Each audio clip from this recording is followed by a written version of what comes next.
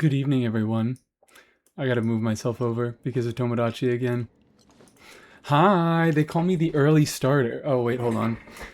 I just realized I gotta go put the blanket or the towel at the edge of my door.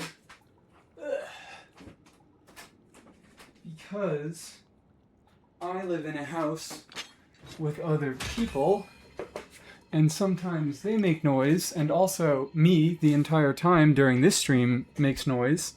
And there's a big ass gap underneath the door to the room that I stream in. So I put a little thing there. I put a little towel there. So my sound doesn't escape and their sound doesn't get in.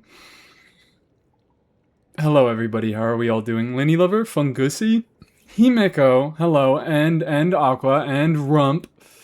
Speaking of noise, make some noise, chat. Make some freaking noise.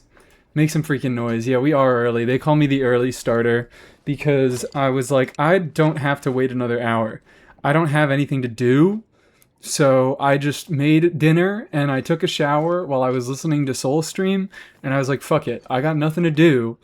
I am going to start early. Rest and piss variety? No, maybe. Maybe. We'll see. I don't know. Because I at least wanted to start this stream. I wanted to at least start this stream with something very special. Alright? Something extremely special. Fuck you, Prune. Piece of shit with your high-ass energy costs. I love her so much. I would do anything for her. I would die for her multiple times. But she has to have these high-ass fucking energy costs. I've taken the mizuki before me, since I have level 90 my mizuki today. I built mizuki today and encouraged Rump to build her as well. Okay, I think I still started it. I think I still started it by accident. I mean, it wasn't by accident. I just mentioned Mizuki 2 times in the dorsal stream, and then the entire chat was like, we need to talk about Mizuki. And I'm like, fine, whatever. I am happy to be the one who begins this revolution. Dorsal started it? Surely Dorsal started it. It was all Dorsal. She was the one who made the stream about Mizuki, so you're right. Anyways. What did that say? The number of Talisman of the Enigmatic Man? Talisman of the Enigmatic Man. This is not an enigmatic man. This is actually quite a loud and comprehensible woman. There is not much enigmatic about her at all. She wears her heart on her sleeve. So. And you know what this marks? This is something very important. So number one, of course, this is taking Mizuki. I can't actually take her to level 90 right now because the Mora situation... the Mora situation is crazy. Is there an easy way you can see that? Chad is kind of blocking it. Oh, never mind. The Mora situation is crazy. Excuse me. Fuck. As is the book situation. They're both a little bit crazy right now. But at the very least, you know what this marks? You know what this fucking marks? For now, until the Stellar Swirl unit comes out, hold on. And fear I'll let her talk. Result when we shy away from facing them head on. The important thing is finding the balance between recognizing those emotions and being overwhelmed by them. You helped me find that balance, and now it's cemented in my head. No matter how toxic or poisonous the nightmare, she keeps on going. I have nothing to fear. Alright, there we go. Thank you, Mizuki. But as of now, you know what me clicking that button means? You know what that shit means? I now no longer have a need for Animo gems on my account. Every single Animo character has now been at least fully ascended. They're not all level 90. Mizuki still needs to get level 90. But I do not need Animo gems anymore. Does this mean I will stop farming weekly bosses for Animo gems? No. Because inevitably, they're going to release another fucking Animo character who ascends using a non-Animo boss, because that has been the case for the past...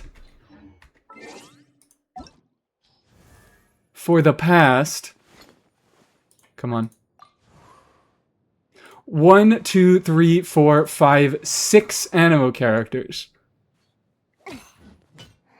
So why would I expect anything to change? I'll still be farming the fuck out of those weekly bosses, but right now, I am no longer in need. Everything, every other fucking, what's it called? Every other Animo character, every single Animo character on my account has been ascended, and they no longer need Animo gems. That is almost half of the Animo roster. It's pretty much almost a third, or it's a little over a third. I don't know if I would call that almost half, but sure. Although we probably could count in Farazan uses, what's it called? Farazan uses Simon. Simon drops Animo gems. That's the most fucked up thing, actually. That's one of the most fucked up parts about it, is I believe there is only one boss in the game who can only drop Animo gems, and therefore you will be getting a significant amount of Animo gems from them. Every single other boss that can drop Animo gems can also drop a different type of gem. So it's pretty fucking rare to actually get Animo gems. Like Farazan uses Simon, who he drops, I think, Animo and Pyro. Hazo uses Serpent. Ruined Serpent doesn't drop Animo gems. Kenki does Animo and Cryo? Perhaps? Does Kenki drop only Animo?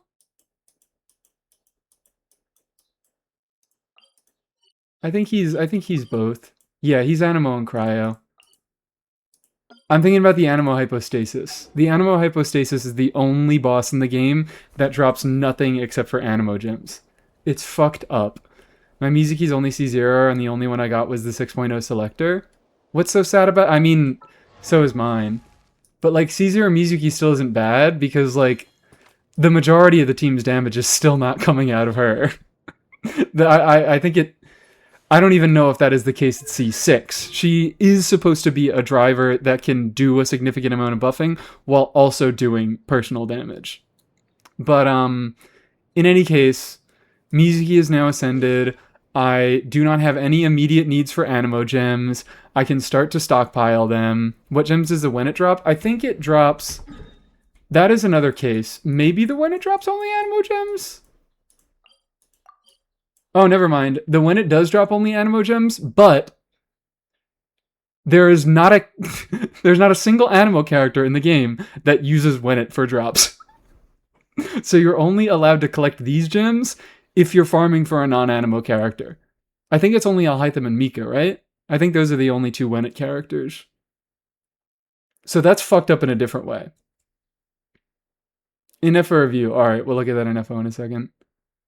She may be a driver at C6, but that doesn't mean she can't crash. She can crash. She's exceptionally violent and does a lot. She does so much damage. But I keep getting comments of people being like... I shouldn't say I keep getting comments. I've gotten one comment, and I've gotten comments on stream of people being like, C2 Mizuki, C2 Mizuki calcs the same as Varka. C2 Mizuki calcs the same as Varka. Ha ha ha. Isn't that funny? Completely ignoring the fact that Mizuki, well, number one, that is, if we're going by the cost system, which we shouldn't, but if we are going by the cost system, which a lot of Brain Dead Theory crafters do, that is a higher cost team.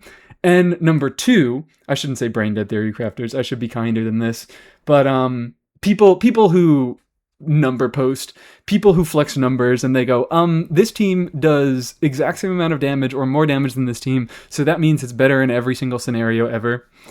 Those people tend to use the cost system, and in that case, Mizuki is a higher cost team than Varka, and also, notably, Mizuki is using pretty much two of the best characters in the game. So it's like,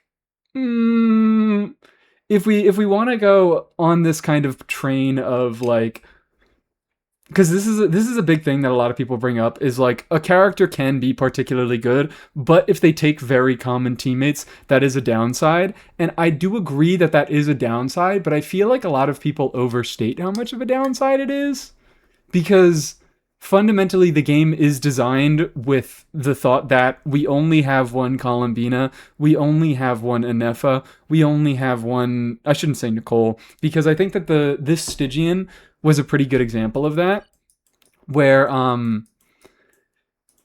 lot of Stygians in the past have not asked us to have multiple Bennetts.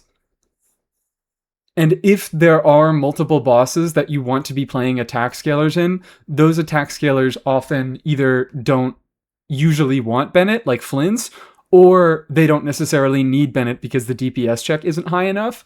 So the game, like, yes, it is notable if a specific character takes Bennett. Well, no, Bennett not so much anymore, but like if we do go into it with the mindset that Bennett is a highly desired unit that is still used in many teams, taking Bennett is a downside, but the game is also designed, or was designed, with the idea that we only had one Bennett for the longest time. And this Stygian is a good example, because this is one of the first Stygians that we're getting that does want you to be using two specific on-fielders that both do benefit from a Bennett type unit, both Varka and Mawika. But, what's it called? This is the first Stygian where we actually did have two Bennett type units, which is why they are shilling it in this way. Because until now, they knew that we only had one Bennett, so there's not a point in trying to shill two bosses that both want Bennett, because you can't fucking pull another Bennett. Another Bennett isn't going to materialize out of the ether. They had to design a second Bennett to start shilling two Bennett situations. People were sending their gems in Discord one day, and I think you would be upset with my gems. I might be. Mizuki is a standard unit? Yeah, and that's why we don't pay attention to the cost system. I actually think that standard units, it is easier to get constellations on them, so it is worth talking about those constellations more, which is why I tend to give a little bit more time to standard constellations in my videos. But if you're trying to evaluate how high investment a team is, I feel like it kind of balances out, because even though standard units are theoretically easier to obtain, the fact that you can't choose what standard unit you want to obtain makes it a lot more difficult to, accrue constellations on standard characters. Especially now, when there are more standard, like as they add more and more standard units, it is going to become less and less likely that you get the specific standard unit that you want. So, like, I only have a C0 Mizuki. So I have to do work into fucking...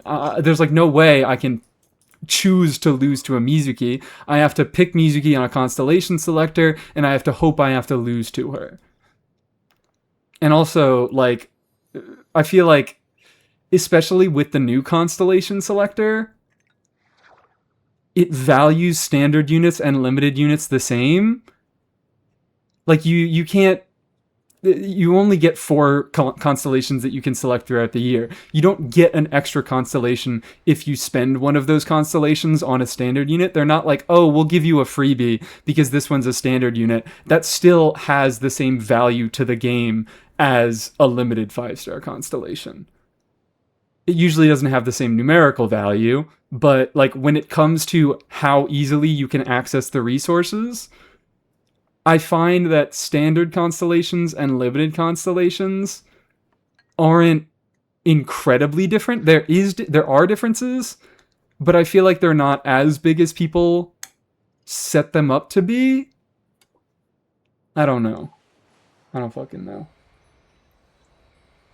I might need to word this in a better way.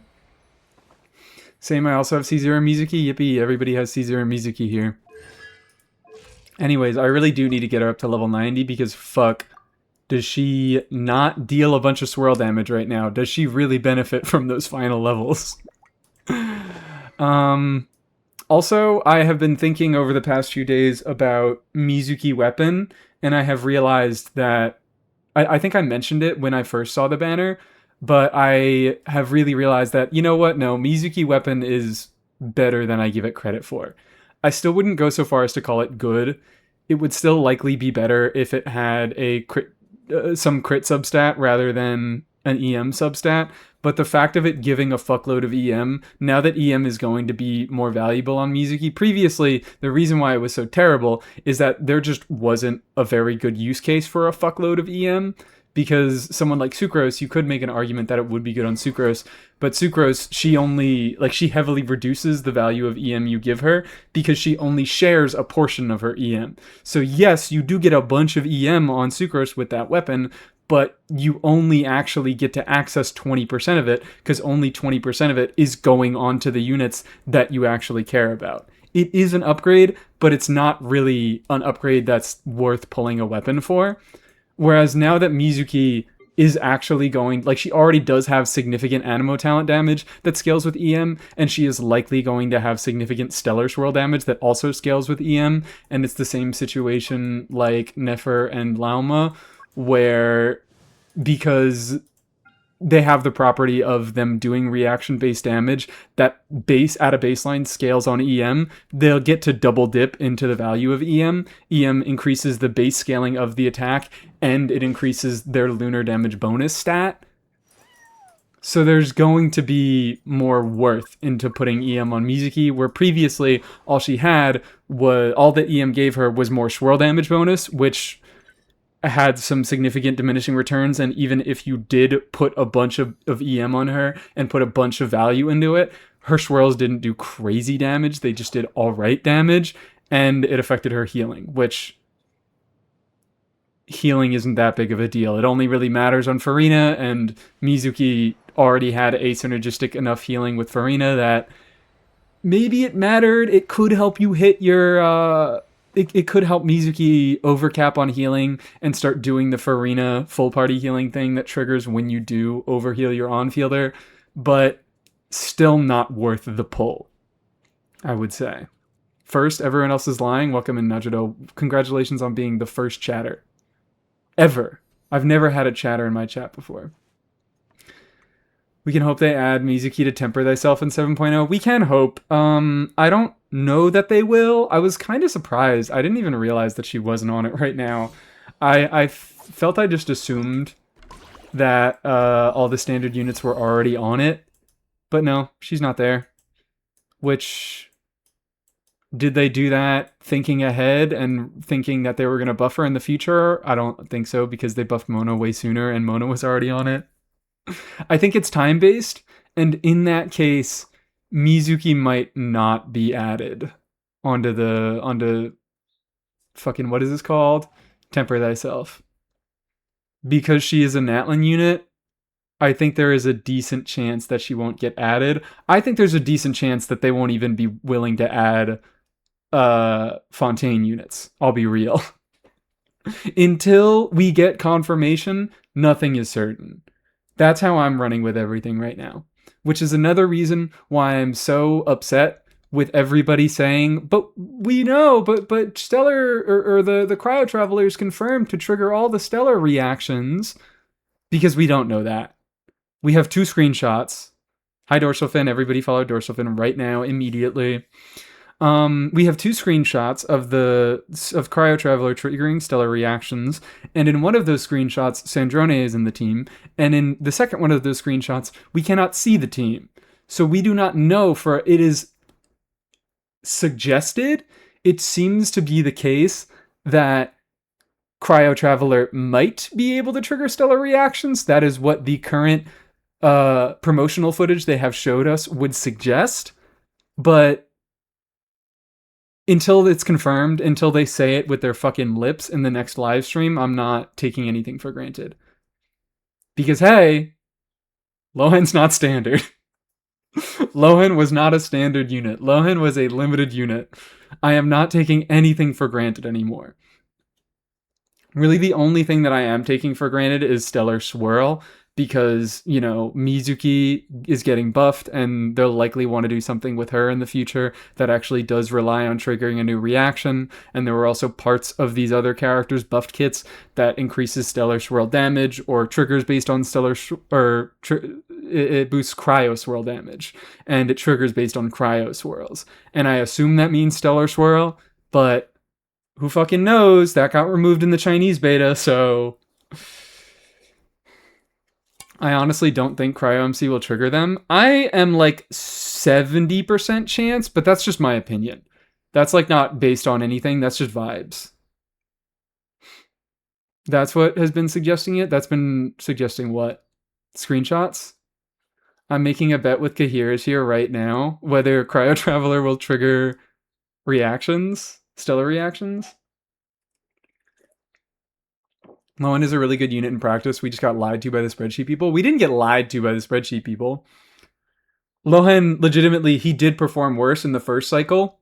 So if all you ever watched was the original pre-releases for the first version of Lohen, he really was, like, he was a much more underwhelming unit at the time. And also, I mean, I thought that Lohen was going to be standard just because of his design.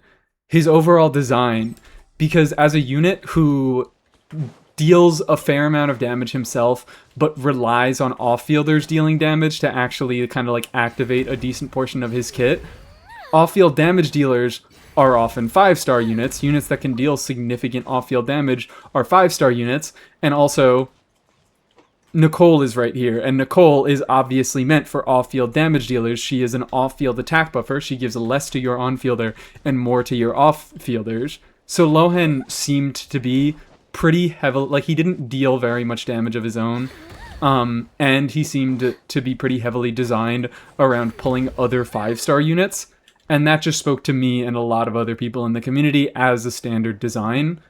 And then he was buffed and his numbers went up, and then he got limited because...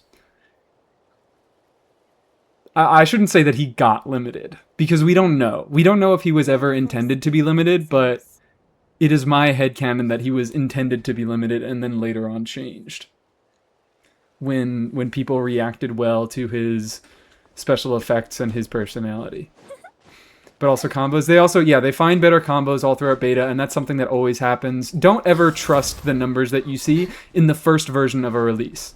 Because even if a character's numbers don't actually get changed, that character we will find optimizations. Like, we didn't even know how much damage Nefer was doing throughout the leak cycles because leakers were just bad at the game and they couldn't properly dash cancel on her. So once actual, like, guide makers and decent players, people who do, Stygian for viewers, actually got their hands on Nefer and were able to optimize her cancels, her DPS started going up, and even since Nefer's release, her DPS has gone up. Like, think about Skirk and Malwika. They keep getting new combos every fucking patch. So they have retroactively, even though, in particular Skirk, Malwika has gotten better teams, but Skirk kind of hasn't. But Skirk has gotten better and better and better since her release, just because we've discovered more things. Because as we've had more time with her, as more players have gotten more experience with her, we've found new things that are possible. They found that you don't combo but spam? Yeah. Exactly. To me, Lohen isn't limited or standard. He's a shrimp. What does this mean? I'm confused. Alternate having a good MC every major patch cycle. We didn't get an MC for 6.x. So, wait, I lost the message because something got pinned. Clearly, Cryo Traveler has to be good. Clearly, Cryo Traveler has to be good. Because what? Because Geo and Animo Traveler were so great.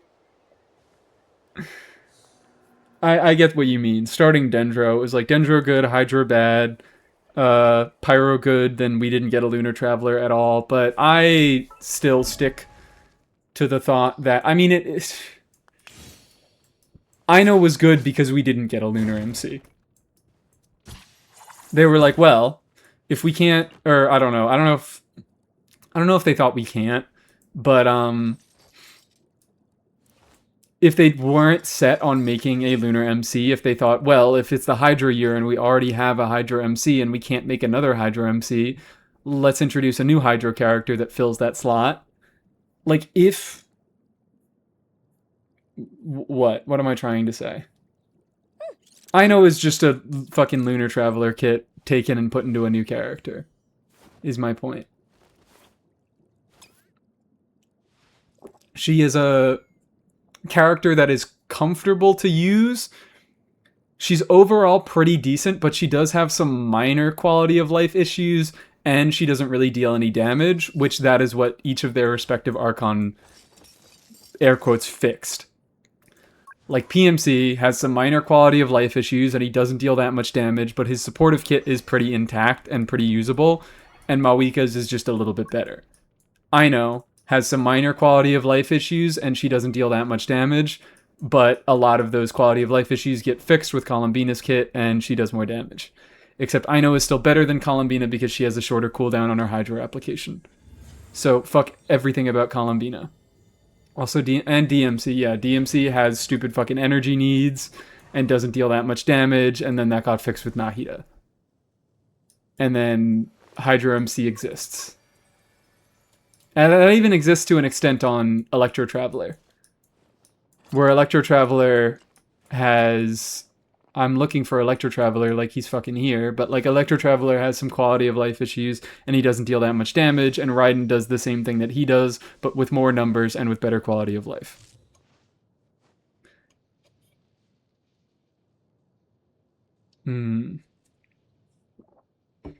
That's kind of what you do with Sethos. What do I do with Sethos?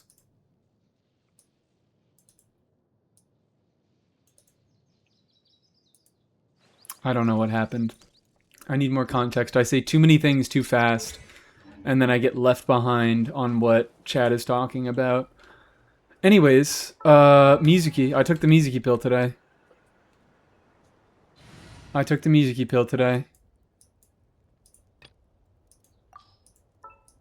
And I was playing this stupid fucking team. This dumbass fucking team that doesn't deserve to exist. Did the pill taste good? It was delicious.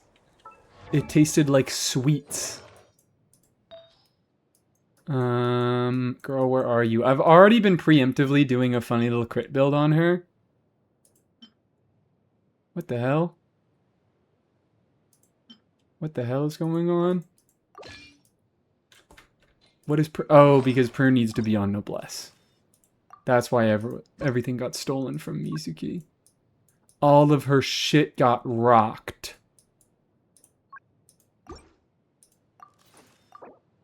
Sure, whatever, I don't care. I'm not... Oh, wait, no, I am using Durin in the team. Fuck. Oh, yeah. Wait. Hear me out. There we go. That's not even fully leveled? Okay, I gotta get the fuck on that. What am I doing?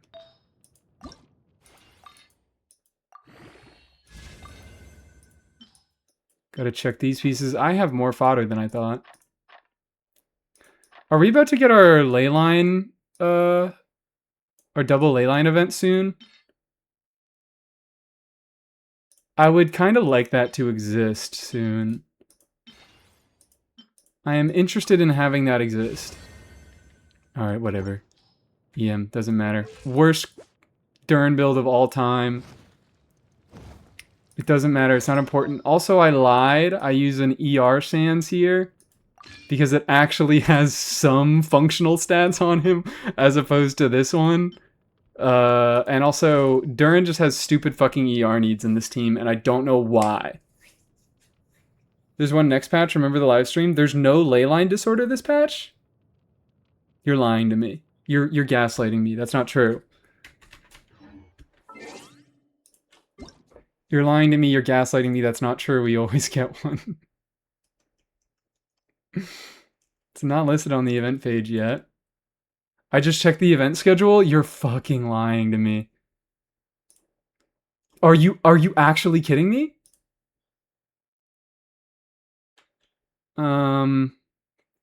Make this a little bit bigger. Genshin.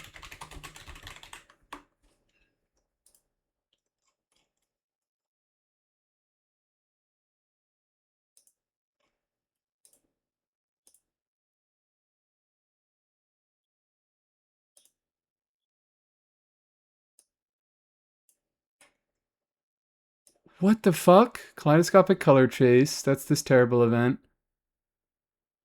Wait. Right? Yeah. Milliastral gifts. Oh my god. This is so weird to read. I'm trying to read it like a regular calendar where it's like row by row by row. But it is just left to right. What? Is this the first time it doesn't happen? I think this might be the first time we haven't gotten a leyline overflow event. What?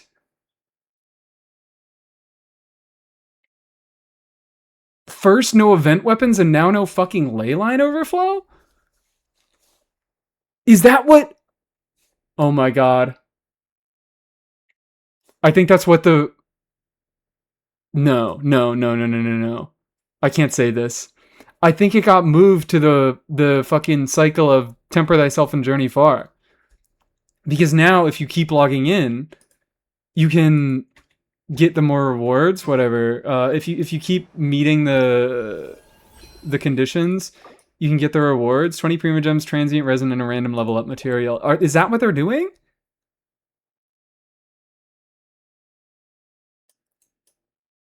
What the fuck is that? I don't care what anyone says, I blame Millie Astra. This is somehow Millie Astra's fault. I don't know how, but this is somehow Millie Astra's fault. Millie Astra is getting rid of our... They're forcing us to play Millie Astra because they spent a fucking $1 million on a mode that nobody plays. And now they're not giving us leyline overflows. I just won't pull Sandrone then, I'll hoard my primos. Awesome, Dorsal Fin 1. You have to out of protest now. You have to out of protest. Seems there isn't a leyline every patch? Okay, hold on. Then I'm gonna stop tweaking if this isn't the first time we haven't had it. But I swear, we get one every single patch. Are we including double domains? Yes, we're including double domains. Any leyline event, I guess I shouldn't have said leyline overflow, but any event that doubles your income. Any event that doubles your resin in any way.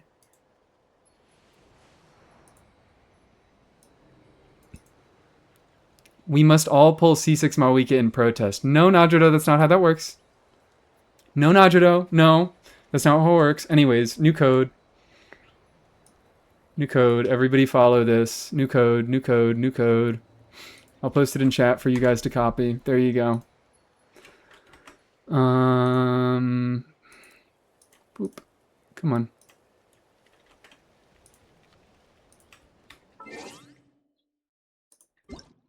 $60 primos. Yippee. Paste. Thank you. Last time we didn't get in 6.2, but we got Leben instead. Did we get... And we didn't get... You're counting as well the talent overflows and things like that? I'll be burning myself in front of Hoyo headquarters tomorrow as a sign of protest. That sounds like a really good idea. I think we should all do that at the same time. Anyways, that seriously fucks me up. That seriously fucks me up. Why would they do this to me specifically? Why would they hate crime me specifically? Who desperately needs the double A lines every single patch. Because I'm trying to build the stupidest characters known to man. Trust rank. Thank you. Thank you. Did we get anybody to level 9 yet? We have not. Prune and Nicole are still both at level 8. Boop. Thank you. Wait, what? If you ever have... Did that just say the required amount of character XP has been met?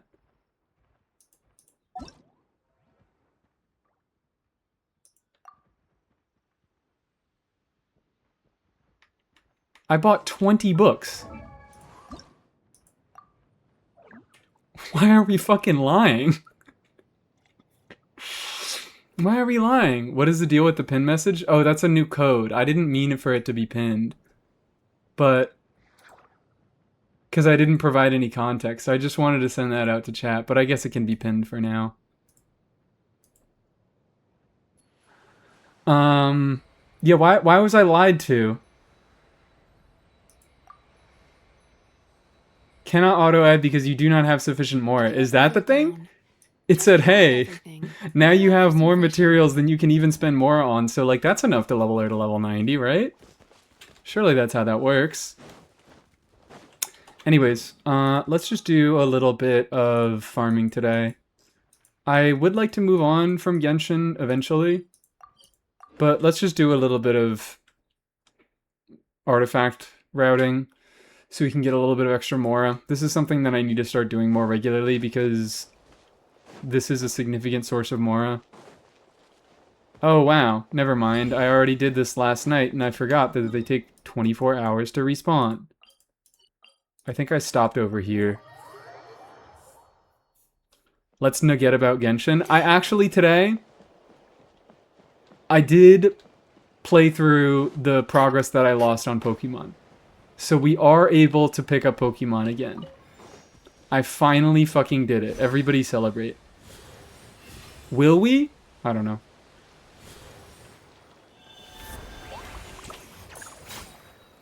Let's Asha the fuck out.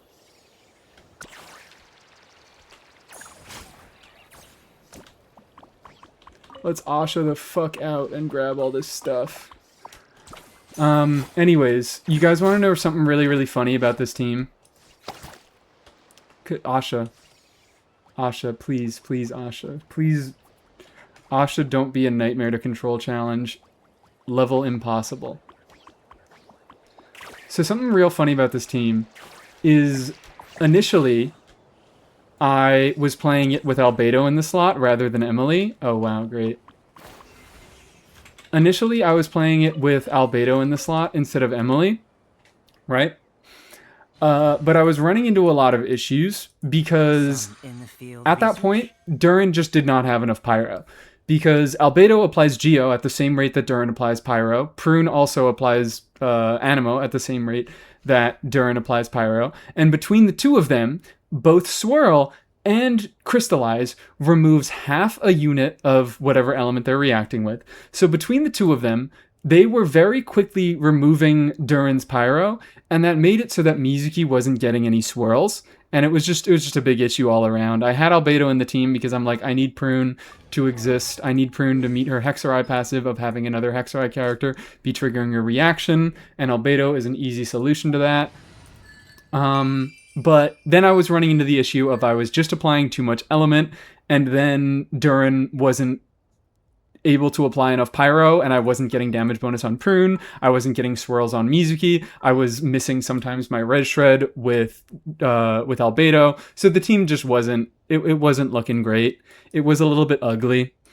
But then I realized, holy shit, wait. If my problem is that I don't have enough Pyro, I could pretty easily swap to Emily, right? And then Emily can do her thing. She can deal damage. She can benefit from all these buffs going on. And she can help with the Pyro application. But additionally, what I realized is that still, between Mizuki and Prune, I have too much application. And I am able to remove Pyro. But this time, it's on purpose.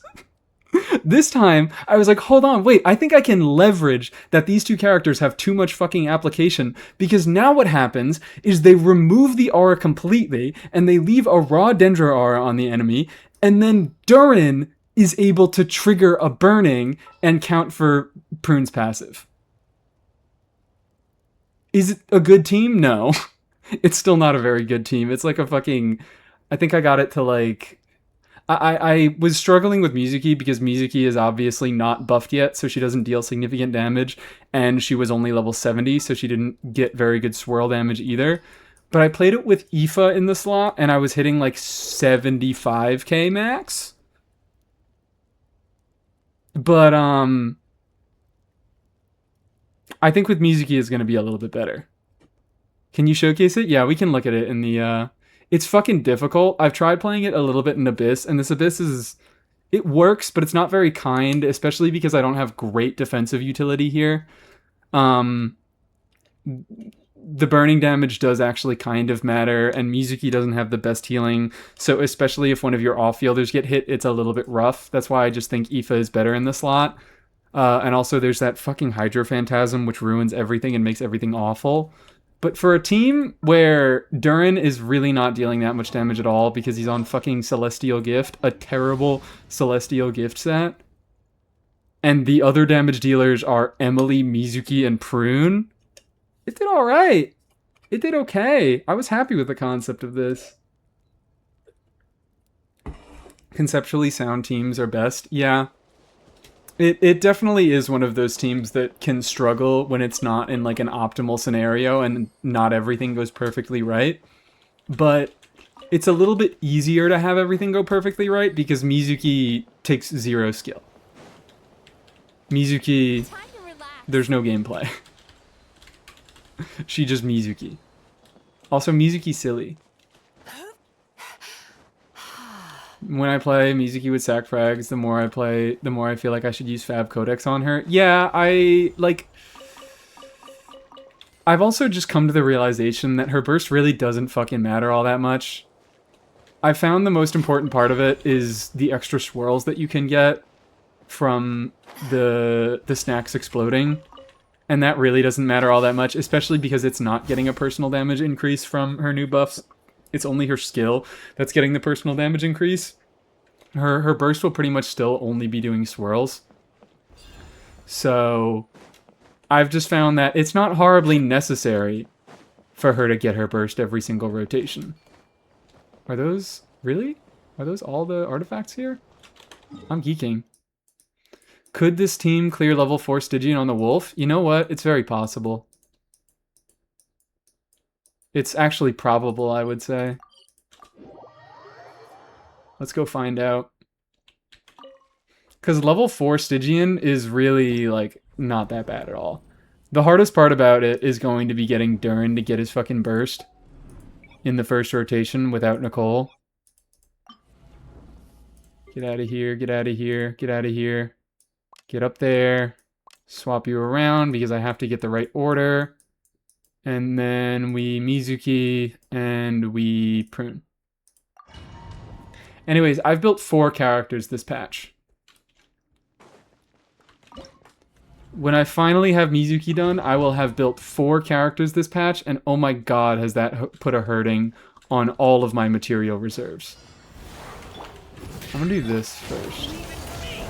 See if that helps. That does not help. That does not help.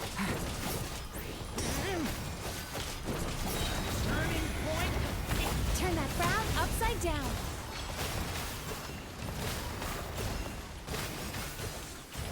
Yeah, this is gonna be easy. This is gonna be easy because menacing is fucking free. This will brighten up the place. Extract. Story is only just begun. Watch out. Time to relax. Maybe not easy. Also, this is a cool thing about Mizuki, which I think is like the one benefit that she has over Aoife, is she is just a lot fucking easier to play.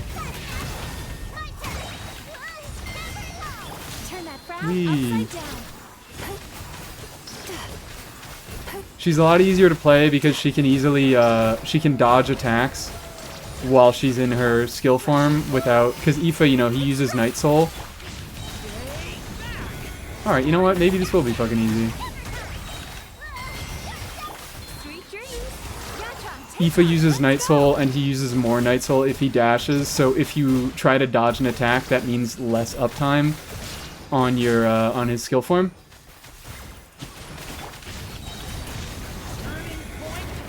a little ambiance.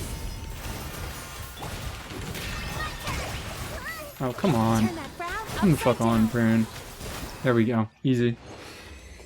How much of the team's damage was coming from Mizuki? Let's find out. Let's find out.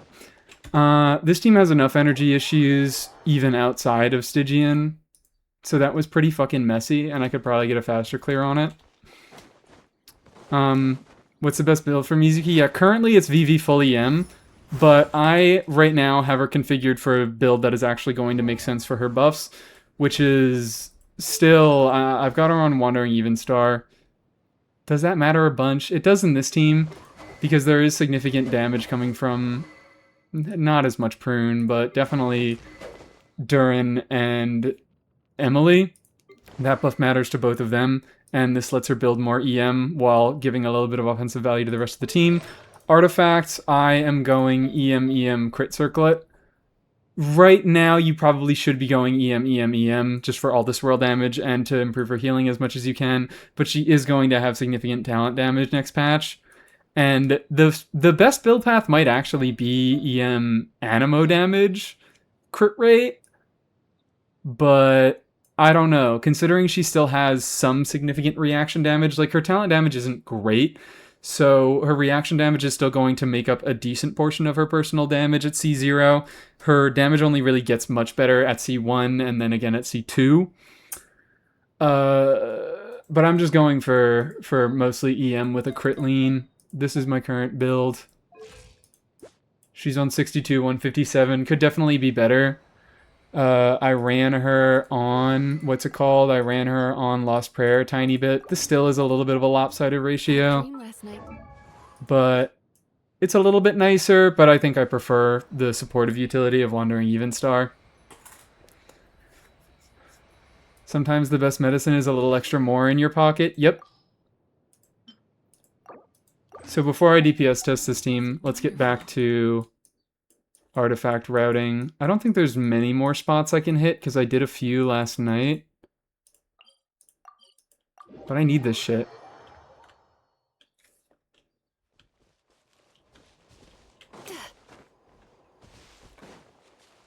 There we go. I haven't gotten this spot yet. Considering a 101 on her when the selector comes around. Maybe. I don't know. I might make a video about her. Oh, you know what's actually interesting? Is Diona. Diona probably won't be very interesting. I'm sorry. I'm like getting a bunch of different thoughts. But I'm like trying to think about different contexts for Mizuki. And especially once Stellar Swirl actually happens and Mizuki is presumably going to be dealing more personal damage, Diona could be a very interesting unit to put in the slot. Because she can deal some personal damage of her own. You can shred res with VV. She can shred res with her C2. She can, what? And she can also be triggering Cryo Swirl for Diona. So Diona gets all of her paws out, which is where her damage is coming from. And a shield is nice. A shield is nice. And Diona also just has a bunch of buffs in her fucking kit. Seems to be buff for Stellar Animo, so future build is not VV, probably. What makes you say that? If she's in a team with, like, 3 other cryo units, then she's going to be running VV. Even if she's in a team with another Animo unit and and 2 other cryo units, it's very possible that Animo unit may be the one that you want to run on a DPS set, and Mizuki can stay on VV because she stays on field, and she gives much better uptime with VV. I still think it's going to be worth doing. Hi, Yuli. How are you doing? VV doesn't shred Animo? Well, yeah, but she is likely... If she gets Stellar Swirl damage, it's likely not going to be Animo damage. Because that's how the reaction works, because Swirl doesn't do Animo damage. I imagine that if we get Stellar Swirl damage, it's probably going to be Cryo.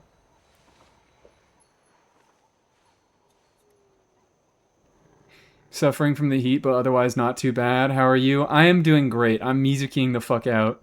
And I'm hoping we can beat the heat with Snezhnaya. Once the Snezhnaya update comes out, they're gonna put a blizzard in your room. Every Genshin player will get their own personalized blizzard. So excited for that. I expect that she gets an Animo sub DPS because she buffs Stellar Swirl. I think that there's also a chance that they might release another unit that can shred Animo res. She also does shred Animo res at C2. In any case, like, my point about this is I don't think that she is going to be dealing majority Animo damage. I think that she's going to be a mixed unit, and she deals some Animo damage and some Cryo damage. And I imagine that the rest of her team will be dealing more Cryo damage. Maybe I'll be wrong. I don't fucking know. But, VV is likely still going to be a good set on her in a decent amount of teams, but we don't have enough information to say anything in particular yet. I'm just speculating. Stellar Conduct can be Electro and Cryo, so I feel like they might do the same thing for Stellar Swirl. Maybe. I do think that is definitely worth considering, that the damage type of Stellar Conduct damage changes based on which unit is dealing it. If it's an Electro unit, it's Electro, and if it's a fucking Cryo unit, it's Cryo. But what? But what? I don't know. Vibes. Vibes tell me that they kind of did that because they also, when they introduced Stellar Conduct doesn't deal damage. Unlike regular Superconduct, Stellar Conduct does not deal any damage. So maybe I don't know. I don't know what's happening there. I can't like come up with many coherent thoughts about that. But that might have contributed to why they were willing to make Stellar Conduct a more flexible damage type that can deal damage based on the dealer's element. Whereas Swirl's whole thing is that it deals the damage of the element that you swirled, and it can apply its own like Animo units can apply other elements like that. That is Animo's whole thing, which is why I kind of expect Stellar Swirl to be dealing cryo damage, because Animo's entire bit is stealing other elements and making them into their own. Varka just came out, and Varka converts his own damage. Prune just came out, and she converts damage when she triggers a swirl. Fucking Kazuha has his own absorption. Mizuki's whole thing is dealing swirl damage, and she basically doesn't deal any Animo damage right now. She will get some Animo damage with the buffs, but she deals damage of other elements because that is what swirl is. And I feel like they would want to keep that identity intact, but I don't know. Like, to me, Stellar Conduct or Superconduct didn't really have as strong an identity as Animo in general does. My theory about Stellar Swirl is that will be a scam like Lunar Bloom. I hope not. I hope not. I don't really have many thoughts, because I mean, initially, my initial impressions of Stellar Conduct is better than any of the other Lunar reactions. I think Stellar Conduct easily is cooler than any of the existing Lunar reactions that we got. Not only because it enables buffs on older units. I mean, you guys know, I have my own issues with that. I don't love the fact that they're like, oh, hey, we're buffing these new units, but to get access to a lot of the buffs, you gotta pull... Or we're buffing these old units. So these old units are able to deal stellar damage now, and they're going to be playable in the new teams. But you still need to be pulling new characters to activate that stellar playstyle. But that's obviously, like... We didn't get anything like that with Lunar. I like that's better. I like the fact that Stellar Conduct as a reaction buffs damage bonus team-wide of not only Stellar Conduct, like fucking what? To me, the mechanic with Stellar Conduct dealing damage bonus is just like a cooler version of the Nod Cry Resonance. Where they're like, okay, we're going to give you a reason to put non-Nod Cry units in the team, because non-Nod Cry units are the only ones who can supply this buff.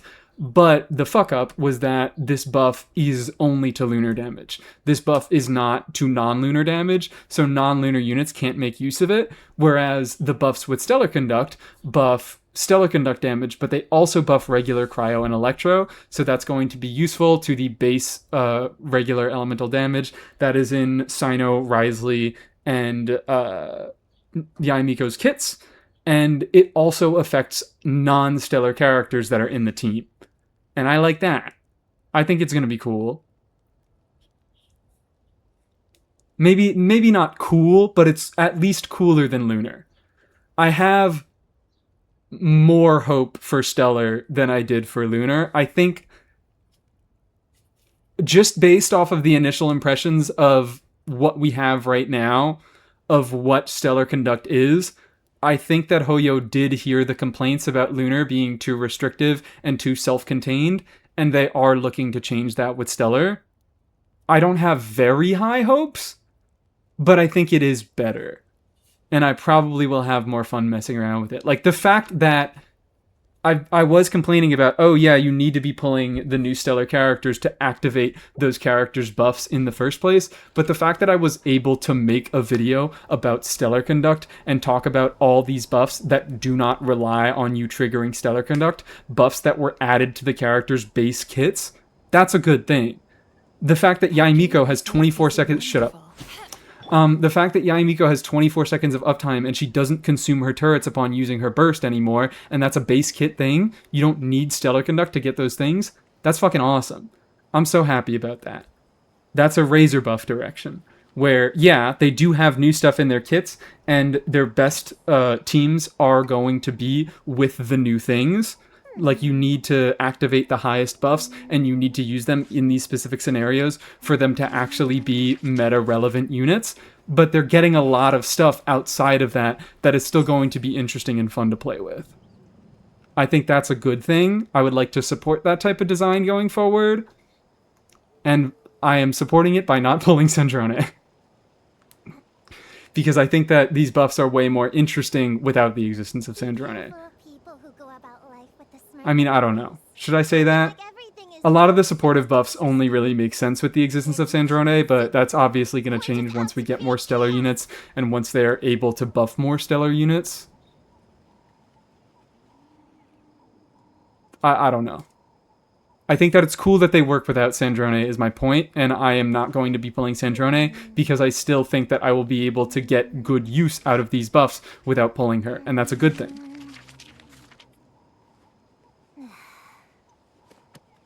If we have a couple of 4-stars that can enable Stellar Conduct, I think it should be okay. Yep, I'm just going to say it again. A lot of my opinions about Snezhnaya are hinging upon whether the Traveler is able to trigger stellar reactions. And before anybody says, I fucking lost my mind about this at the beginning of the stream, before anybody says, we already got footage about that, it's confirmed, the Cryo Traveler can trigger stellar reactions, it's not confirmed. One of the videos we got, Sandrone was in the team. The other video we got, we couldn't see the other team members. So we don't know if that was the Cryo Traveler triggering that, or if it was another teammate triggering Stellar Conduct. We are assuming that it was Cryo Traveler, and it seems like Hoyo wants to present it like Cryo Traveler is going to be able to trigger the reactions. But Lohan is a limited unit. So we don't take anything for granted anymore. We don't take anything for granted anymore. Holy shit, it's been an hour already? I love talking. I love never shutting up. We were early? Yeah, we were early. We were a little bit early today. If the Traveler can't, there better be a free 4-star allowing it? Yes. There better be some sort of 4-star... Like, if we get new stellar character, like 4 stars, I think a fine way to balance it would be just the first half. Just the first half of this passive. Just before the comma. Everything before the comma. I don't think 4 stars have to increase the base damage of the reaction. I think they just have to enable it. And I think that is a fine way of still incentivizing you to pull the 5 stars, but not making them too hyper-restrictive.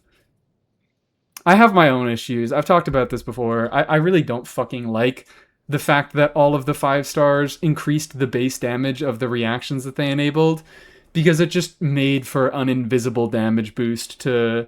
It made for much more boring team building, because it's like, oh, yeah, you run Flynn's and Anefa together, not because they're particularly synergistic. Like, there's nothing really that Anefa gives that Flynn's desperately needs that another unit like Fischl doesn't give.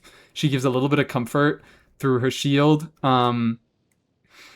She gives a little bit of EM buffing, but like most of the value in Anefa's kit is just that, oh, they both deal the same damage in the same type of team, and they boost each other's base damage.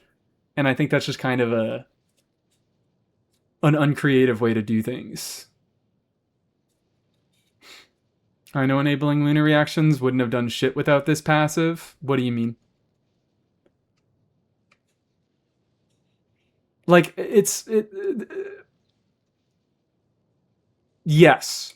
I say, what do you mean? But yes. I argued this at the beginning of Nod Cry, where the lunar reactions themselves, this is another reason why I think I like Stellar better than I like lunar stuff, is because at the beginning of Nod Cry, and pretty much all throughout Nod Cry, there are almost no incentives to trigger the lunar reactions themselves. They are there in things like Hera, but most of the incentivization for lunar reactions weren't just to trigger their reactions, they were to deal lunar damage. Like, all those lunar reaction damage bonuses in Abyss wouldn't have mattered as much if all you were doing was lunar reaction damage, because they would have gotten a much smaller boost relatively. You're not playing Flynn's where he's dealing 500k lunar damage with one of his bursts, so a big damage boost to that source of damage matters. You're going to be playing, I don't know, fucking Aino Clorand, where you get 20k procs on your lunar charge, and wow, that 20k goes up to maybe 30k on a good day. And the actual incentive to trigger lunar reactions wasn't really there. There are other mechanics, like with the Abyss Dog. The Abyss Dog has a big-ass lunar shield, and it doesn't just want you to trigger lunar reactions, it wants you to deal lunar damage. So if you don't have significant lunar damage happening, you're not getting through that shield much faster than if you were just playing a non-lunar team. So yes, I know not enabling those reactions really didn't matter all that much, especially when it comes to Lunar Bloom, because of course Lunar Bloom doesn't deal any damage itself. All it does is give resources for Lauma, Nefer, and Columbina to use, so there's no point in enabling Lunar Bloom at all if you're not running Lauma, Nefer, or Columbina in your teams. I would argue Lunar Crystallize is a little bit different, because it actually does enable you to get some extra damage. It wouldn't matter a lot, but Lunar Crystallize was easily the one that suffered the most from not being, like, Aino not enabling it, because you could have been able to do some things, get some extra reaction damage out of your Geo characters that helped a lot of Geo characters out a little bit. Not a massive amount. I would argue that Durin was a much larger increase for Geo characters than Lunar Crystallize was, and Lunar Crystallize being a buff to Geo characters was mostly Linnea. So I know enabling that, like, I don't play a lot of Lunar Crystallized characters on my account because I don't have Linnea, so I don't get any sort of big boost. I only have Columbina to buff Lunar Crystallize. So I just don't end up playing that much Lunar Crystallize because it's not that great. I mean, far be it from me to not play a thing because it's not great, but like, if I was looking for a team that was specifically meant to deal a lot of damage, I wouldn't be looking towards Lunar Crystallize because I don't have Linnea. And Linnea is really the character that makes Lunar Crystallize deal damage. But that is, going back to my point, that is going to be different with Stellar reactions. Because number one, Stellar Conduct does do some shit at a baseline. It does give party-wide damage bonuses, which I would argue are a lot more important than the base damage that Superconduct does. They're still not great. It still is a pretty small increase. What are the numbers on it, actually? I would like to find out what the numbers on it are. I have found this out, but I, like, forgot the exact figures. Get the fuck out of here. Conduct.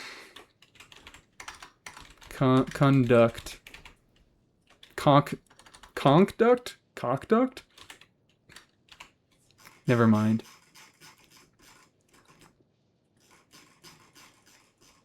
Can't find anything. Ad, no! No ads.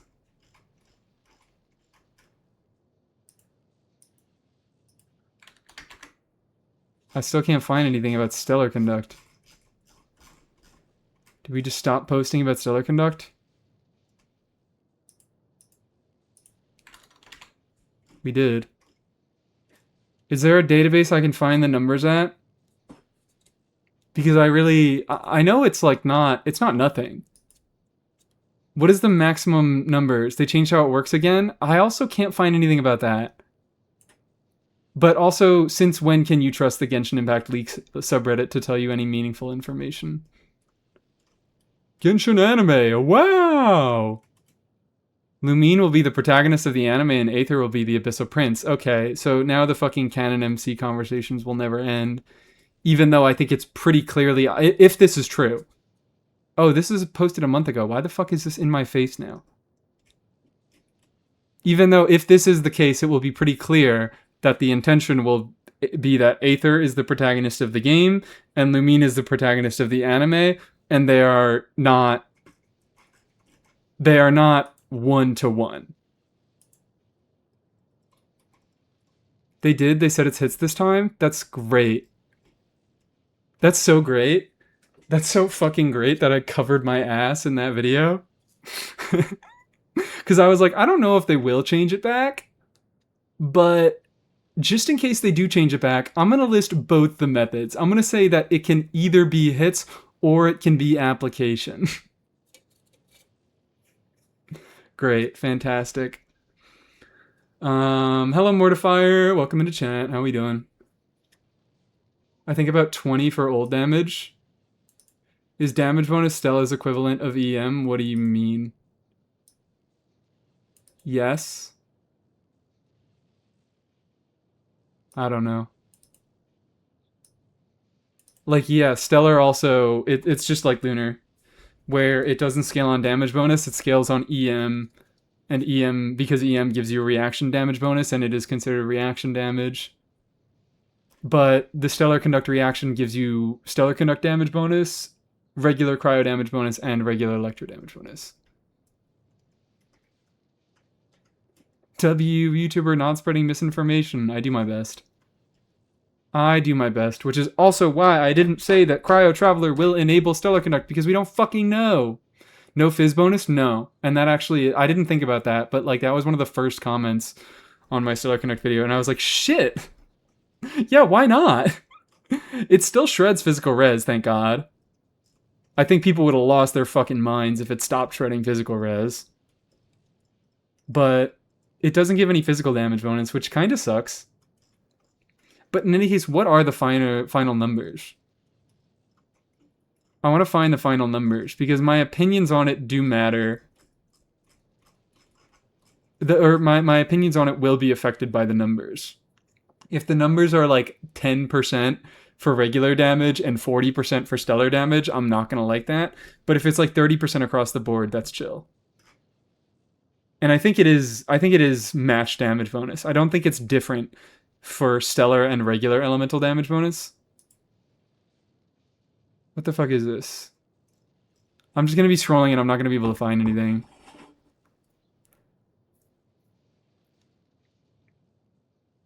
Stellar Conduct should make enemies immune to physical damage. True. They should make it so that fucking characters without infused normal attacks just have a fucking awful time proccing Fav. I mean, you usually want Fav to be proccing on the skill and burst hits of those characters anyways, but just in case. I would love that. I would love that. So where can I find these final numbers? And where can I find the fact that they changed it? I assume it's not going to be here. Have these kits been updated?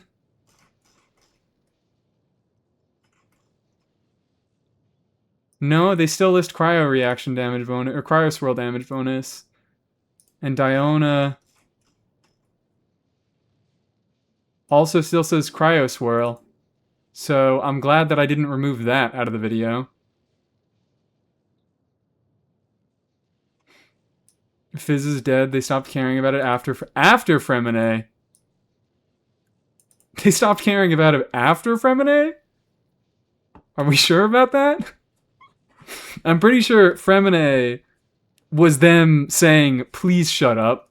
We're not doing physical anymore. Shut the fuck up. For the love of God, we're not doing it. Fremine was the last character that actually had Fizz in their kit. Yeah, but he... Oof.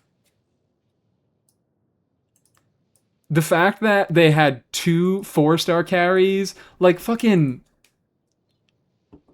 Let's pull up the character archive, alright? We had 3 4-star on-fielders in Fontaine, and 2 of them are the best 4-star on-fielders in the game. High skill, creative, fun characters in Sethos and Gaming. And the third one is Fremine. I think it was very intentional that they made him suck ass.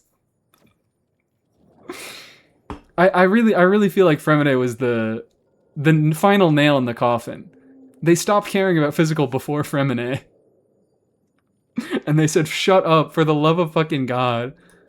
Maybe Mika, I don't know. Between Mika and Fremine. Mika was them loading the bullet, and Fremine was them firing it. They don't give a fuck about physical. They hated it. It was over when they removed physical from scroll, that too.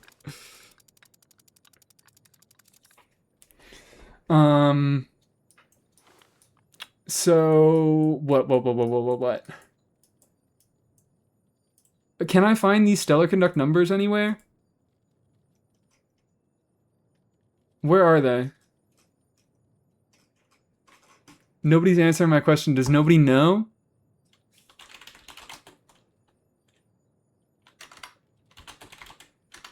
I'm not gonna be able to find it just by Googling fucking stellar conduct, right? The stellar buffs made these characters meta? No. I unfortunately don't. Okay. Hold on. Maybe it's here now? Thank God this was not tagged as reliable. Thank God this post was not tagged as reliable. Can everybody report this, please? Can everybody go on the Genshin Impact Leak subreddit and report this post? I can't because I'm not logged in. Saritsa VA reveal.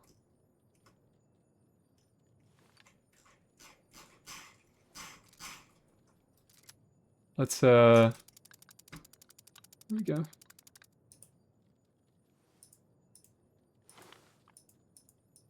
Two matches? What?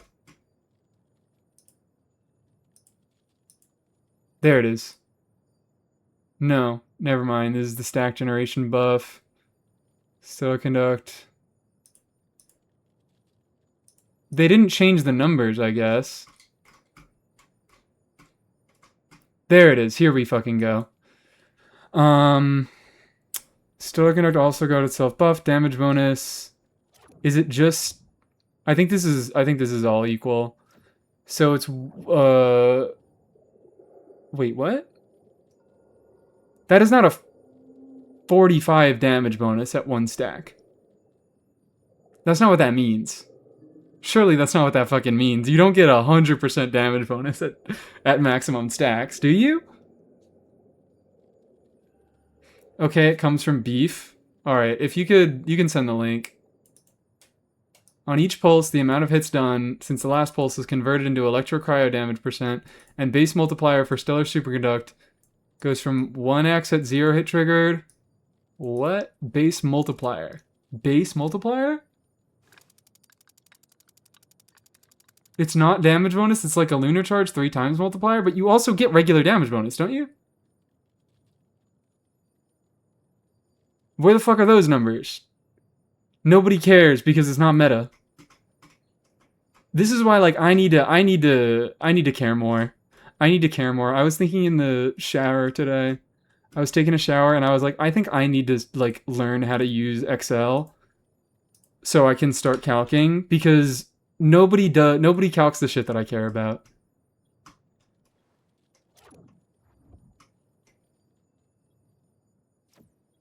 Okay, so 1 stack equals... So that is the base damage multiplier. So you get a base damage multiplier on stellar conduct damage, and you get regular damage bonus for these other things. Calculating is too difficult for me. It's just fucking annoying, is the thing. It's just irritating to have to remember everything. It's 28% at 0 stacks and 40% at 12 stacks, going up 1%. Oh, that's really good. That's really good. I like that a lot if that's true. Because you get most of the value front-loaded, so you really don't need much application at all. And you get slight improvements from more and more application. So it's an incentive, but it's far from a requirement. That's really fucking cool. I'm happy about that. You should become a leaker? I can't. I'd love to. I'd love to get access to the beta, but no, I wouldn't. We should start making up leaks. We should. It's not like the existing leakers are doing anything better. If you fucking read through the leaks right now, hold on. Where are some new ones? Finalized map. Here it is. Saritsa is an original character, not an SP of Alicia or Branya. And if you check the fucking comments, everybody's just dunking. Everybody's just dunking. Waiting for after VA reveal to post that. Yeah, waited for the VA for it. Who are some other good ones? Where are some other good ones?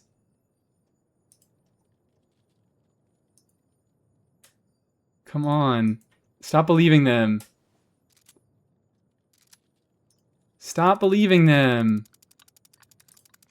There were some funny fucking things here. Should this even be considered a leak? There are a bunch of people saying, like, why the fuck? Why are we saying this? Why are Genshin leakers just allowed to post their own? Oh, wait, no. Here it was. Here it was. This is my favorite new leak on the subreddit. Well, haha, funny mint Isis speculation. But why is this getting posted? Mount Isis speculation. This isn't information. It's a motherfucker just thought. He's like, yeah, I think this might happen. I think this might be the case. I think that Mount Isis might come in this version. Surely, right? That's probably where it's gonna come. And where some good Mount Isis, then Mare Javari, and then Blackcliff Forge, all right after another. Yearly Mount Isis posting. Yeah, funny mint.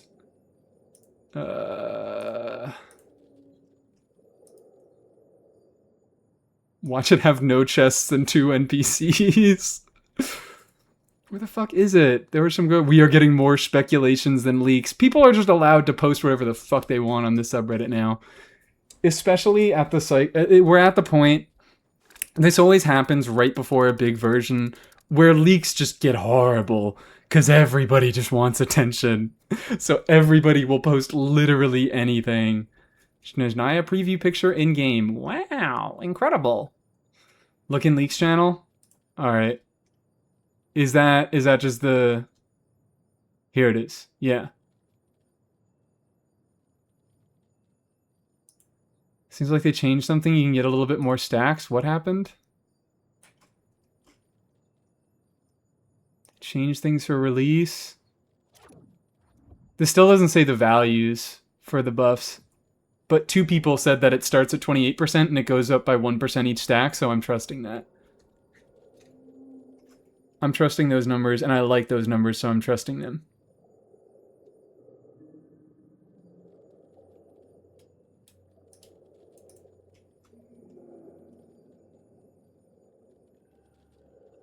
Alright.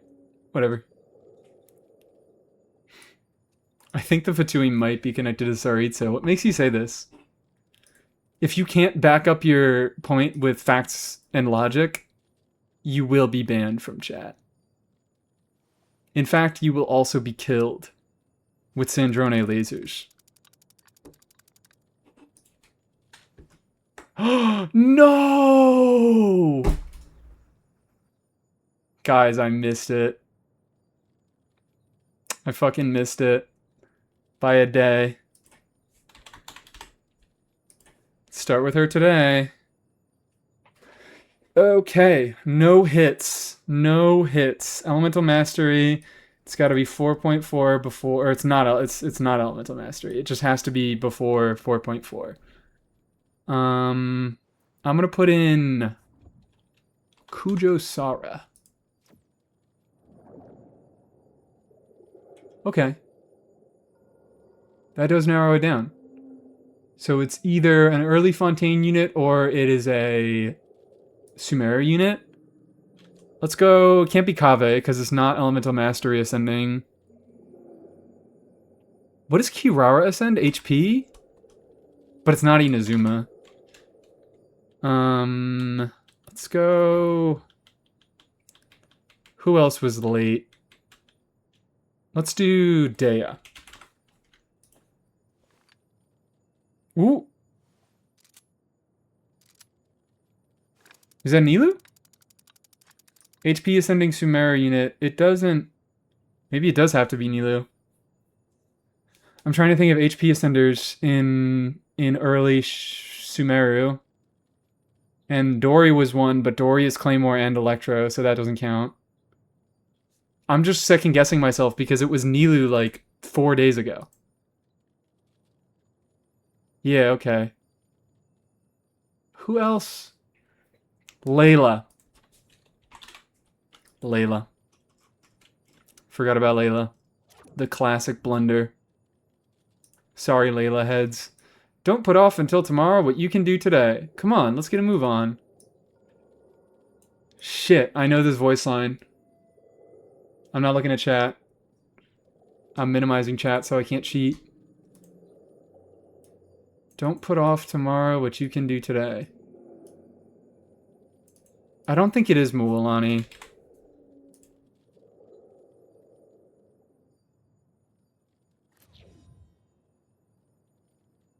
Fuck.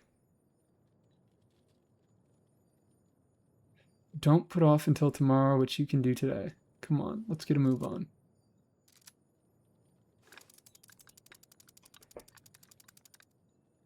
Aloy.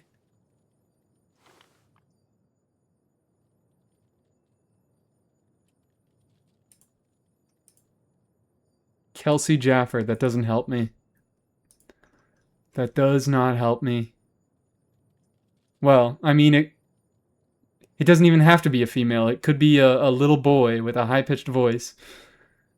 Don't put off tomorrow until tomorrow what you could do today. Fuck, I feel like I know this. I feel like I'm not going to be able to get it until...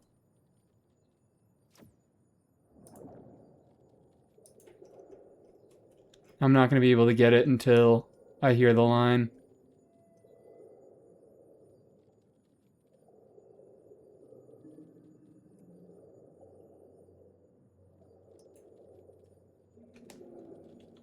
I was about to guess fucking Aoife, but it's not Aoife. Kelsey Jaffer. Kelsey Jaffer.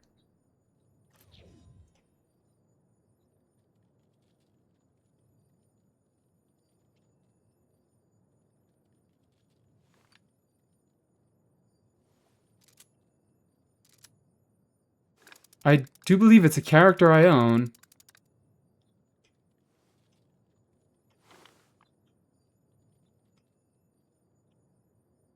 I have no clue.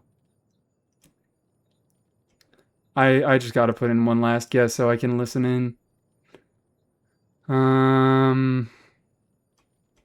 Nahida. Don't put off until tomorrow what you can do It's today. Yao Yao. Come on, let's get a move on. Is it? I'm like 99% certain that's Yao Yao.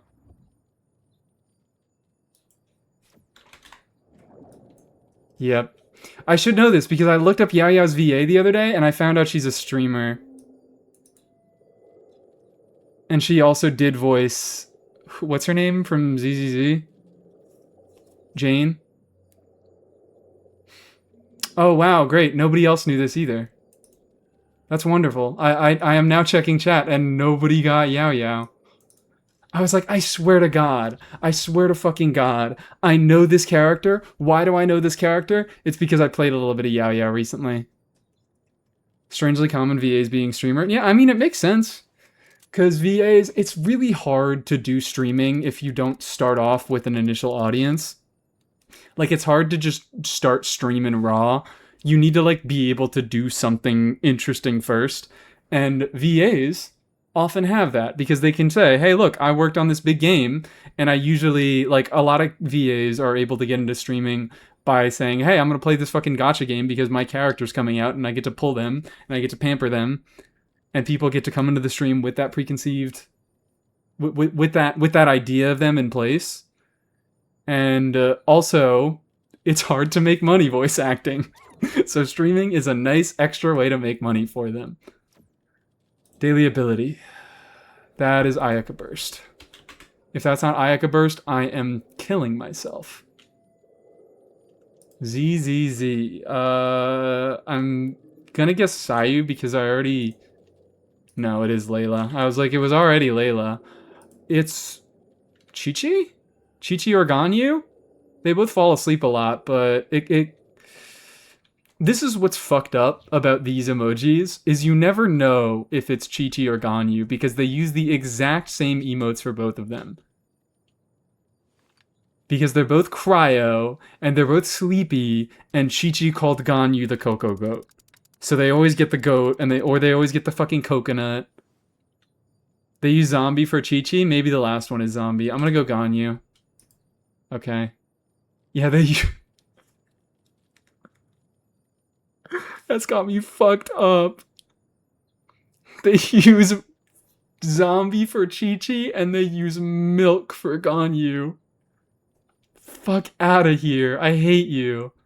I hate everything about you. Lama ENVA streams and I tuned in and I was surprised that she's British. Yeah, so was I. I have checked in on Lama VA streams. She's silly. I like her. She also did... Oh, wait. Who else did Lama VA do?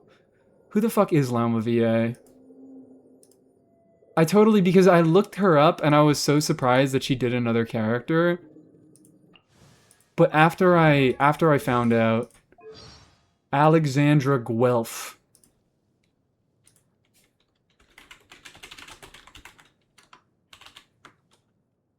Hey girl, how you doing? She did something like another project that I was very familiar with. Shouldn't it be milk for Chi-Chi, Cocoa Goat milk? It maybe should, but we should never have any hope for the emojis making sense. Remember when they put a judge emoji and the answer wasn't Nouvelette? Wasn't it the best? There it was. Poison Ivy. She's done Poison Ivy in a few different projects. But I feel like, was there something else that I was surprised by? She did Poison Ivy in a few Batman projects. Was that what I was surprised about?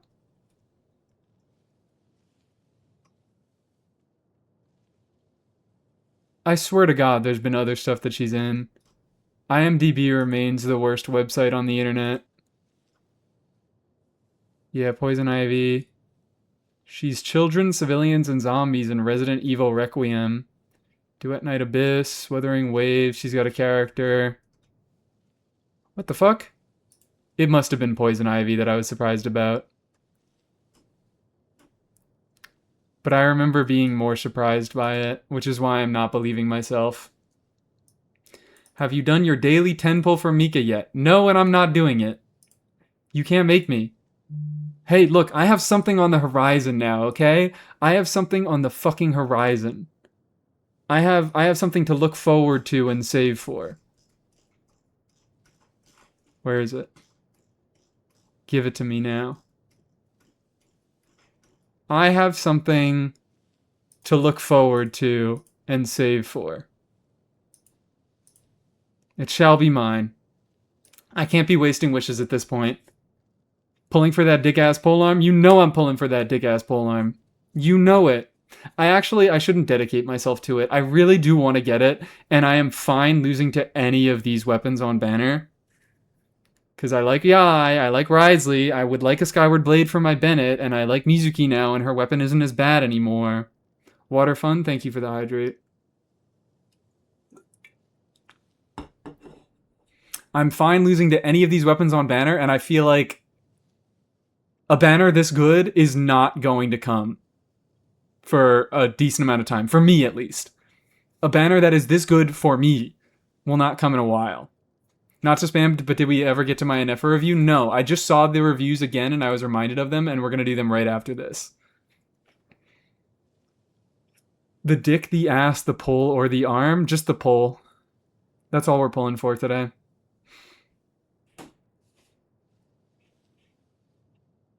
Anyways, yeah, let's get to those reviews before I forget about them again. It's been an hour. I'm so sorry, but you cannot expect me to actually get to a review within the first hour and a half of a stream. I have too many things to talk about. Let's look at your Anefa first. And then, oh, we'll look at Aqua's mannequin. Your Innefa first, Primordial Jadewing Spear. We still have dead rolls of ER. But 9186 is a pretty nice ratio. Especially Primordial Jadewing Spear. It does give crit, but it's not the biggest amount of crit in the world. Pieces, pieces, pieces. Nice goblet. Nice fucking goblet. You've got good balance of stats. All nice rolls. Was a 3-liner. Circlet only really has the crit rate rolls on it, but I'm not going to say that those are terrible. It's hard to get higher roll value on circlets, but certainly some EM or some attack would help you out there. That feather is... A lot of these pieces, they're alright, but really the only stats that are giving you any value is your crit. Your Sands is wonderful, your Goblet is wonderful. The rest of the pieces have good crit value, but they don't have great other stats because you don't have enough ER to be bursting every rotation, so this much ER is just worthless. And you have a bunch of flat HP and flat defense. But the crit is definitely doing some good work. It's not a bad build by any means. 5-piece build too. It is indeed a 5-piece build. You could probably get a better circlet than that. Or maybe a better flower. Yeah, I think both your flower and your circlet are not particularly great because the crit are the only stats on it. And they're good crit pieces, but your feather's obviously a little bit better. It has better value, so if you're going to be replacing anything, you're probably not going to replace that. I think you could probably, get away with off-piecing either one of these and make for a better build. Unless you have just been in these fucking mines, and this is the best that you got. I doubt it, because the flower is a little bit better. 5 values a roll on it, but only 3 roll values worth of substats on your circlet. They are 3 high rolls. It's 2 high rolls and 1 max roll, which is good. And that does make your ratio a lot nicer. But 11% crit rate isn't crazy, and if you can get something even that like downgrades a little bit of your crit rate to get a few attack rolls, that'll probably do you better. Posture check? Thank you for the posture check. Are you posture checking Najodo and not me? I'll still posture check. Flower has 11 ER. Circlet might be the best to replace with low ER, but the ER isn't worth anything on this build. Because she's not bursting every rotation anyways, and 0 ER is enough to burst every other rotation. So the ER on this build is all dead stats. Still, you have less roll value on your circlet, so it might be easier to replace, but maybe you just have better flowers because it's easier to get better flowers. I don't know, you can play around with it, see what gets better. Mannequin, more crit rate and ER, he finally bursts every rotation. What is he at, 180?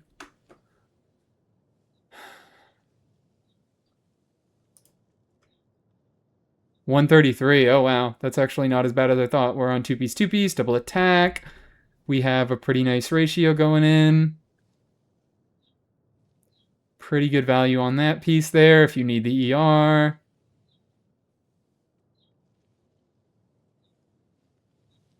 I guess this is an Animo MC, but it doesn't have to be. I mean, except for the goblet. But if you can get a goblet, that's an issue because the goblet is part of your 2-piece, but you also have a gladiator's piece, so if you're able to get a good gladiator's goblet on other elements, you can easily convert this to another element. I'm trying to look at this as a generic build, because, like, it's a pretty nice build. It is a pretty nice build. But I feel like for Mannequin in particular, I would value a flexible build that works with multiple elements over a cracked build on one archetype, and it is pretty fucking good. Yeah, good crit damage, good crit rate. He does ascend attack, right? The ER is built around Farazan? Never mind. Never fucking mind.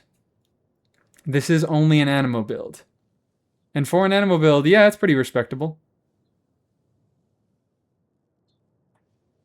You have a lot of rolls, but you also have low rolls in a lot of places I'm seeing. Which, that's just how the cookie crumbles, and that fucking sucks. hard to improve, but not impossible, I would say about this.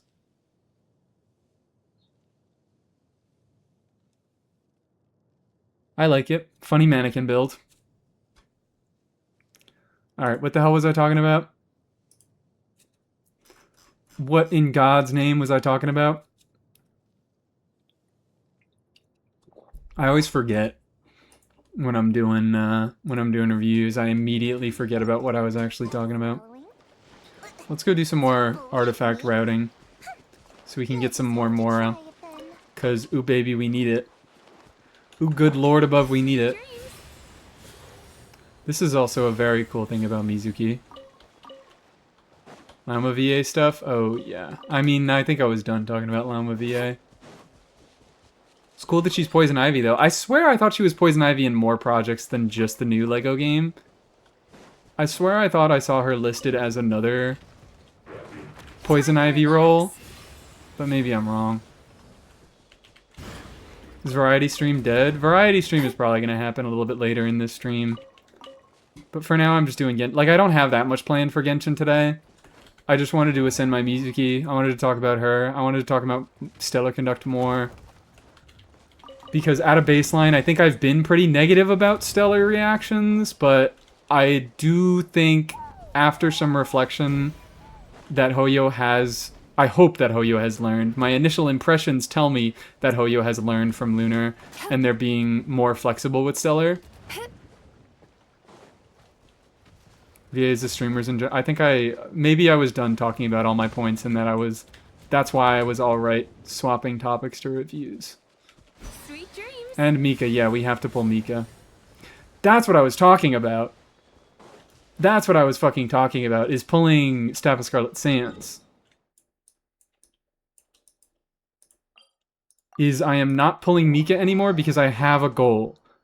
I have something to look forward to. I have that banner. And that banner is really good for me. I like Yaimiko a lot. I would appreciate getting her weapon, and I would appreciate making her a little bit better. In general, I would appreciate some vertical investment in her, even if I'm not going to play her in Stellar Conduct a bunch. I probably am going to play her in Stellar Conduct. The reason why I have her selected on the Constellation Selector is because I would like to make some progress towards her C2. I think her C2 is interesting at a baseline, and it's going to be even more interesting with the Stellar Conduct buffs, because it's just 200 EM.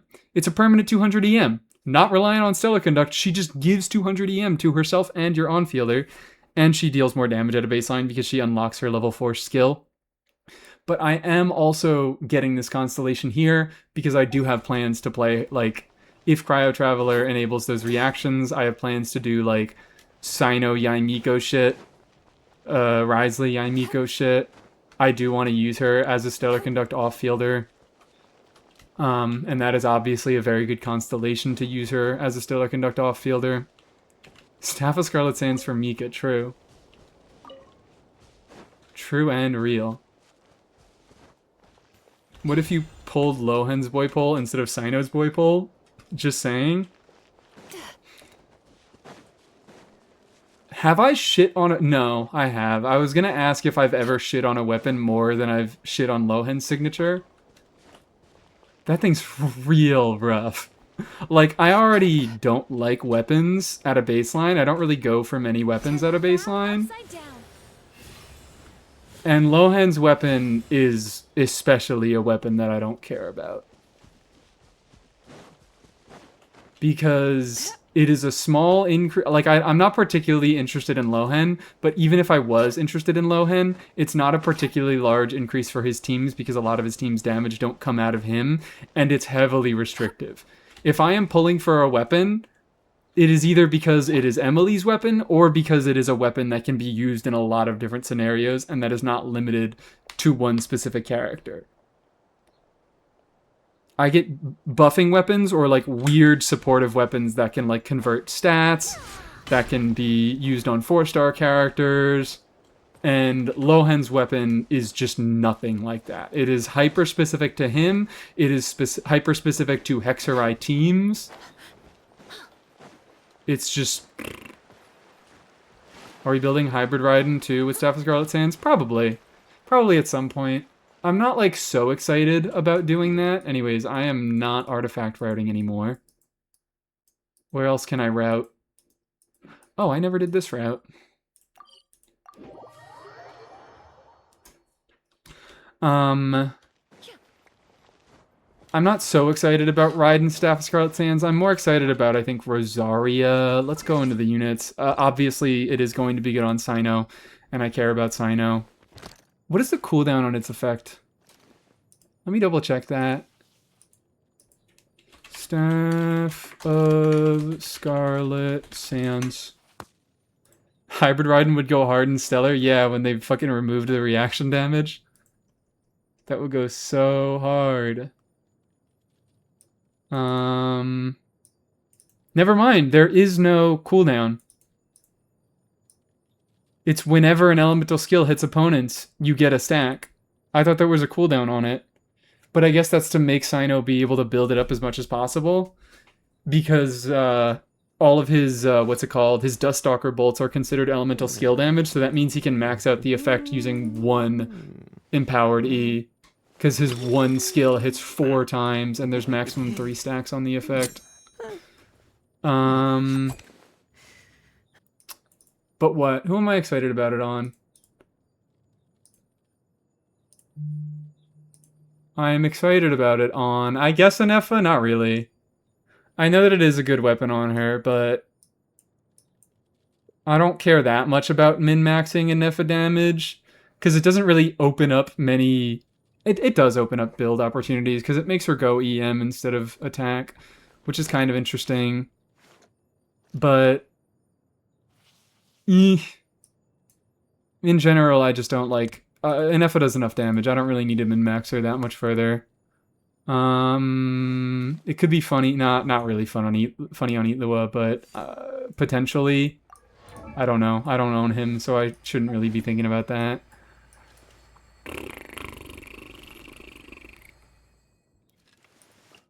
No. I was thinking for a second Lunar Crystallized Kachina. I think Yao Yao, there's some use case. Yeah, there's some real use case. She can trigger some spreads. She can do cool shit with that. I already have Reverie, so I can easily DPS Yao Yao, but it'll be another path to DPSing Yao Yao that isn't reliant on burning, which is kind of cool. Obviously Sino. I'm interested in Raiden. I'm interested in Rosaria. I am interested in Lunar Crystallized Zhongli. I am interested in Lunar Crystallized Zhongli, and a little bit in Xiangling, I think. How about for Flints? Yeah, potentially on Flints. Potentially on Flints. Less units than I really thought, but it still is a fair amount of creative things that I can do with units that I like.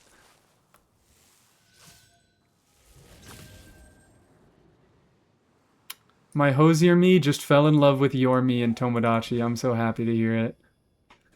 So happy to hear that Hosier likes me.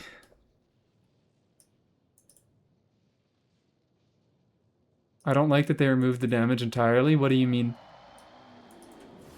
Removed what damage on what?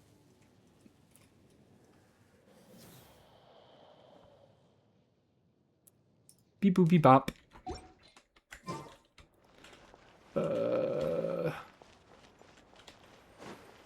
I should be going you. For Stellar Conduct, I don't have that big of an issue with it. I think they added enough alternate utility. I mean, obviously it would have just been better if they kept the reaction damage. Like, they didn't have to remove the reaction damage. But I feel they gave it enough interesting utility to still make it interesting. Because, like, the fact that it is still based on hit rate effectively, like... hello. Alright, whatever. What the fuck is going on? The fact that it is still based on hit rate, like, application is also based on hit rate. It's not a 1-to-1 conversion, but generally characters that apply more, or that hit faster will apply more of their element. What the fuck is going on? Asha, why don't you just work today? generally characters that hit faster will apply more of their element. So the fact that they are using, like, there's a new mechanic with Stellar Conduct where they convert applications or elemental hits into damage bonus for the entire team. That is kind of a reaction on its own, because it still is relying, like, you get more value out of characters that hit a lot with their element. You do get more damage out of characters that hit a lot with their element. So it is a sort of reaction in its own way.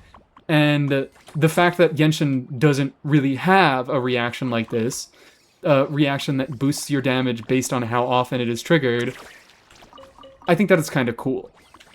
Like, if this were NTE, and every single reaction in NTE, all it does is, oh, this one shreds res, this one increases your damage bonus, then I wouldn't be happy, because I'm like, oh, great, they removed a reaction that dealt its own damage, and they made it just like every other reaction. But considering that Genshin doesn't have any reactions that just straight up boost your damage, I mean, except for Superconduct, because of how it shreds physical res, but now it also benefits other sources of damage.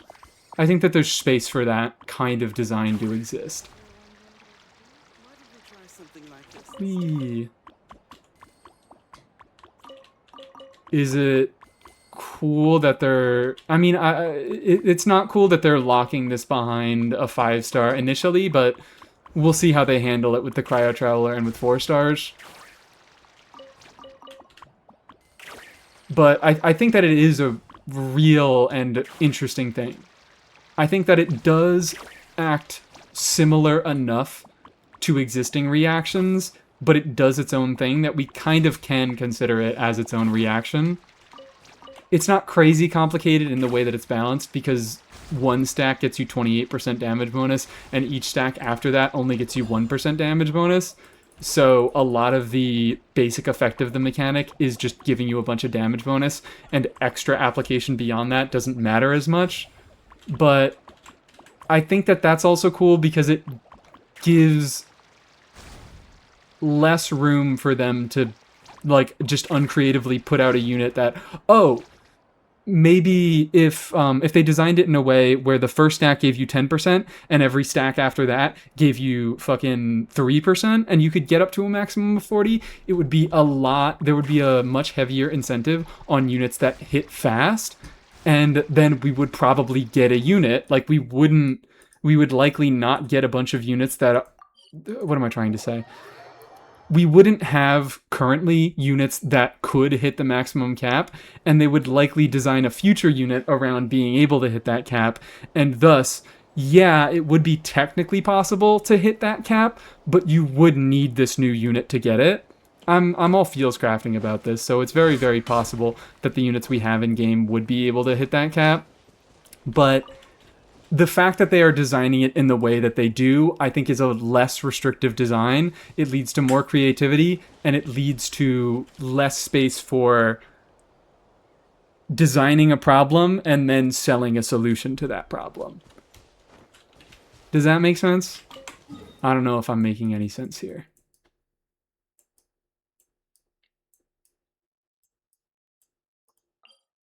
Let's find some more things.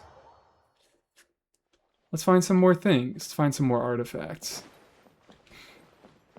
It's an interesting concept, but I get not liking it.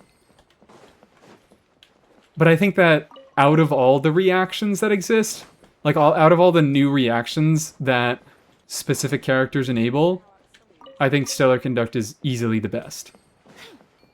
Given how little utility, how little actual utility there is to Lunar Charged and Lunar Crystallize, I think Lunar Crystallize is in second place, but still there's a lot more space for Stellar Conduct to be useful as a reaction than there is for Lunar Crystallize to be useful as a reaction. Like, Lunar Crystallize is cool and it does enable new things, but it is clearly meant to just kind of be like, oh, it's a cool extra thing that's tacked onto these characters' kit, where the main point of their kit is to deal Lunar Crystallized talent damage. Whereas now, there is some obvious utility to Stellar Conduct, the reaction itself. It does actually benefit the team in meaningful ways other than just doing Stellar Conduct damage. Second place is Nilu Bloom. Oh, okay, yeah. If we count that as a new reaction, yeah, second place is Nilu Bloom.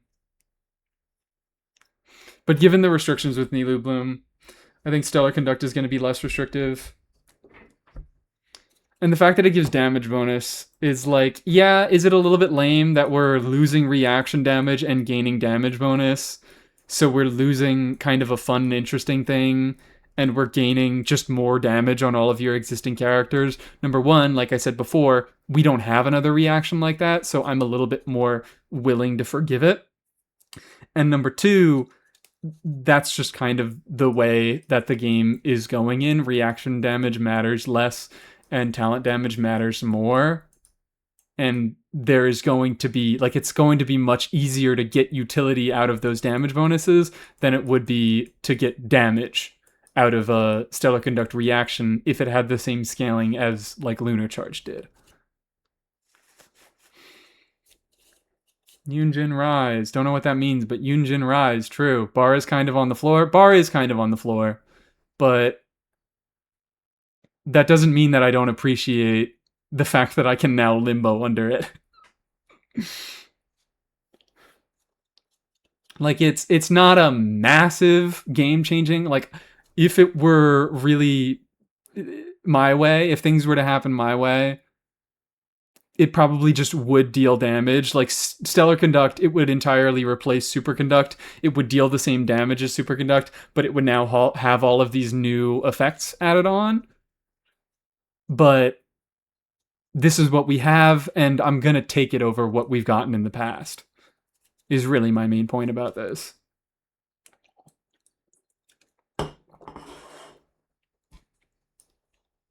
And maybe we will get Stellar Swirl with Mizuki, and that can be reaction spam. I don't fucking know. Hopefully, that is maybe my ideal thought about this Stellar stuff, is I would like Stellar stuff. I would like to have one team that is reliant on transformative reaction damage, even if it is scaling on crit, like the Lunar reactions. Even if it does have that restriction, it would still incentivize high application instead of just using an ability that does a lot of damage. And it would be less restrictive, and there would be more ways to get value out of that damage, even if it would be similar to just building regular talent damage, because you still have to build crit. It would affect how you play teams, and it would affect what units could be played in those teams. Is Mika maybe going to get a buff to Stellar Swirl? Speed buff for Varka? I don't know. I don't know what's going to happen with Mika. I would like something to happen with Mika, but as of right now, there's no reason for me to believe that anything is going to happen with Mika. But right now, Mika is kind of an interesting unit for Varka, Cryo Varka if he needs a healer, but that's a pretty hyper-specific scenario. Like, whatever, the Skirkabis, I used Mika in the Skirkabis because the Cryo half also had, what's his name? Radiant Moonfly. Radiant Moonfly wants a healer. And also, the fact is just that Varka don't have good cryo options. So you kind of just can get away with using Mika, and it's fine, because, like, who else would you even put in the slot otherwise? What do you think about the leak regarding Pavlina not enabling any stellar reaction? I don't know who that is, and I don't care. Not I don't care who that is, I don't care about the leak, because we're too far out. That is not meaningful information to me.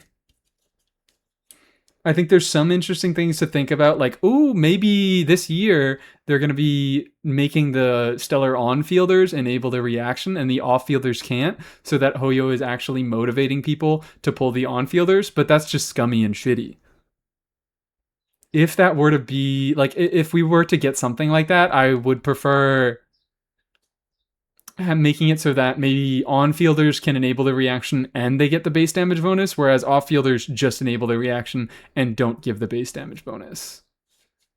So it, like, does slightly incentivize you to pull the on-fielders, because you get more value out of the on-fielders out of the off-fielders if you pull the on-fielders, but it doesn't fucking nuke the value of the off-fielders. And I also kind of struggle to imagine that that's what they're going to do, because Wriothesley and Sino exist, and I don't think Wriothesley and Sino are supposed to have another on-fielder in their teams until the end of time.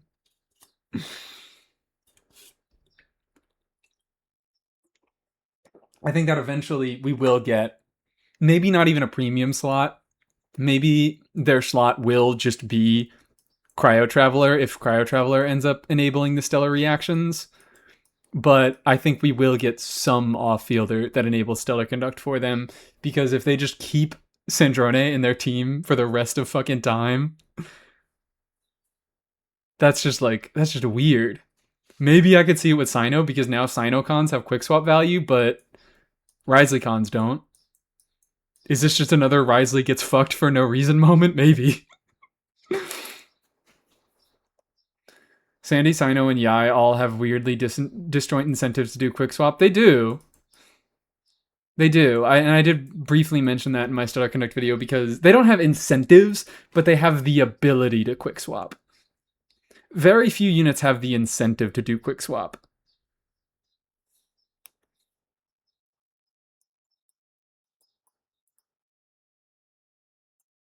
Did I already go over here? I think I did. They won't release a Stellar character in 7.0 that can't be played Stellar when you miss 6.7. Would be crazy. I don't know. I don't know what they're going to do. Because I think a lot of people are going to be like me. They're obviously, like, Sandrone is not going to be a poorly selling unit. But she's also, I don't think, going to be a great selling unit. This is all vibes now. This is all entirely vibes. Because while Sandrone is obviously a popular character and people are going to be interested in her, she is running with Columbina. She's running with two of the best supports in the game. Columbina is running... Is it Seat Lolly first half? Is it Sandrone Seat Lolly first half, Columbina Raiden next half? In any case, she's running aside either Seat Lolly or Columbina, and the other one is going to be running in the second half. And Mawika's obviously, like, not as good as she used to be, but still the casual perception of Mawika is pretty good, and therefore the casual perception of Seat Lolly is also pretty good. Sandy Seat Lolly first half? Okay, yeah. So what? She's running with a lot of highly desirable units that a lot of people want, particularly Columbina. Seat Lolly a lot less so, because she's obviously a support to an older unit, and this is her third rerun instead of her second. Or it's her second rerun, third banner. Whereas Columbina, this is Columbina's first rerun. Columbina is the Archon of the region. Columbina is still freshly busted in a lot of people's minds. She's fresh and she busts. So between those two units, like, Sandrone is already going up against those two units, but she'll also be going up against the entirety of Snezhnaya. There are a lot of people who are going to be skipping Sandrone because they are saving for Snezhnaya. Just like a lot of people skipped Anefa, and a lot of people were shitting on Anefa because they're like, oh, Anefa is fucking pointless right now. Why would you get Anefa? Anefa's stupid and awful. I'm just going to wait until all of the other units in the region. And then they made it so that Anefa became stupid and busted and ridiculous. That was one of their marketing strategies. They know that a new region is coming up. That's a big part of the year. People fall off over the year and then will come back for a big new regional release. That's how all of these gacha games work. So Sandrone is going to be running at a time when less people are playing. She's going to be running with a bunch of units that are a lot more meta desirable to a lot of people. So she's going up against a lot. And additionally, we are getting units that can do similar things to her. Like, we are getting 2 Stellar Conduct on-fielders. So if you... if you want to engage with the shill for the upcoming year, if you want to engage with any Stellar Conduct shill, you are not required to pull for Sandrone. If you already have an on-fielder that you like more in either Wriothesley or Sino, you are able to skip Sandrone and get a support for either one of these characters. Granted, I think that it was pretty measured. I think that there is a reason that they buffed Wriothesley and Cyno in particular. Both of their ownage rate is pretty low. I don't think that... I would say that Sandrone is a more popular character than either Wriothesley or Cyno. So the fact that they have a low ownage rate makes it so that people will have to pull for them on the upcoming buffed banner. And the fact that people just aren't the biggest fans of them in the first place make it so that they might just not get them at all, and they might go for Sandrone. But in any case, my point is that Sandrone has a lot of fucking competition. She has 2 on-fielders that do similar things to her. Right now, they won't be able to do those similar things without pulling her, but it's likely that going into the region, they are going to get an off-fielder that enables their reaction and makes them actually playable. She is going up against fucking Archon, effectively, in Columbina, and a specific Archon's dedicated support in Citlali, and another Archon in Raiden, who, even though she's not that great, she is a fairly popular character that people still like and still pull on. And she is at the end of her patch cycle when less people are playing, and the people who are playing are also saving. Ineffa rerun sold like crazy. Yeah, and they're obviously not doing the exact same thing with Sandrone that they did with Ineffa, because Ineffa is a lot more valuable by the fact that she is an off-fielder, and she can be run in a much wider variety of teams. She can enable a lot of other units. She also has distinct supportive capabilities in the fact that her reaction can do some interesting supportive stuff, in the fact that she buffs EM, so she actually is a pretty decent support to make a lot of the characters that you want to play deal more damage. And holy shit, thank you, J Prime, for the 100 bits. Holy essaying, indeed. We are doing a lot of talking today. Obviously the same shit isn't going to be happening with Sandrone that happened with Ineffa, because they just don't fill the same role at all.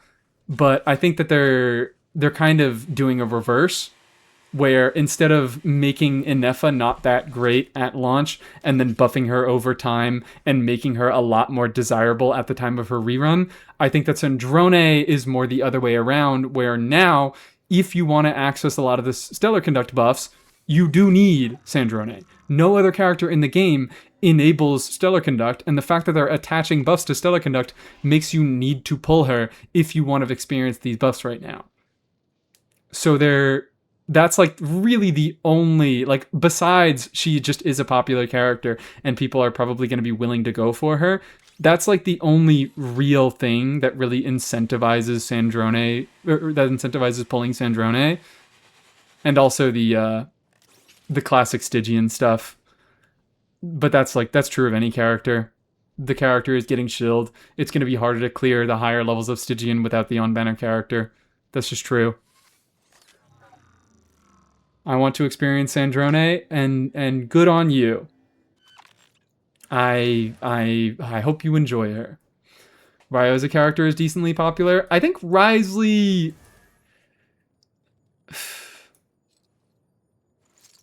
I can't say this for certain because we don't get access to banner data. I still think that Wriothesley is disproportionately popular. I think people who like Wriothesley really like Wriothesley and are vocal about it and get constellations. I mean, I am. Both of those things apply to me. Both of those things apply to me. I am a big fan of Wriothesley, and he is the only limited constellation that I have ever pulled for. But I feel like he's not a particularly widely owned character. People who do own Wriothesley play Wriothesley and talk about Wriothesley, but people who don't own Wriothesley don't feel a particular need to get him, even with these Stellar Conduct buffs. Because for those people, it's like, if I need to pull for Wriothesley to get a Stellar Conduct on-fielder, and then I also need to pull Sandrone to activate his Stellar Conduct playstyle, why would I not just pull Sandrone in the first place? Like, why would I pull them both? I hear about Wriothesley a lot in this community, but basically never hear about him outside of it. Yeah, that's the thing. Is like, me being a Wriothesley fan draws other people who like Wriothesley. Think he has low ownership but very high C6 ownership among all characters, similar to Chiori? Like, yeah. Not a ton of people like Risley, but the people who like Risley like him a lot. And they will try to use him in a lot of scenarios, and they will get constellations on him to use him in more scenarios. And that's why you hear about Risley a lot. But, like, Risley being buffed to get a Stellar Conduct playstyle isn't massive for a large portion of the community, because that means they have to pull 2 characters to get a Stellar Conduct on fielder instead of just pulling 1, which they could get in Sandrone. Ryo banners do sell well. Like, what numbers are we citing here? Because we always need to be careful when we say things like that. Also, water time. Thank you, Katagoose.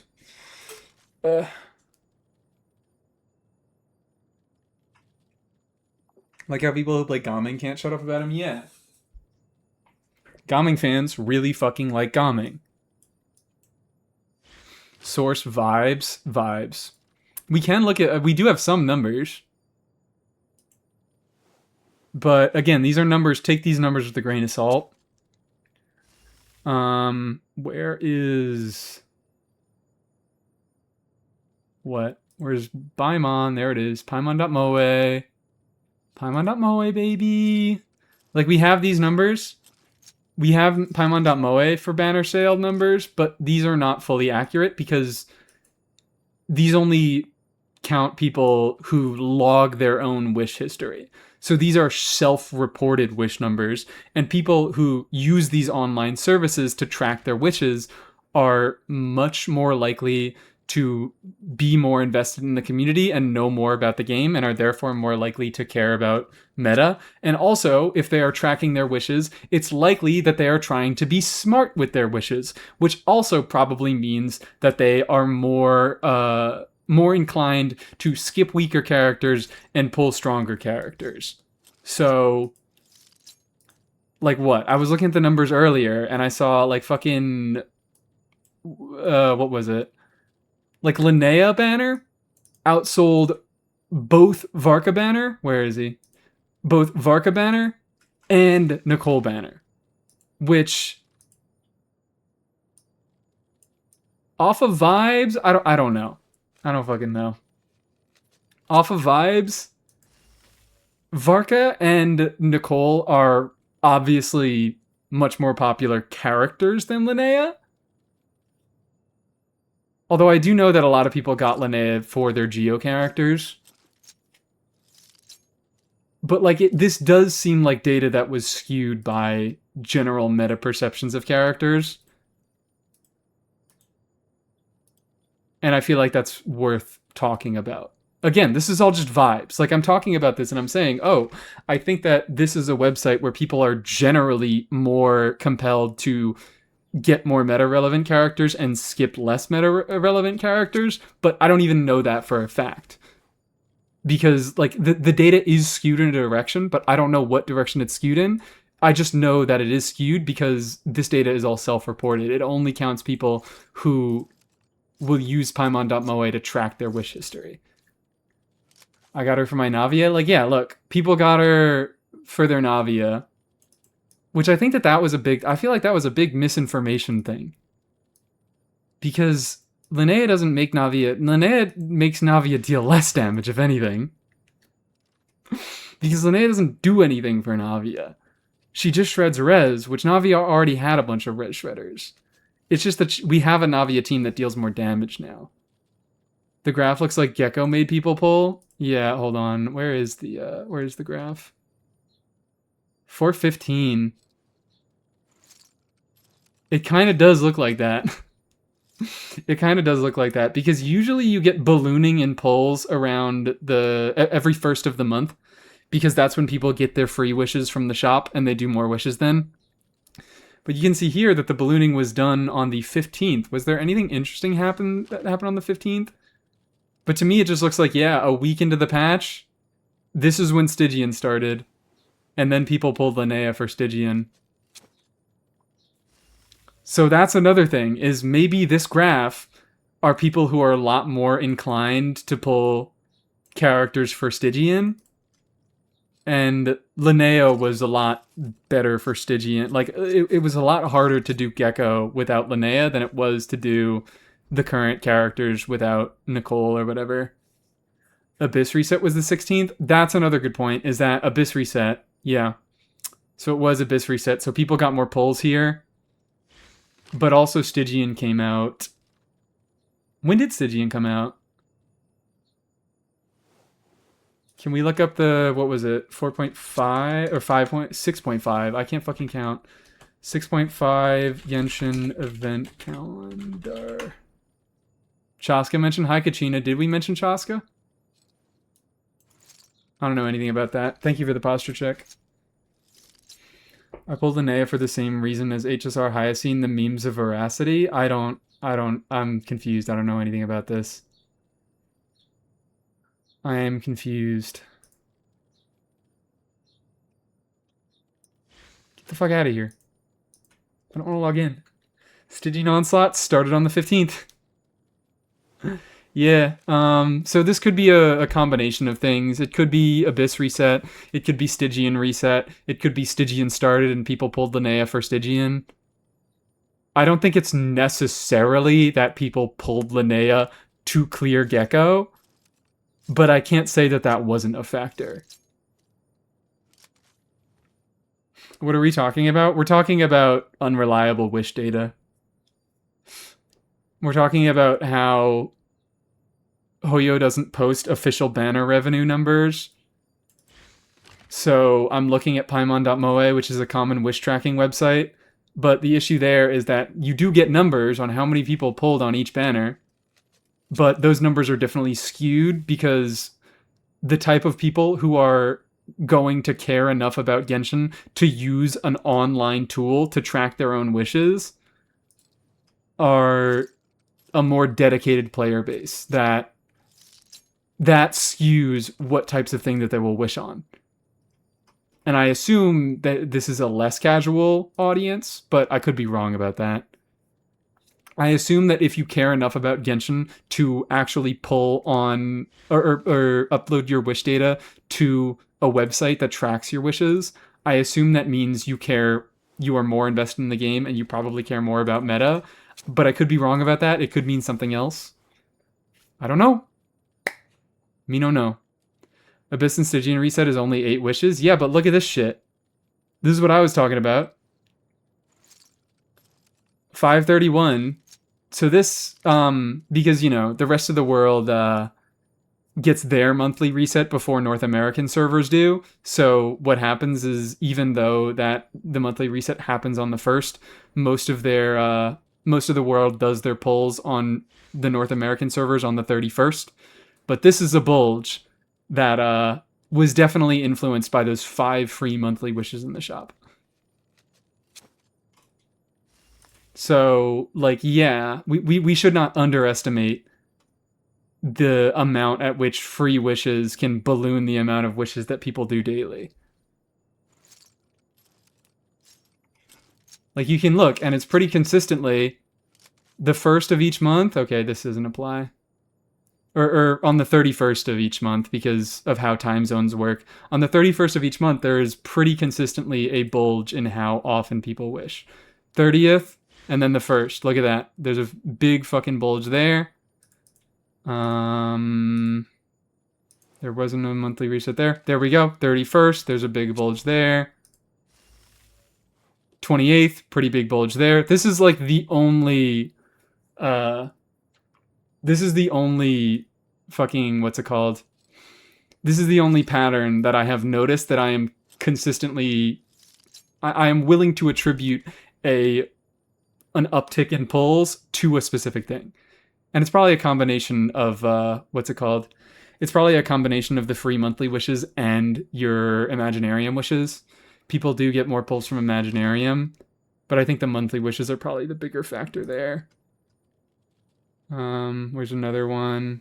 There wasn't one on this banner, but let's go here. 31st, there we go. Big uptick. You guys get my point. I probably don't have to keep doing this. 31st, big uptick. Yeah. Didn't realize it's usually that big. Yep, it is pretty noticeable.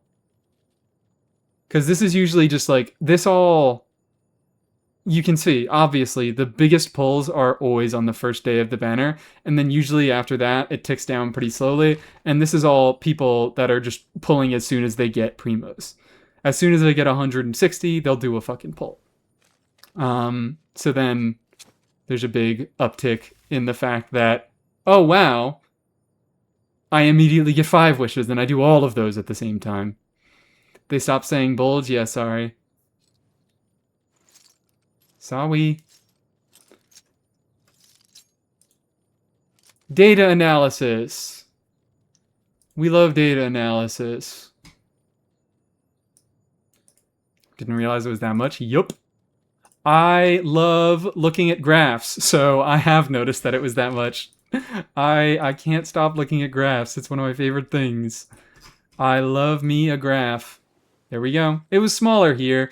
It also, that's the thing, is over time, it does tend to even out a little bit because, like, this data is not 100% reliable. There are more people who pulled Nicole that have just not updated their wish history.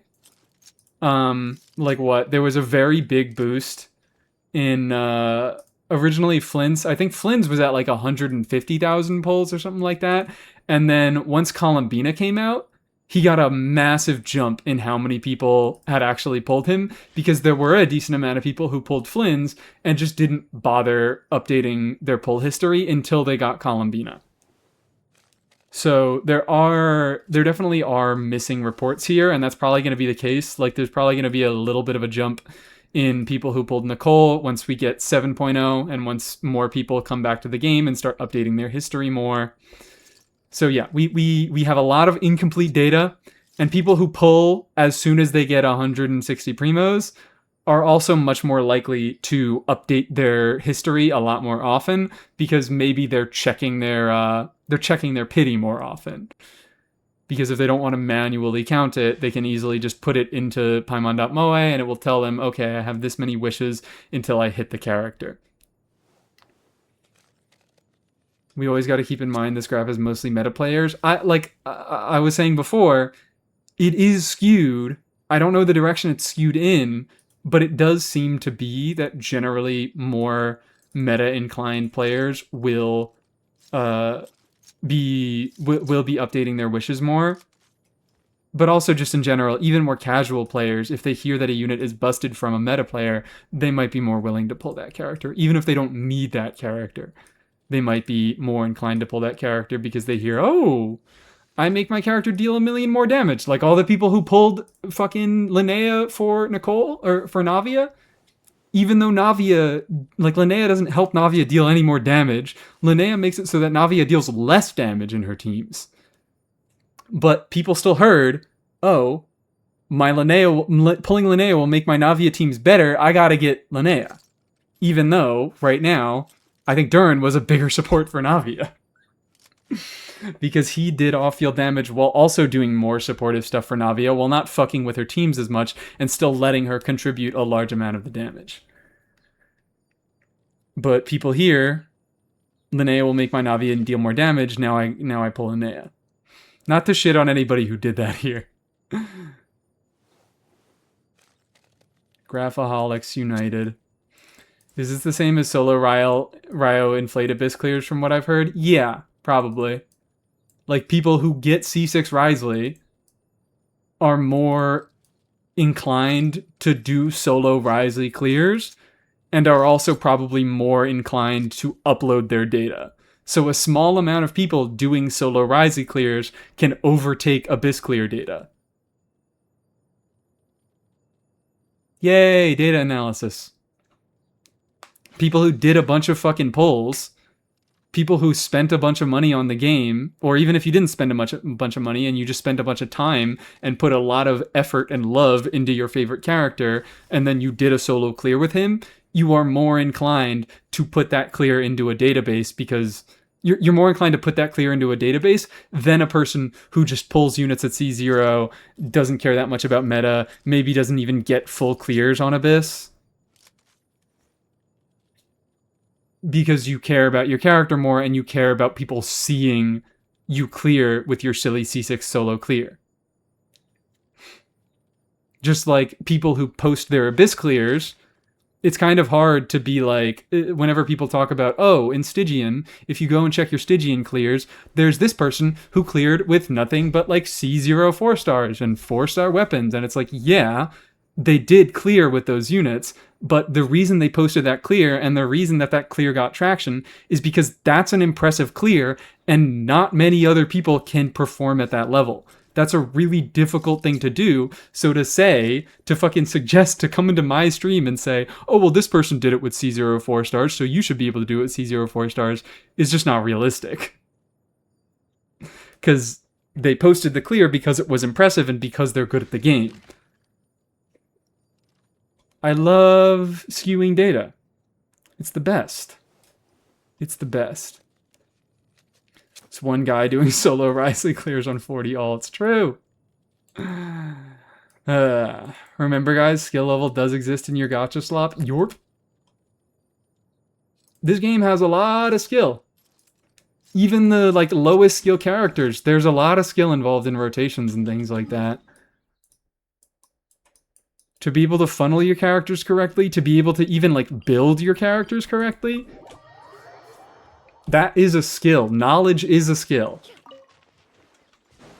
And I think a lot of people undervalue how much effort it takes to have good knowledge about this game. Especially when there is so much bad knowledge about this game that is spread. Great segment to Mizuki. Mizuki! We love Mizuki. Like Mizuki, yeah, Mizuki, one of the least skillful characters in the game. You just kind of fucking float around and she automatically attacks shit.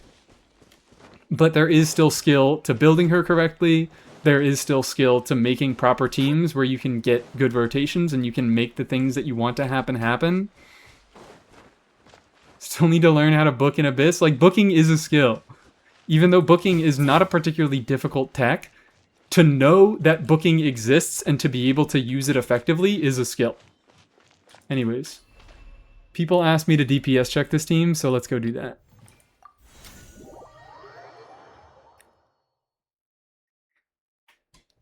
A lot of misinformation. We love misinformation. Mizuki is the negative skill expression unit. Please just let me do skate tricks with Mizuki. It would be funny if you could do skate tricks. Like, if they didn't affect her damage at all. But you just get to do them now. That would be pretty great. Mizuki, get over here. Is it time for our session? I have to wake up in 4 hours. Oh, good night, Beef. Thanks for hanging out. Bye. AoE makes every DPS skyrocket, but I feel like Swirl was made for AoE. Well, there is a reason you feel like that. Because it is really fucking good in AoE.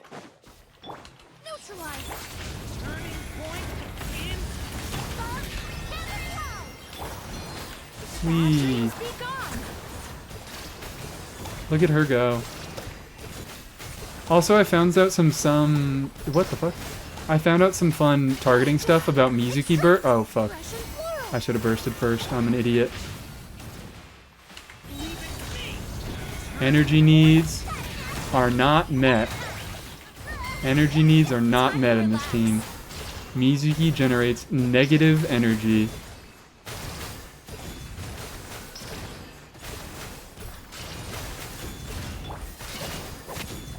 Alright, I need to start this over to rotate better. I need to... Or maybe I just need to cheat. Maybe we will cheat in a second. And we'll just enable infinite energy. Because, like, it works, right? It works when anything drops particles.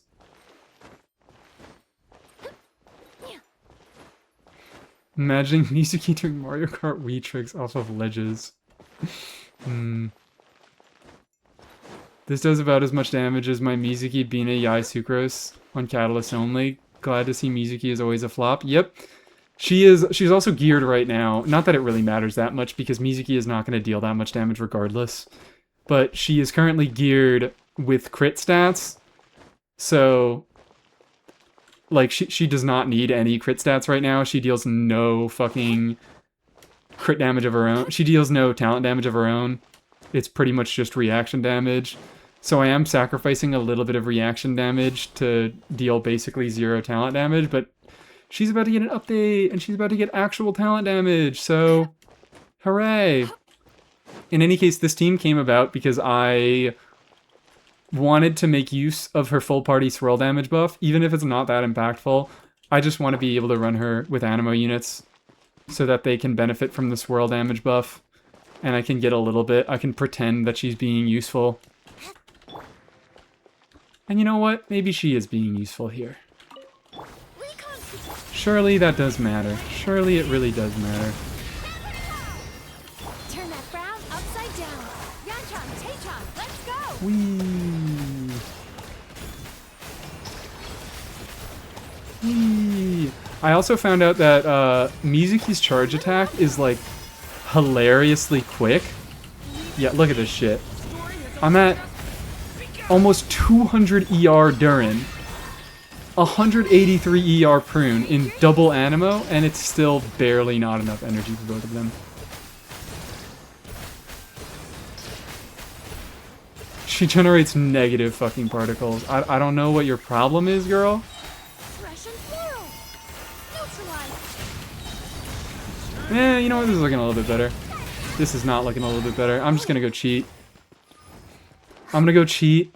Imagine we get an extra 5% ER on both Durin and Prune. It won't affect the team DPS that much.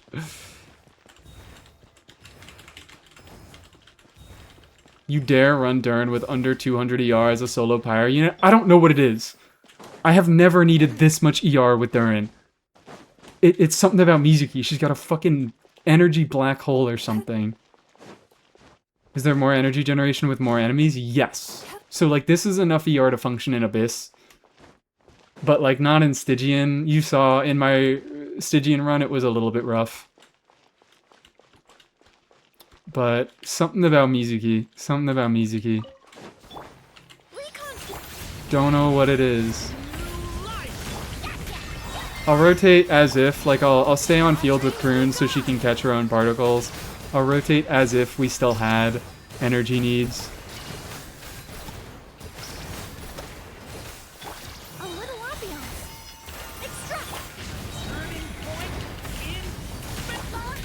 Like, this might be a situation where I just don't sig my Durin.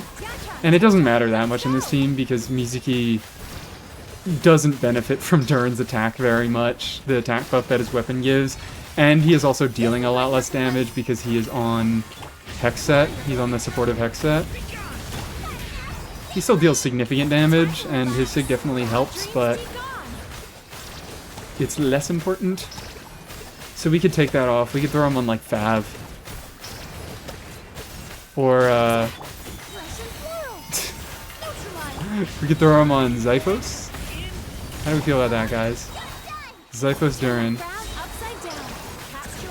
Mizuki is gonna buff EM once the buffs go through. Right? Come on.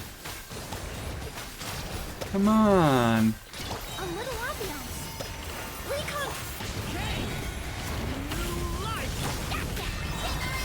So fake full ER version of this team.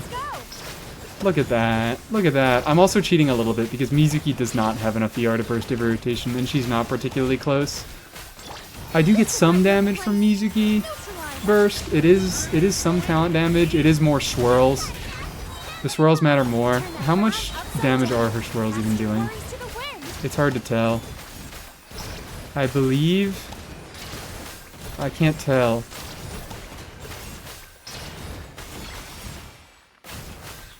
I can't tell who's who.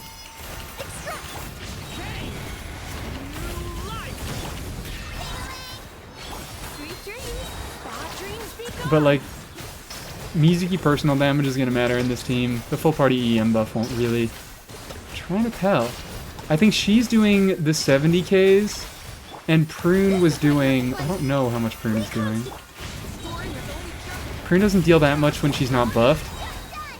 Yeah, she's only dealing like 1,000 swirls, but with the Mizuki buff, she's getting, I think, like 5,000 swirls almost.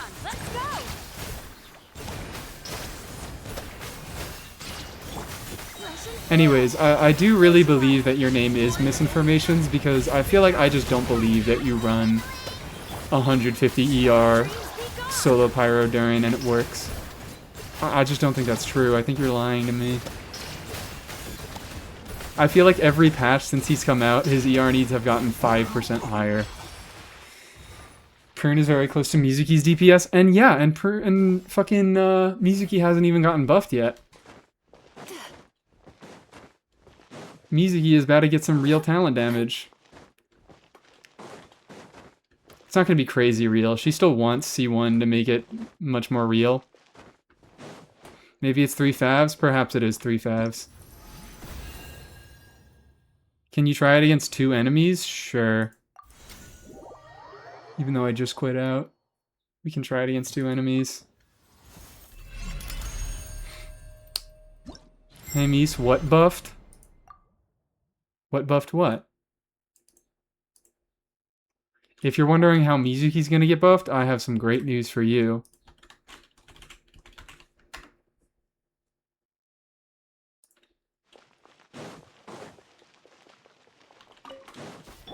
What buffed 5 stars are worth it? The ones you like.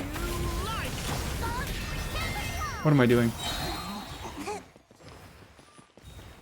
AoE. 5? 3? It's gonna change a lot, given the whole swirl AoE damage thing. Prune is worse than AoE? Not really. Not worse. She's just not much better. She's still dealing... Like, she just doesn't have good AoE. She still deals some personal damage, but not very much, which she never dealt that much personal damage. And it's not like her buffing goes away. Also, what's funny is I got a very similar amount of DPS out of this team by running fucking Lost Prayer of Prune versus Skyward Atlas Prune. It's just so funny that, like, there is a significant damage bonus buff difference between Skyward Atlas, yeah, there is a significant difference in the amount of attack she can get between Skyward Atlas and Lost Prayer. But she apparently dealt enough damage in this team with Skyward Atlas, with Lost Prayer, that it was still pretty alright. With Mizuki, she's getting some swirls. Yeah, she's getting some swirls. She's not worse in AoE. It's just that she's not better. Like, are you going to call Emily worse in AoE? Or are you going to call... Durin is not worse in AoE because he has good AoE on his burst. It's just not much better. Like, AoE is always designed, when they do AoE content, on the rare few occasions when they do AoE content, each target has less health. So, you, still can... You can single target DPS down through it. It's just easier if you have characters that have good AoE. Imagine you get Ryosig and slap it on Prune. I'm looking forward to it. If I can pick up a Risley Sig...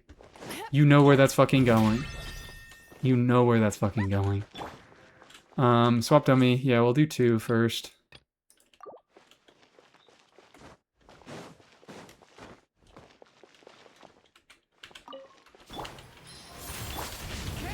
Can you guys get closer, please? Oh, thank you. I didn't know they would actually do that. Hey, how you guys doing?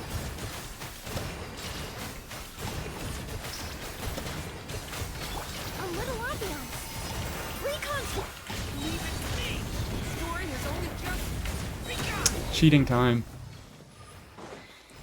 What does the Mizuki pill do?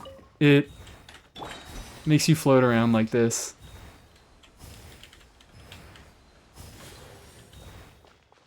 Makes you start floating in the air. Shit. Greatest high you've ever experienced. Thank you guys. So estrogen, exactly. Mizuki would be so supportive of the transgenders.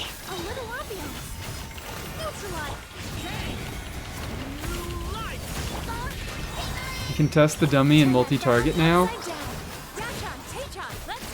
Is it, or Parrot, are you behind? Are you a little bit behind, or what? I don't know what's going on here. Brighten up the place. They walk towards you constantly? That's kind of cool. Time to relax. Cast your worries to the wind. Stop, I might be. You might be a tiny bit behind. Fresh and thorough.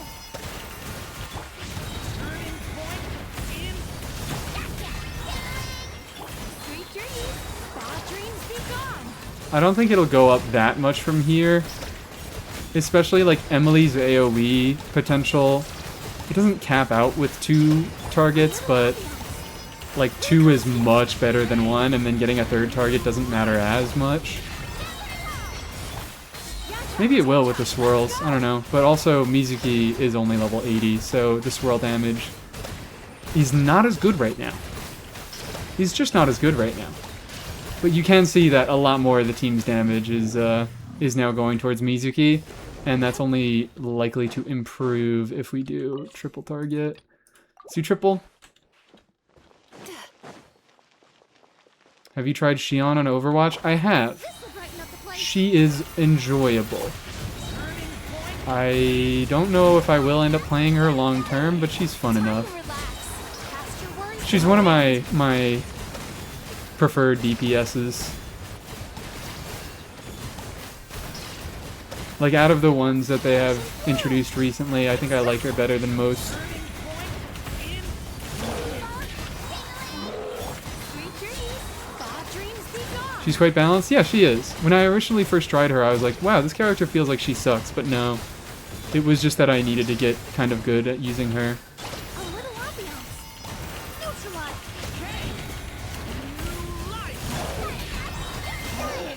Turn that frown upside down. Yachan, Teichan. Would you like to lease a Mies? Hi, hello, Saluna Raid. Would I like to lease a Mies? How does one do that?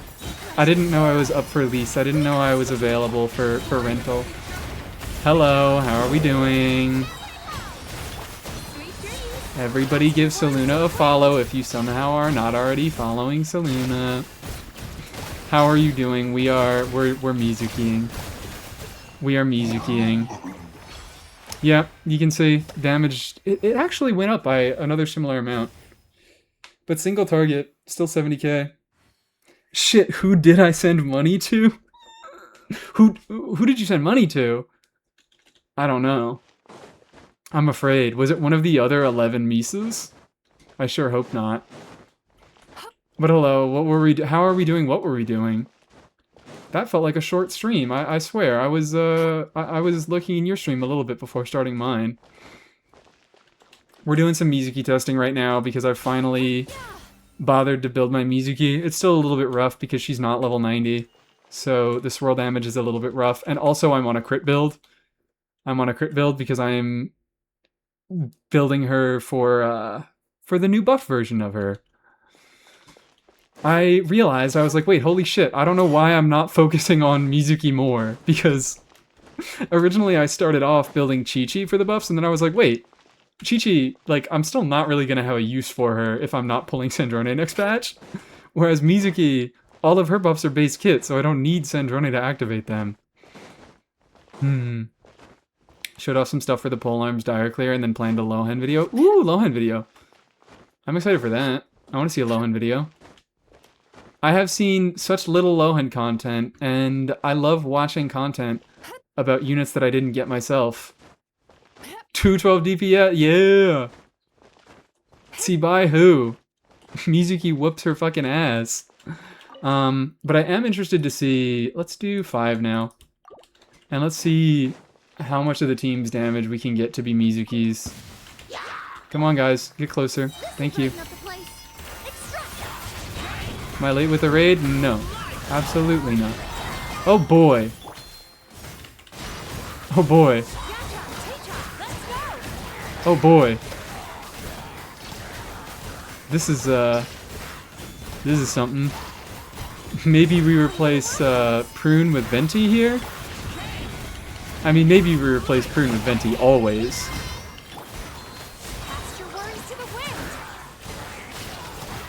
But anyways, the DPS dummy does track fall damage. Okay, it looks like the fucking single target DPS is just going down because of how inconsistent these guys are with their, with how horribly they get ungrouped.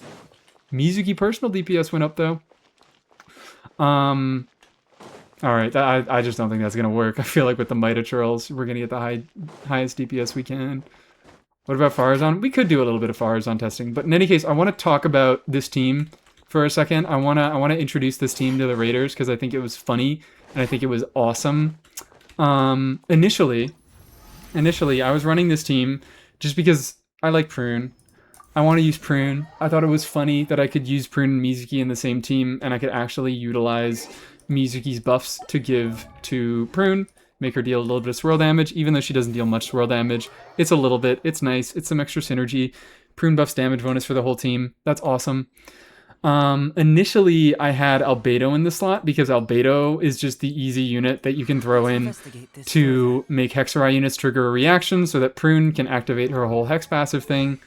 This, blah, blah, blah. But I found out that between just Prune and Albedo alone, both of them apply their element at the same rate as Durin. So between Prune's Swirl and Albedo's Crystallize, I was just losing my aura a lot. I was losing my elemental aura a lot. I missed out on a lot of swirls on Mizuki, which loses damage. I was missing out on swirls on Prune, which makes it so that she can't buff damage bonus.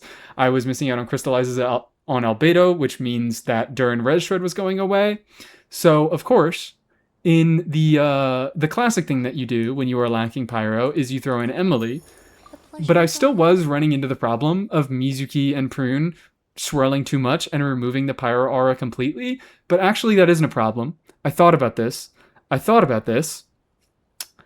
Because now, if they both remove the aura and you run out of Pyro, that means Durin can be the Hexarai unit that triggers a reaction. He can trigger burning because you can just get a raw fucking Dendro aura going, and Durin can trigger the reaction and you can still get your 60% attack on Prune. So this actually does perform a little bit better than the Albedo variant.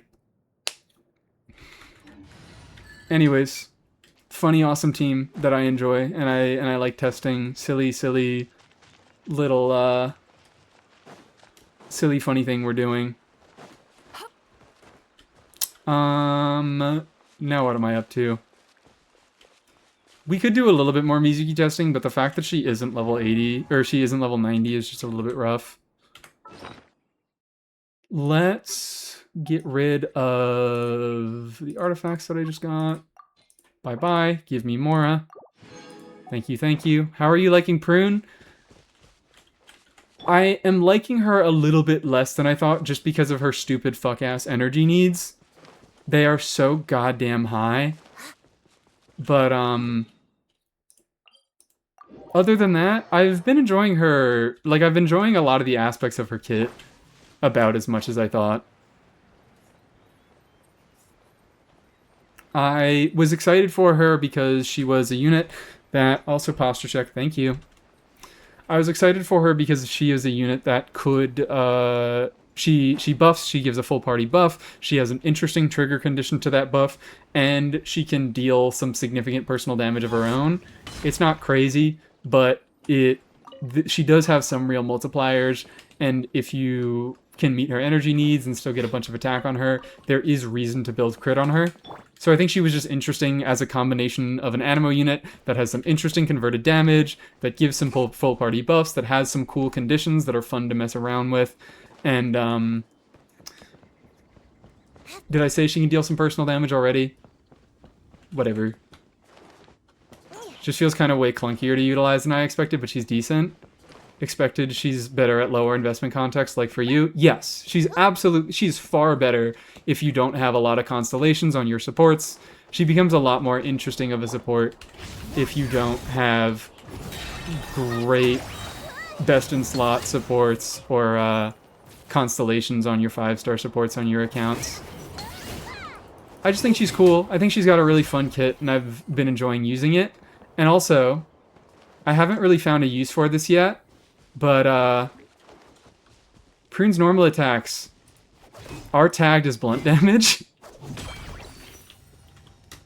so she can break rocks really easily with them. Actually, all of the hammer damage in her kit is tagged as blunt damage. So what? I checked on it. Yeah, Shatter Prune. Shatter Prune's so real. The second hit, so like this follow-up hit, the first hit of her skill is not blunt damage because it doesn't actually hit with the hammer. It's just a little AoE that you get when she hits the bell. That is not blunt damage, but the follow-up converted hit is blunt damage. The little hit of converted damage that you get on her burst is also blunt damage. Although they both have very, very low, like, applications, I guess. Because I went and tested it on the fucking golem. Can she do shatter? She can do shatter. She can do shatter. And there might be some interesting stuff to do with her, like, off-field shatter stuff in Stellar Swirl. I'm pretty excited about Stellar Swirl because it's going to work, or it might be able to work with a lot of units that I am interested in at the moment. Prune might have some synergy with Stellar Swirl. Varka is likely to have a little bit of synergy with Stellar Swirl. Diona, I'm interested in. But, anyways, let me demonstrate this.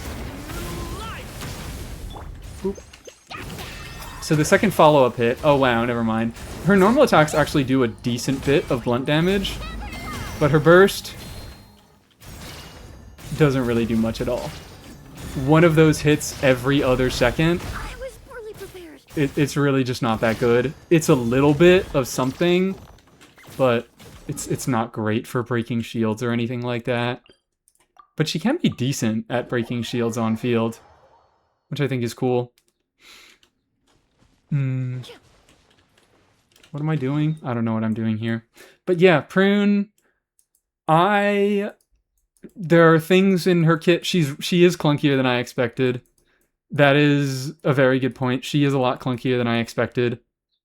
But she also has some more interesting stuff in her kit that I did not account for. She has a lot of interesting ways to play around with her weird mechanics. She has a lot of restrictions, but she has ways around those restrictions, and she has interesting play patterns. So I kind of forgive her for it. All in all, I do think Prune was my favorite unit of this patch. I was right about my assessment. Where I was like, I think I'm going to be using Nicole in a lot more teams. She's probably going to be a lot more of a generically usable unit. But I'm going to be fitting Prune into a lot of teams, a lot more teams than Nicole. Just because I like Prune. And I think she's interesting and I want to be able to use her. Nicole is there because she makes the teams better. But Prune is there because I want to make a Prune team. Did me sip? 6 minutes ago? I think so, but it's never a bad time to hydrate, so I'll do it again. And she, I still do really want her C6, and I might be compelled, depending on who Nicole or Varka reruns with, depending on, like, what banner Prune is on next, I might be compelled to do a little bit of pulling to get some Prune copies. Because her C6 is really interesting. And I'm really, really happy. I thought, when first looking at her kit, I was like, I think that her C6 is interesting, but not horribly necessary. It does make her significantly better. But, the duration extension is actually... actually, hold on. The reason why I want Prune C6 isn't even for the on-fielder buff. The on-fielder buff does matter. It makes her a fair bit of a more generically usable unit. It makes her less reliant on meeting all of her passives in her kit because a lot of, like, less of her value is concentrated in her damage bonus buff and more of her value is just in this flat attack buff. So there's more reason to use her in more teams, and in the teams that she was already good in, she's just a little bit better. And that's cool. I like that. But kind of the main reason that I am interested in Prune C6 is that, number one, it gives herself 350% attack. That makes it so that she gets more damage. I don't know if that 350 attack applies to her buff, but if it does, it makes that buff a little bit easier to get. Even if it doesn't, that's not that big of a problem for me because I like her. I want her to deal more damage. The main reason, the real main reason, is that 4-second extension doesn't really matter for the purposes of her buffs. I said it in my video about Prune. the 4-second duration is not that big of a deal because her burst, it lasts 12 seconds. So you think, her burst lasts 12 seconds. So you think to yourself, oh, her buffs last 12 seconds? No, because her burst lasts 12 seconds and her buff lasts for 5 seconds after her hammer hits. So the final hammer hits a little after her 12-second duration expires, and then the buffs last for an additional 5 seconds. So you really get 17 seconds of uptime on her buffs, and that is even true of the C6 buff, because, where is it? After parties affected by Tolling Rally trigger an elemental reaction, they will cause Prune. You get that buff, that 350 attack buff for 5 seconds, so it still is, they have to be affected by Tolling Rally and trigger a reaction, but given that Tolling Rally has such good uptime, this buff will also have very, very good uptime. So the duration extension doesn't really matter for her buff duration. I found that it mostly matters for her personal damage. Getting 2 extra procs, like I think at baseline, she only gets 5 procs of this effect, because it lasts for 12 seconds, but it doesn't hit the first time. Like it for the first 2 seconds of her burst, it's only the initial hit of her skill, like the burst's damage, and then it waits 2 seconds, and then it does the first hit that can be converted into a hammer hit. So you only get a hit at what? The first 2 seconds. You get a hit at 2 seconds, 4 seconds, 6 seconds, 8 seconds, 10 seconds, 12 seconds, for a total of 5 hits. And a 4-second duration extension gives you 2 more hits, which is what? 40% extra personal damage out of Prune. So I really want it for that reason. Does her C6 make her best in slot in any non-Varka teams? I don't know. I don't know. I don't think so. Because still, a decent amount of her buffs are locked behind what? This effect. If the elemental reaction triggered by a Hexarai character is a swirl reaction, they'll get a 30% attack buff. So you need to be a Hexarai Animo on-fielder to get that buff, which means Varka, Venti, or Sucrose. And she's only best in slot for Varka because Farazan just too fucking good. Farazan too fucking good, and Venti pretty much only deals Animo damage. So 4 characters that only deal Animo damage, C6 Farazan still better for Venti. So I doubt that, I'm not 100% certain, but I do doubt that she would be better for any character that doesn't meet those Hexarai restrictions. Because then she's what? She's 50% damage bonus, she's 350 attack. And she is potentially enabling the Witch set for... She's VV as well, but VV isn't that massive of a thing. A lot of units can hold VV. But she is a Hexarai unit, and she does potentially enable the Hexarai buffing set, which can mean a lot. But there's not a convergence. There's not a huge convergence of units that want a lot of those things. She was very intentionally made for Varka, but she's very usable outside of Varka, which I'm a big fan of. If you somehow have C6 Prune and C0 Farazan, then Prune might be... Well, yeah, if you don't have a C6 Farazan, like, that's the upside of Prune over Farazan for Venti, is that Prune is much more usable at lower constellations. She pretty much only really needs C1 to work properly. I wouldn't even say she needs either of these constellations to work properly, but these constellations do. They're both significant numerical increases, whereas Farazan really does heavily want C6 to work properly.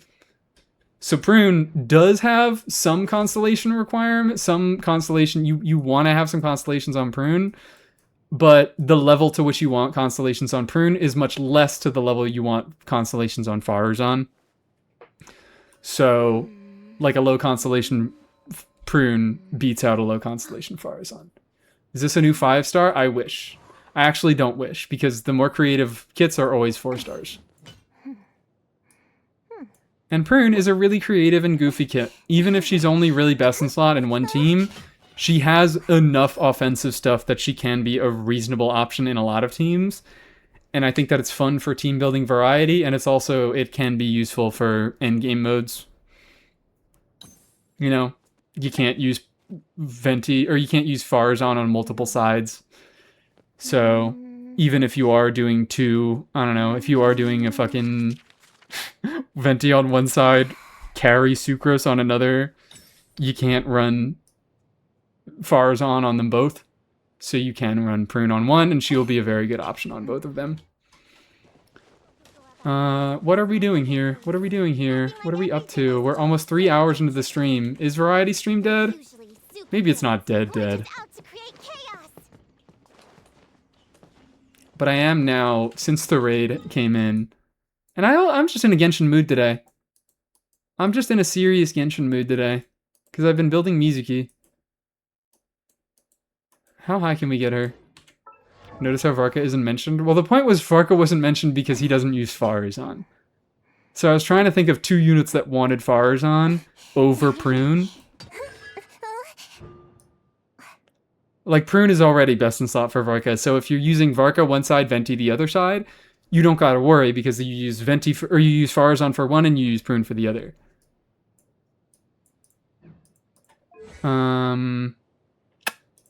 Still need to crown or burst. Still need to crown or burst. I have not done the farming for that. Got Lolly's weapon on her last banner. Should I put it on Aoife or Lanyan? Probably Lanyan. Yeah.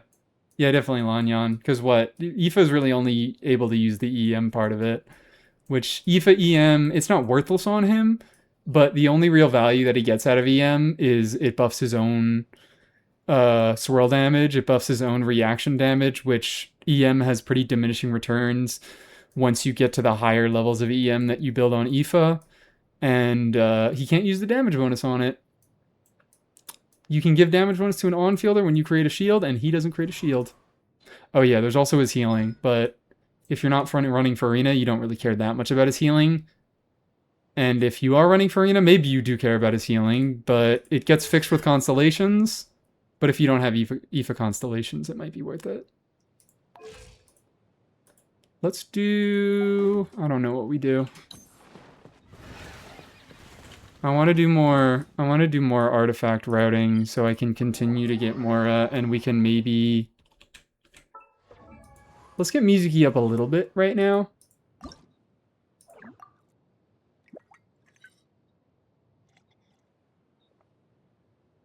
Let's get her to like level 85 maybe. Could also do some manual leveling.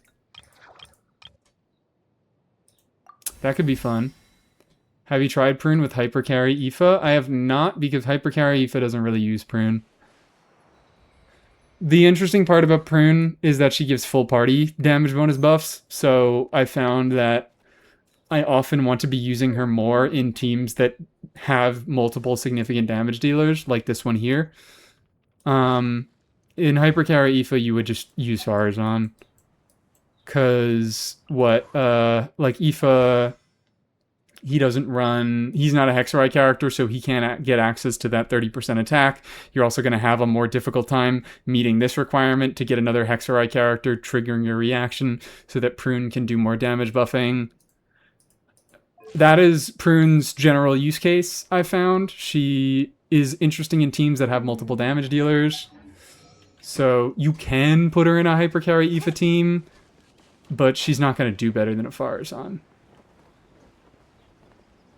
Can you show us how Mizuki and Prune works in Stygian? I'm kind of struggling there. I did actually do. It was a level 4 clear. It was only a menacing clear. It wasn't fearless.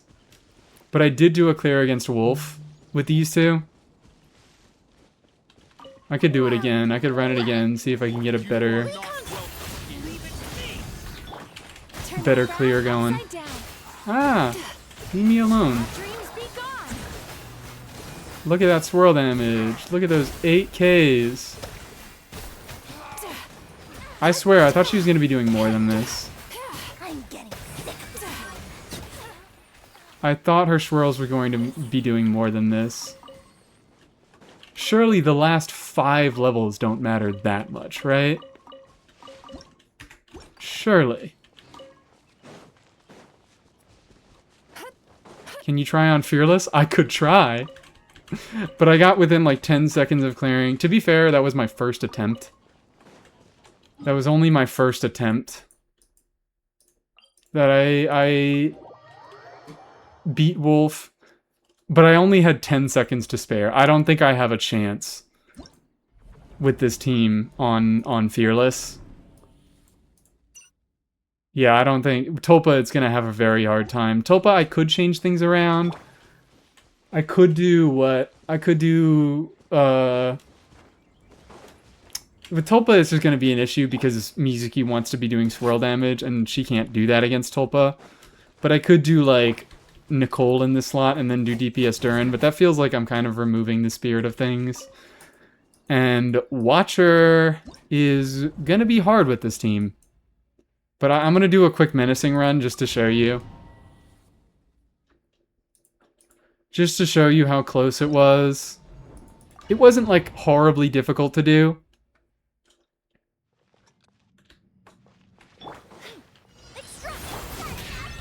Funnel into Durin. Come on, Durin.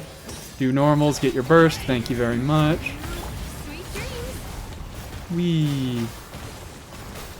And Mizuki awesome because she gets hit and she just keeps spitting out her little funny animo things.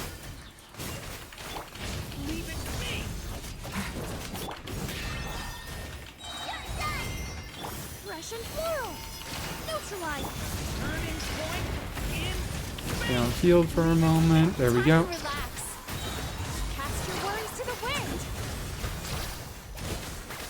So like this team, it's all like it's a fine team. It's a functional team. You guys saw the DPS when you joined. You saw the DPS when you joined. Did my fucking Lampern? Did my lamp really expire?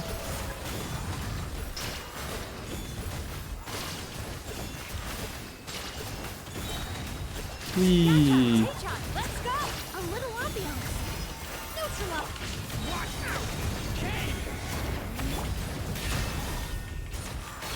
Oh, come on. Come on. Again, not perfectly played.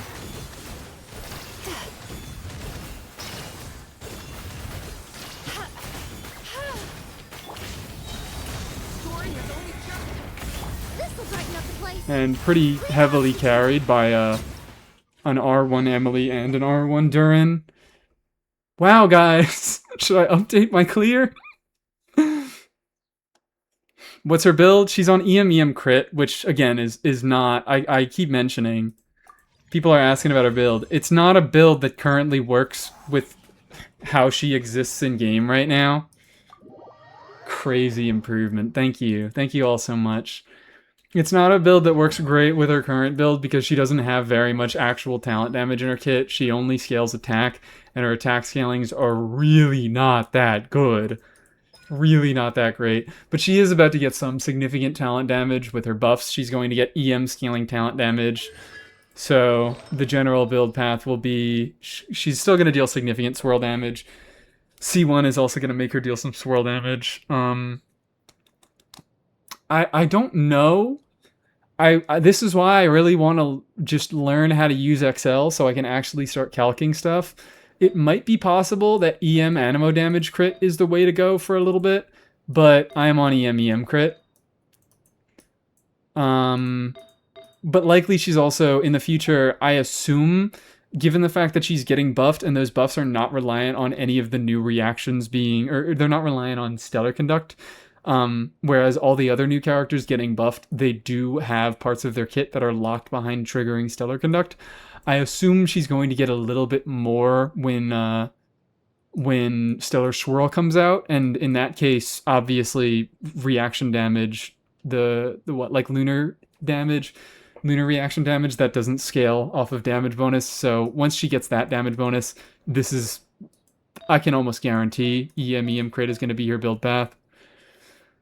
But yeah, that's what she is at right now. It's not optimal for her current state, but it is going to be good for her buff state and is going to be optimal for her fully buffed state.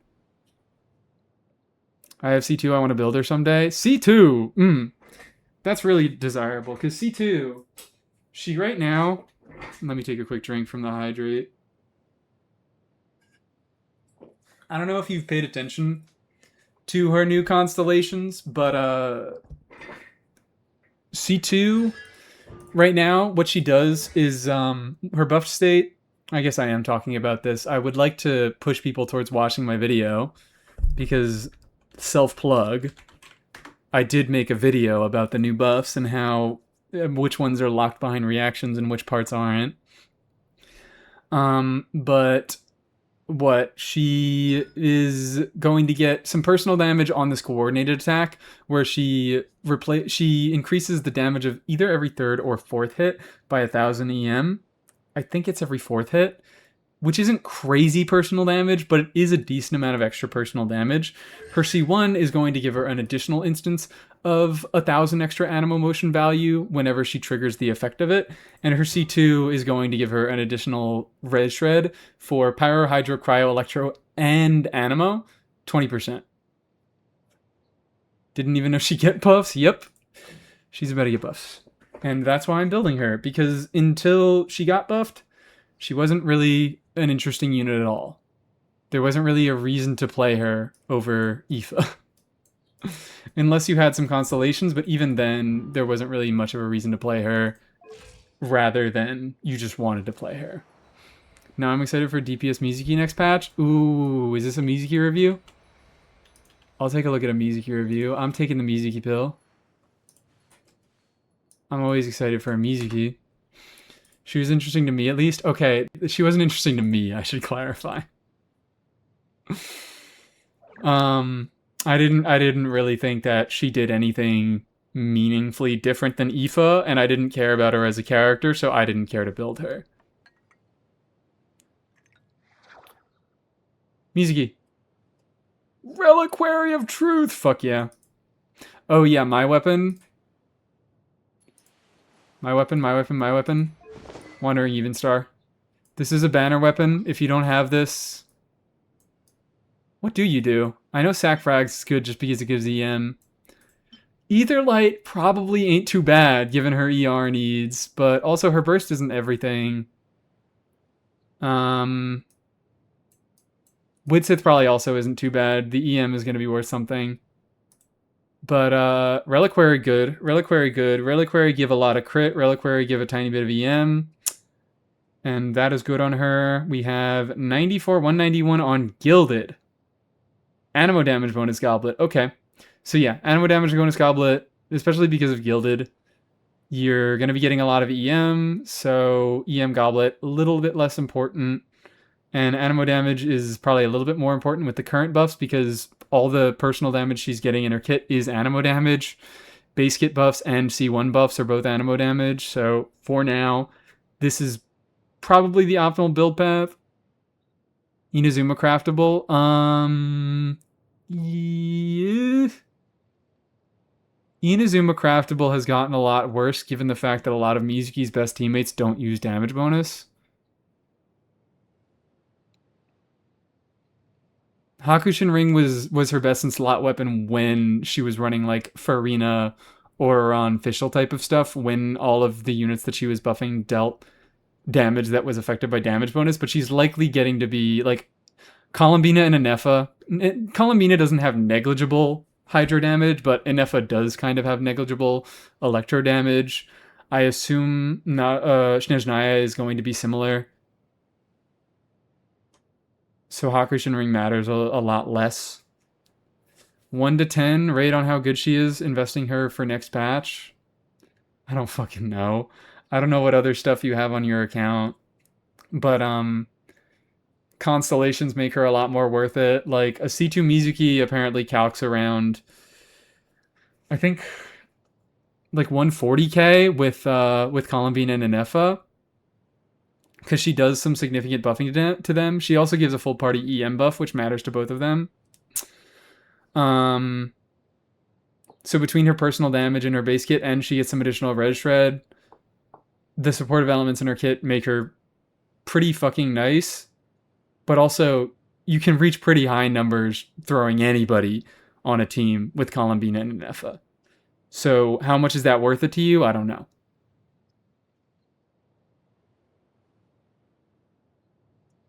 Anyways, Gilded, so you're going to be getting some extra EM there. This is still not enough to burst every rotation, right? You don't have C4, that's the energy constellation. But you might be able to pick it up. You might be able to pick it up from the selector. So that's nice. And in that case, this might be enough ER to burst every rotation. Bursting is certainly some damage. Because it's extra swirls. It's extra animo application, so you get extra swirls. If you need the healing, it's there. That's actually kind of a cool thing about Mizuki's burst that I feel like I really haven't centered in on very much, but it's one of the few healing abilities in the game that actually does something if you don't need the healing, because if you don't need the healing, instead of healing you, it will explode, and the explosion, it doesn't deal very much talent damage of its own, but it does apply animo, it does trigger an extra swirl. Mizuki's whole thing is swirls, maybe it'll get some extra stellar swirl damage once that comes out. That's nice. Does she need crit after buff? She does. She does very much want crit after her buffs. She's going to be dealing significant talent damage, and her swirl damage will just not be... Like, her reaction damage right now, her entire kit is spec'd around dealing reaction damage, but it's just not strong enough of a buff, and she still doesn't do that much swirl damage. So her getting actual significant talent damage is going to change her build path. She is going to be wanting crit rate, or just crit stats in general, and she is likely going to want it more once she gets more damage from the stellar swirl buffs, which I keep saying are probably going to happen, but it's not a certainty. Lohen isn't standard. Nothing is guaranteed until Hoyo says it themselves. We assume that Stellar Swirl is coming, and I assume that she is going to be able to do Stellar Swirl damage, but that is not a guarantee. Anyways, real fucking nice crit stats. You have very good crit rate rolls. You have very few EM substats. You don't have any EM substats at all. Wow. Which I would definitely like. EM is not worthless on her. You got... The ER ain't bad, but... I do wonder, is this, This isn't able to burst every rotation. What ER is my Mizuki at? Mine is at 126.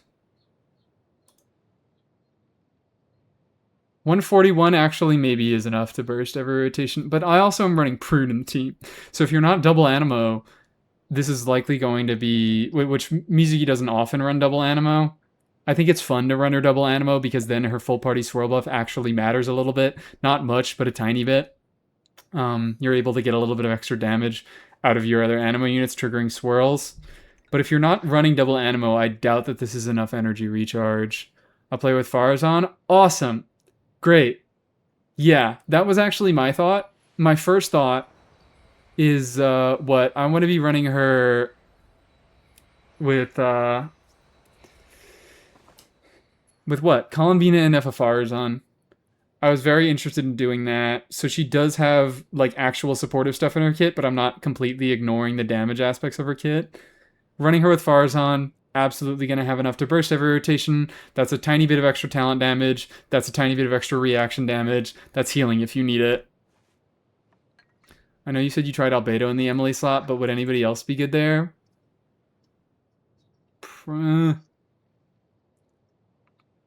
Maybe. It would have to be someone that enables a Hexarai unit to trigger a reaction in that team. Like, that's what's so difficult about it, is Emily is simultaneously a unit that benefits from all of this stuff going on, all the buffs going on in that team. She helps you get some extra pyro to get extra swirls, and she makes it so that Durin can trigger a reaction, and Prune can get her extra 60% attack and buff more damage bonus. Fischl is probably workable, but I assume you're going to run into similar issues that you do with Albedo. Probably not as bad because Fischl can apply her own aura and then you can get swirls off of Electro instead. And worth a shot, I'd say. It's certainly, Fischl is worth a shot. But I think the Emily variation of the team is just going to be significantly better than most of the other stuff you got going on. Still EM Sands after buff? Yes, because her talent damage is EM scaling. So you get to benefit her reaction damage and her talent damage. Anyways, yeah, nice build. If you're running her with Farazan, it's going to be real nice. Which, do we want to try some Farazan shit today? I kind of do want to try some Farazan. It's not going to be worth doing yet. It's really not going to be worth doing yet, and it might even be barely worth doing with a C0 Mizuki. But, like, fuck it. Fuck it. And you know what we can do? We can do Serenade Farazan. Because she deals damage off field. What can I replace? What team are we replacing?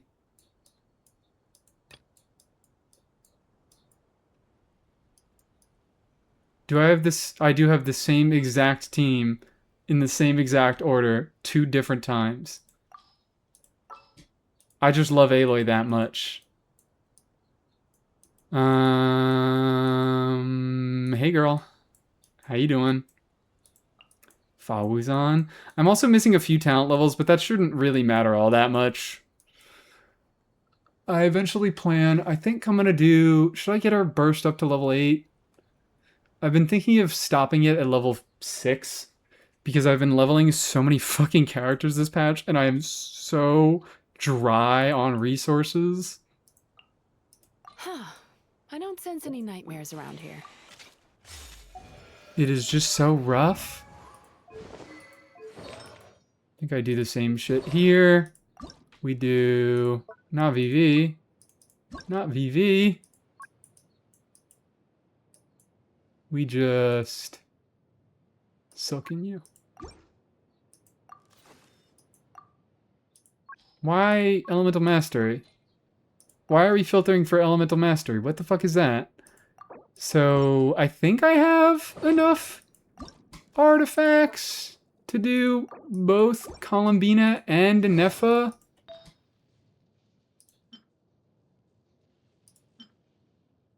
Oh, yeah, okay. What I can do is this. That has not good stats, but it's got all that fucking HP sitting there. So, we do that. 96 170 could definitely be better. But whatever. We'll work with it for now. I don't really need burst that bad, do I? I really don't need burst that bad. I think I can just afford this.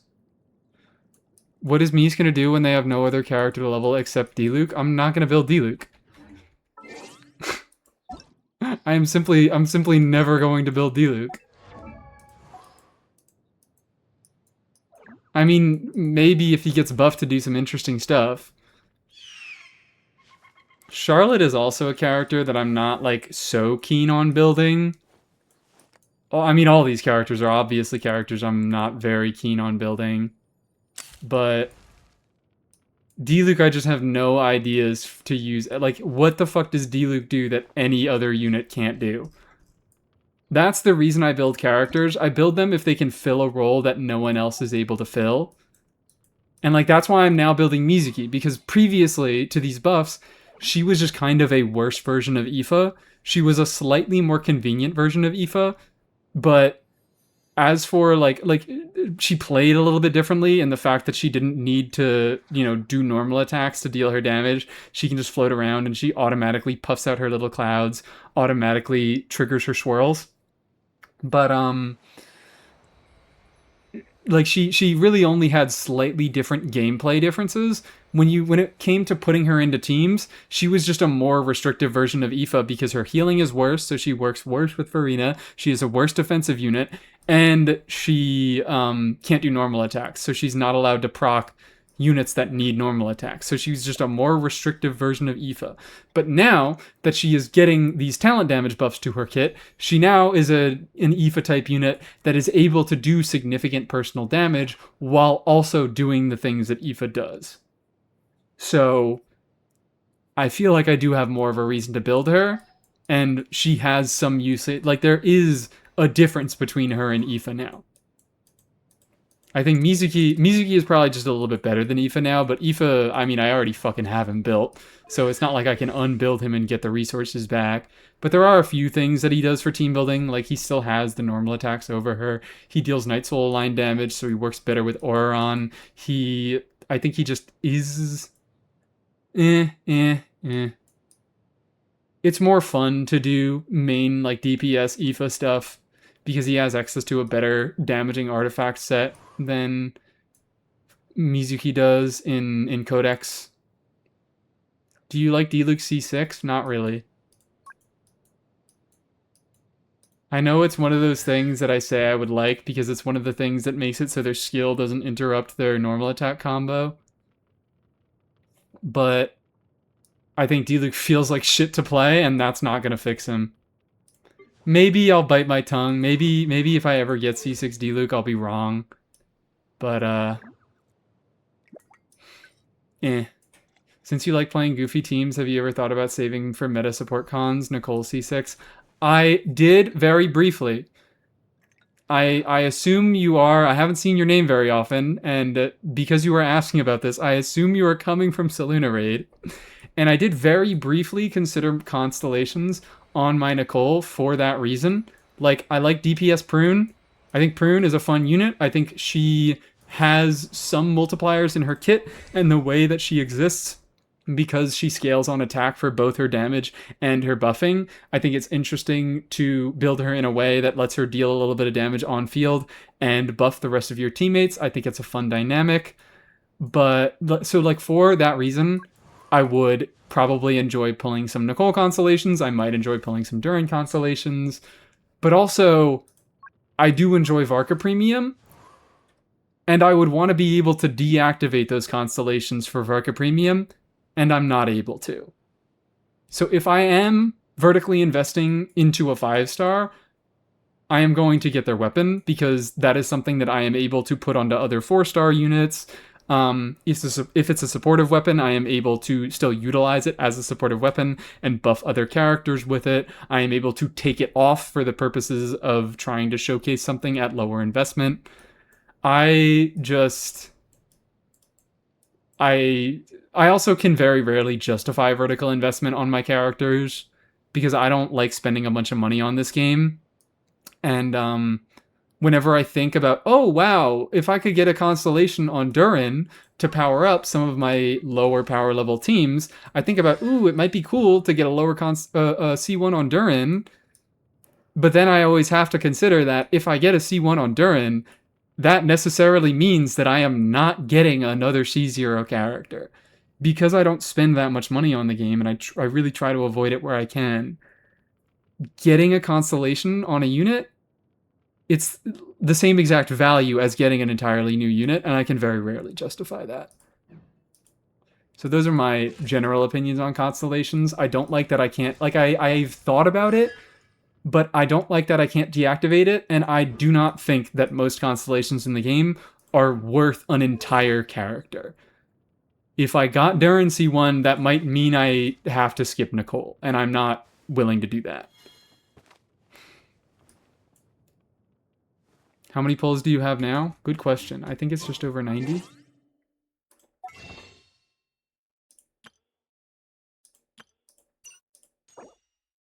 $83. Never mind, it's just under 90. I try to be smart with my pulls, but I do stupid shit. I did a little too much wishing on the Malwika banner to try to get a Mika C5. Just a little bit. How about her signature after buffs aren't crit alternatives better? I don't actually know. I'm interested in finding out, but now EM, like, just has a lot more value on her. Like, her signature was fucking terrible because EM just had no value on Mizuki. Because, once you get past like EM is the only stat in the game that has traditional diminishing returns as you would think of them. As you build more EM, each point of EM you already had becomes worth a little bit less. So building a fuckload, like getting a weapon that gives a fuckload of EM to Mizuki is just less valuable because she already builds herself with a fuckload of EM, and each point of EM will just get smaller and smaller returns. And additionally, like, it didn't do that much in the first place. It affected her swirl damage and it affected her healing, which just didn't matter all that much. Whereas now, she has actual talent scaling damage that scales on EM, and that talent damage scales linearly. So it gives her more of a reason. Like, she has those same older reasons to build EM. It still does affect her swirl damage, and it still does affect her healing, but now it also affects her talent damage, which just gives her more of a reason for that to exist. I also assume that after C6 gives her a fuckload of crit, so that can definitely skew how good weapons can be on her. Stellar Conduct or Stellar Swirl is likely going to give her better scaling with EM, because EM will give her base damage scaling plus Stellar Conduct damage or Stellar Swirl damage bonus, so she gets to double dip in what EM does. But it's also probably like, this is why I fucking what? This is why I think I should just nut up and learn to use Excel so I can start calcing, so I can give you an actual answer. Because I think it is going to be very close. Crit stat sticks versus Mizuki's Sig on Mizuki. But her signature will have the benefit of increasing her swirl damage, which doesn't matter that much, and increasing her healing, which you do like it. Are you on a 50-50? Are you going for Sandrone? I am on a 50-50. I am not going for Sandrone. I am going for Staff of Scarlet Sands, because I like that weapon banner. I like a lot of the units on it, and I have desperately wanted a Staff of Scarlet Sands. I think that Staff of Scarlet Sands is an interesting weapon. And I would not be sad to get any of the other weapons. I personally hyper-focus on my 4-star DPS. Only way I feel I can make them viable in Fearless Dire is getting cons on supports. Like, I don't feel... you say the only way I feel I can make them viable without wheelchairs. I feel the same way about 5-star constellations. Like, ooh-wee, now my 4 stars can clear Stygian because I got Durin C1, but is that not just Durin C1 doing the work? I definitely understand the thought process behind people thinking like that doesn't feel like Durin C1 is doing the work because Durin C1 is a constellation that buffs your on-fielder. It gives them quills, so it feels a lot more like that on-fielder is dealing the damage. But to me, I would be like, I know that I wouldn't be getting this damage if I didn't have Durin C1. So it doesn't feel that different to me than just pulling an off-fielder who does the damage themselves. I mean, I did get Durin Sig. Because, I mean, number one, I do just like Durin, but also, this does... It has a buffing effect, but also it has the things I mentioned before. It is unequipable, so if I need to do showcases, I can just get rid of this weapon, and we can pretend like I don't have the investment at all. And also, I can equip it on other characters. I haven't found much use on it. I haven't found much use of it outside of Durin, but there have been a few use cases that I've thrown it on characters that weren't Durin. I did a Varka clear versus the Cryo Automaton that ran, what was it, Sucrose, Layla, Shenhe, and I was able to put this on Layla because I still got double Hex, and her burst hits pretty frequently, so I was able to get this effect. Xingqiu, yeah, it's a usable option on Xingqiu. I haven't used it that much, but I have been able to use it on Xingqiu. It's a usable option on Kaya in the same scenario. But yeah, can you get the legendary Chi-Chi Sig? I kind of want it. I kind of want it for my Bennett. I do want Skyward Blade for my Bennett.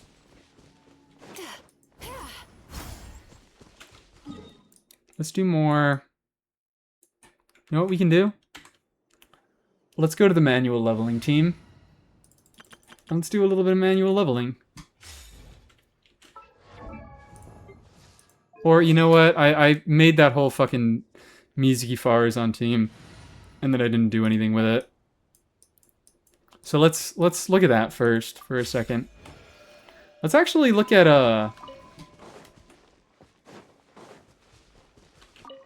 I don't think this is gonna work, but let's look at it in, I mean, I think it'll fucking roll menacing. But let's check how it works in menacing first. And then we could maybe fearless it. I don't think we're fearlessing it. I think that this does really need the it needs Mizuki's buff to be feasible on fearless, because Mizuki just does not deal enough with the current slot.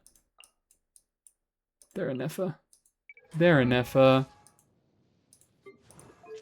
Like, I've done it with what? With Flynn's best in slot, with Columbina and Nefa Sucrose Flynn's, and it's still pretty difficult to do. And once Mizuki buffs come through, she's only going to be doing as much as Flynn's does with C2, but I think that it's possible that her ease of use and her ability to get online a lot sooner than Flynn's can, and her ability to on-field as she is dealing with the scrum mechanic, might make her a little bit better into this boss. But of course, the boss is going to be gone by the time her buffs come through. So it's going to be rough. It's going to be rough. In any case, I was checking to see if Farazan is on Favbo, and she is. 215 should be okay. That could be a better crit ratio, but I'll deal with it.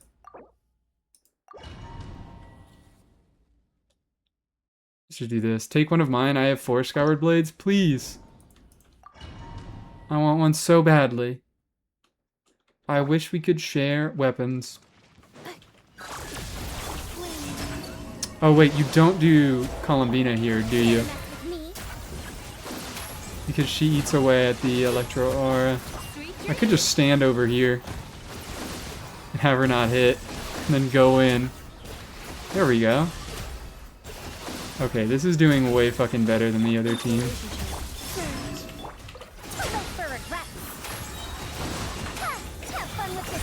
Whee! Look at that. Oh, you know what? I also remembered that this motherfucker is 50% Animo resistant.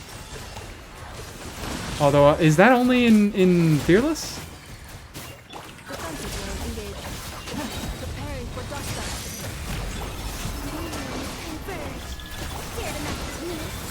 I don't know when that Animo Riz kicks in. Because, like, she's not dealing very much damage right here, but also her build is very much not meant for it. She's on an EM crit build, and all of her Animo talent damage scales attack. Anyways, would you believe it? Binefa is good. Would you fucking believe it? Binefa is good. I think we're gonna have a much more difficult time in Fearless, but we'd at least try it out, see where we get.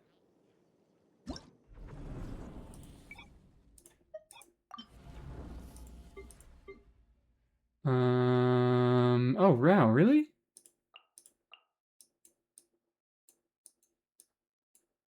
Let's grab these two. Get out here, girl. Get out here, girl. So if this was a real game, all units would be equally balanced power-wise, and since some characters get arbitrarily cooked by Hoyo, constellations are the only way to make it fair for the weaker characters. I do understand that. I totally understand that, that thought process. I totally understand that thought process. Although, to be fair, I did not pull this to make him stronger. I pulled it to make him feel better to play. It's not exactly the same. I was today years old when I realized Shan Yun doesn't give attack. She's like an effective attack buffer. A lot of people talk about her as an effective attack buffer because, what? she gives a quill to plunge damage, so that lessens the need for attack buffers and heightens the need for damage bonus buffers.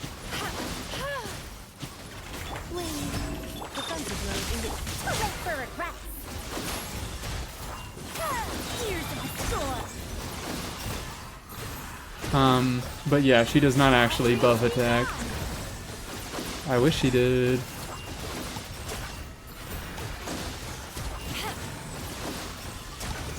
I don't know if I like followed up on this thought from before, but I did very briefly mention something very, very funny about Mizuki is how fucking fast her charge attack is. She can spam her charge attack so well. Is this... wait, hold on. This is like rough.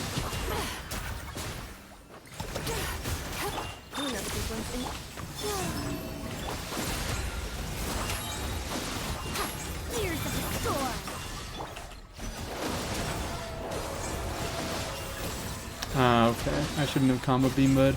I could just hang out over here. Its shield also gets stronger.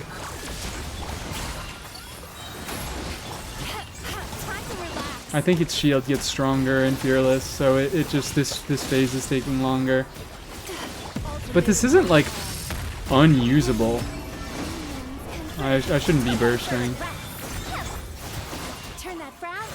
This isn't unusable, and I think that this might genuinely have a shot with Mizuki buffs. If I rotate it a little bit cleaner there, it's not completely unusable. Big surprise. Columbina and Anefa deal a lot of damage. Now I'm curious. Hold on. Now I'm curious. The people yearn for Mizuki 101? It might happen. There's a chance.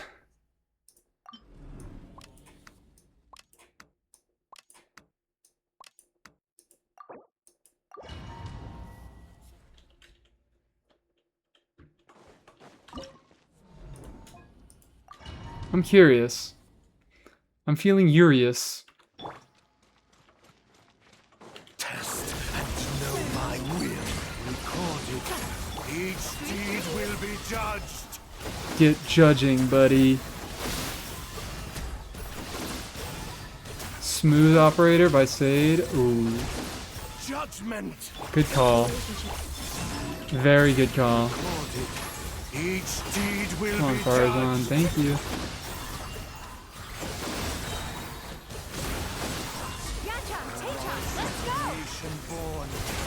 I feel like this isn't even going to be the worst team into it. Like, obviously we're getting a lot more electro damage than we're getting hydro damage. But we're getting some animo damage. And nah.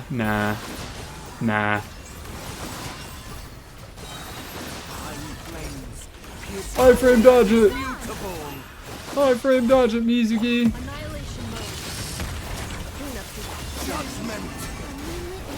I think we just got too much. Too much electro damage going on, not enough of the other elements.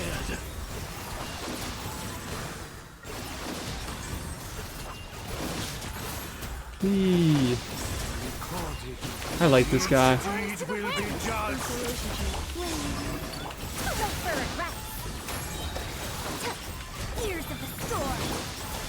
Charge attack spam.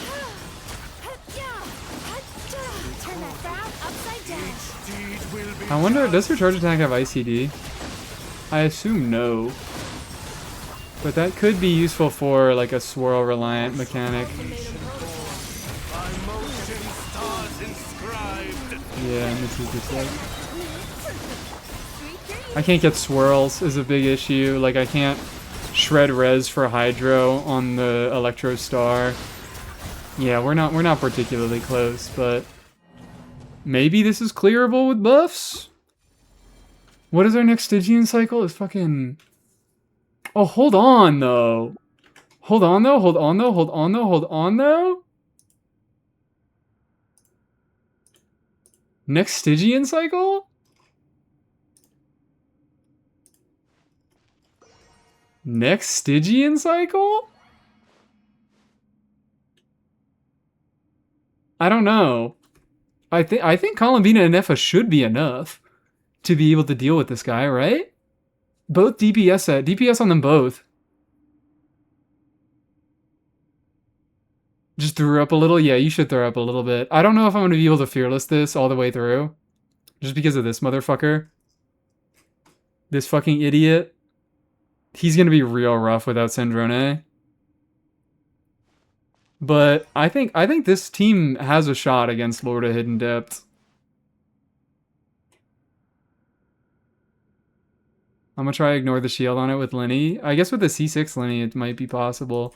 What are the DPS requirements needed? I still have no fucking clue how this guy works. I'll be so real.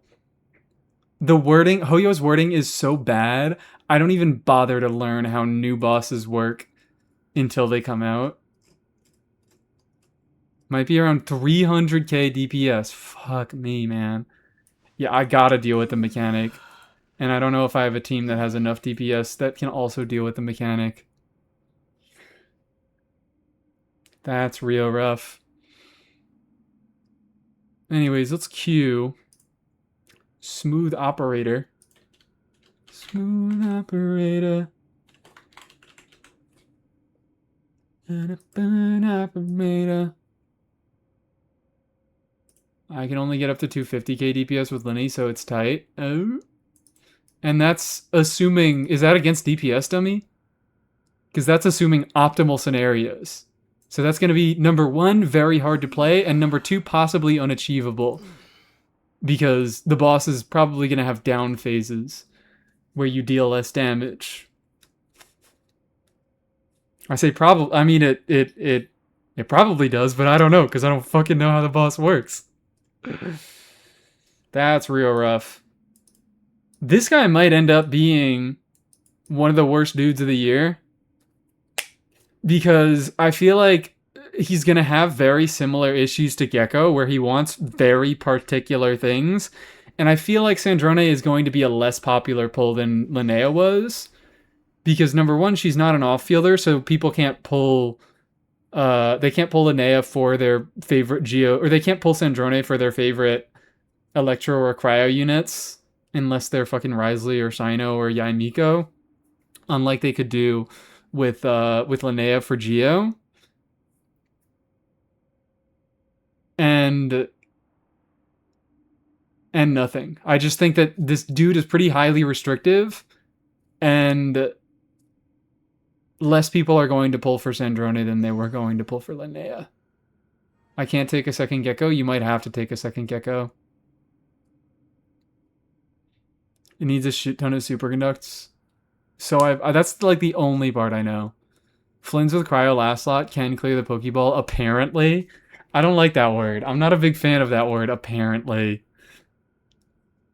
Like, what does that mean? Who's doing this? Is this calced? Has this been done in practice by a leaker who's bad at the game? Because all leakers are bad at the game? They can't do real Stygian runs until the creator server stuff comes out, right? Because from what I know, Hoyo, like if you deal some real damage, Hoyo is able to fucking like track you somehow, even if you hide your UID.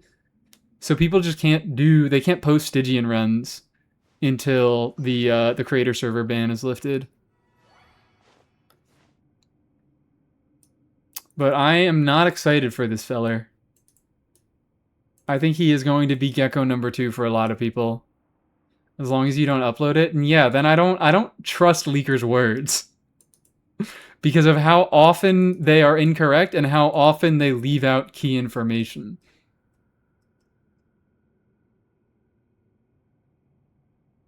CN Milliastra boss simulation stages? I wonder how accurate those are. I wonder how accurate those are. Yeah, so I'm not gonna make a judgment based off of a bunch of rumors that nobody can confirm. I'm a beta tester and I cleared with Sethos. Okay, well, there we go. Edwin Life can vouch. Thank you so much for clearing everything else up for us. We will be fine. We'll be fantastic. Ignore the C6 seat lolly in the room. Actually, C6 seat lolly wouldn't even really do that much. She has a few buffs in her constellations, but they're mostly to melt stuff. They're mostly to melt stuff. So, I'm kind of interested in doing a little... small... Not really, I'm not that interested in doing a DPS test now, because, ooh, what's gonna happen is Inefa and Columbina are gonna do 1,000,000 billion damage, and Mizuki is gonna deal 5% of the team's damage. I don't think it's interesting to DPS test it until we get the buffs, although maybe we could do a comparison. Maybe we could do a comparison. Maybe I could actually write down and remember how much damage this team does and then test it once again once the buffs come through. I also wonder if the buffs... They didn't say we needed to do anything to get the buffs, so I wonder if the buffs are just gonna, like, exist the second the update comes through.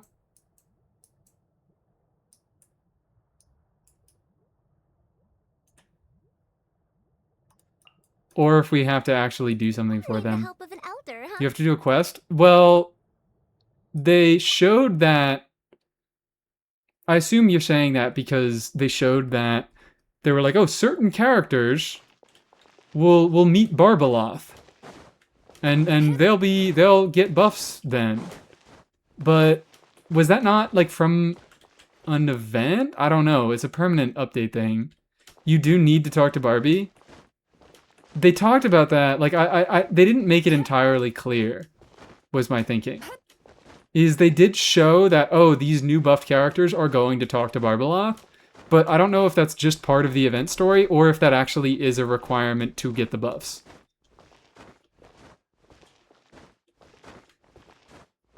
I just want to know how irritating it's going to be. I haven't put out my Sandrone wish form yet. So I want to know how much time it's going to take before I get to test the characters with the buffs. I want to be able to play Yai shit immediately. I want to be able to play Mizuki shit immediately. Beto and Diona I'd like to try out, but I'm less... I'm actually the most excited about Mizuki, really. Mizuki, I think, is by far getting the most for people who are not getting Sandrone. Genshin's recent official post? Oh, okay. They confirmed they have versions of homeworks. Genshin's most recent official post. On what, Twitter? If anybody wants to find a link and dump it in my Discord somewhere... In like Genshin or no. Yeah, you can put it in general chat since it's not a leak.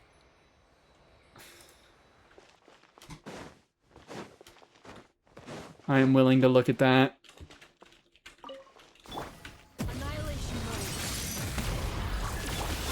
Does your Mizuki have any cons? She does not. And that's going to make her a lot less interesting in the upcoming patch, but I think I'm pretty set on actually picking Mizuki from the Constellation Selector in 7.0.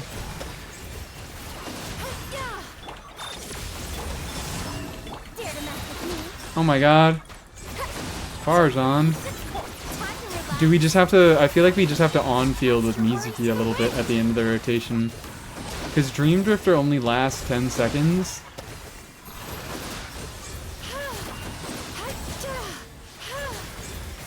There we go.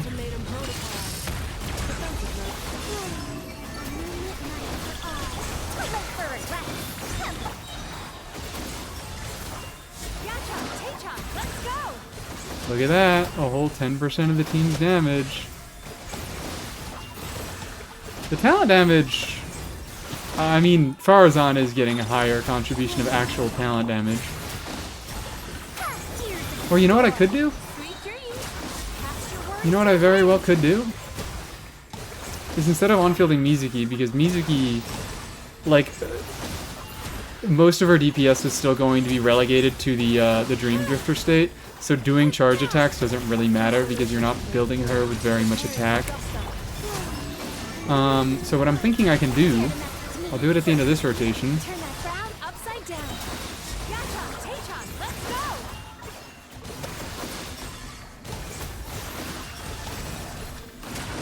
is We'll see about that. Farazan at the end. Farazan actually has Wait for a request. Here's the some talent damage she can do.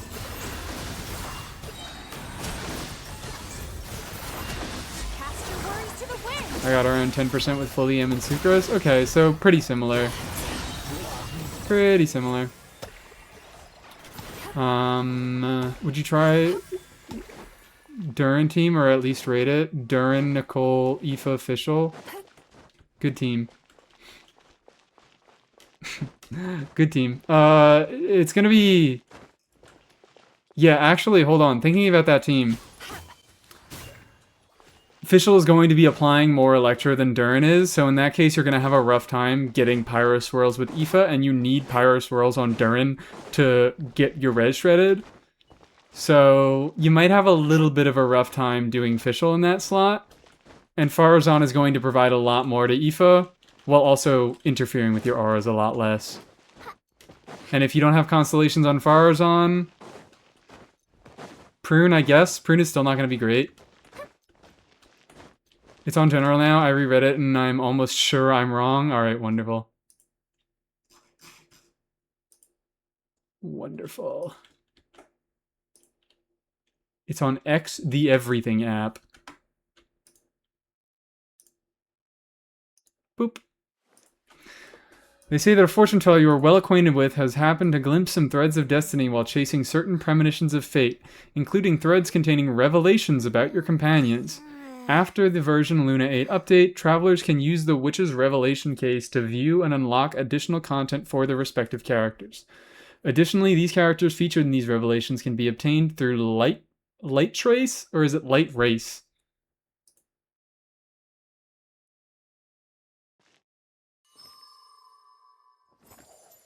After the illusion, I don't fucking know anyways. That's a real neat way to build an even more powerful party.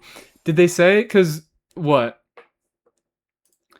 The wording kind of makes me think it's something like, we get the Little Witch's Dictionary, or whatever the fuck it's called, the Witch's Compendium thing right now, right? So, like, you can go into the Witch's Compendium to unlock the quests that then unlock the buffs. So this makes me think that this is another thing like that. But yeah, it doesn't clarify whether we are going to have to do quests or not. It actually does kind of make me think that we are going to do quests if we have to go into the book to do it. Which is homework, but without being a Hex member, yeah. Yep, so this actually is kind of worded to me like it's just another Witch's homework, but not Hex, because we needed a different name for it, because these guys aren't Hex. 100 years have passed, yet there hasn't been any change to those dumb rules that Sounds like more Rising content to me. Yeah, baby. They're all C6, just FYI, my team is. Oh, then if you have C6 Farazan, then absolutely. Then absolutely. You should be using her over Fischl. Fischl's a nice unit. Fischl can deal some damage. But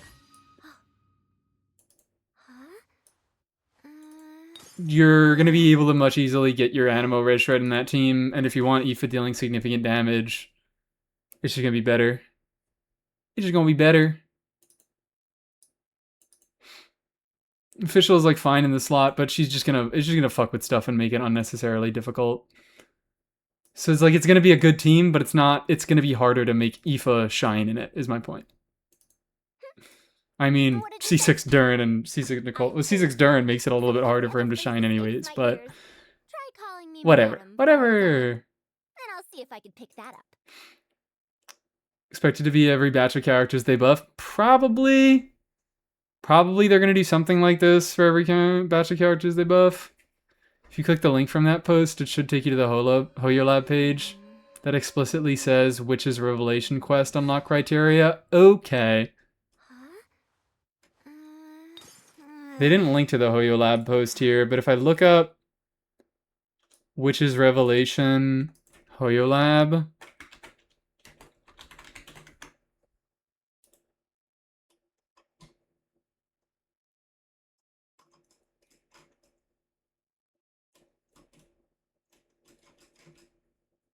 they're going over the buffs. Wow, and they actually correctly fucking listed which buffs are reliant on Stellar Conduct and which ones aren't. I had people commenting on my video like, the special program said that you needed to be in the Polestar field to enter Sino's burst through his skill, so you're wrong. And I'm like, no, the special program fucking lied. Academic research The special program just told you something that wasn't true. just go in and out of fashion. Because Genshin loves telling you things that aren't true. Like, look at this thing. It lists it correctly here. Stellar Conduct Playbook is listed afterwards, but here, when Sino unleashes, infuse at any time, let the judgment commence. It is at any time.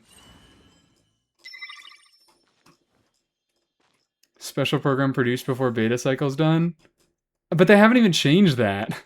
They haven't, that, like, that's been base kit for the entire time. There it is. Travelers can use the Witch's Revelation case to view and unlock additional content. Additionally, the characters featured in these revelations... Oh, no. Content does suggest that it's more quests.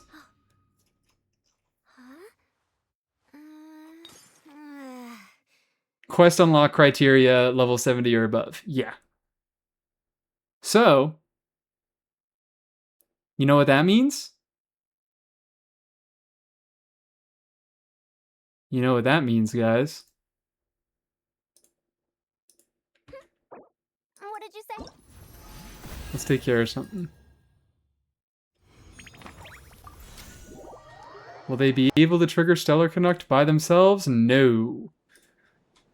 Only new characters introduced with special visions are able to trigger Stellar Conduct. Means I'm gay? Well, that, but not just that.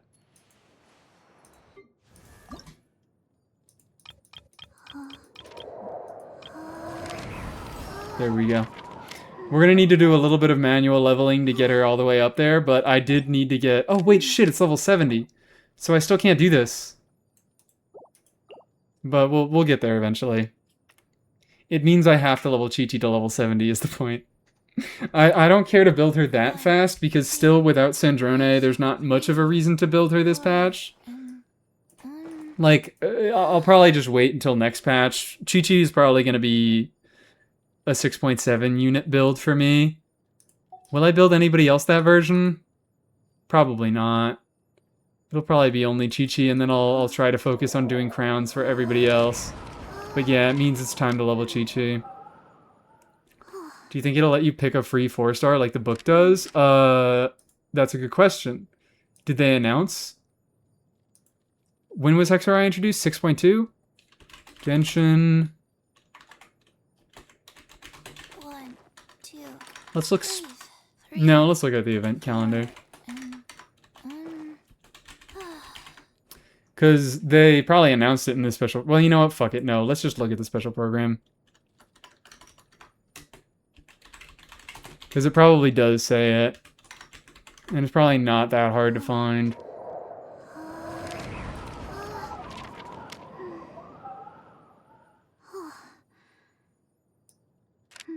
I assume they're just going to be putting Diona and Beto on. The moon will be closest to Devat.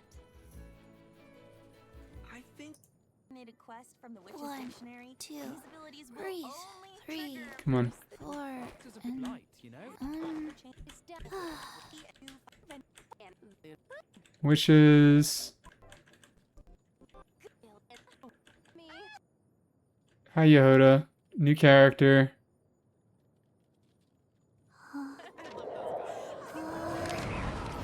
Did they not list it? That would be very surprising if they didn't mention it. Venti. So here is when they're like, here are all the characters getting buffed.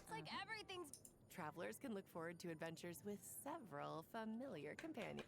Travelers. 1, 2, breathe, 3, 4, and There's Albedo buffs, there's official buffs.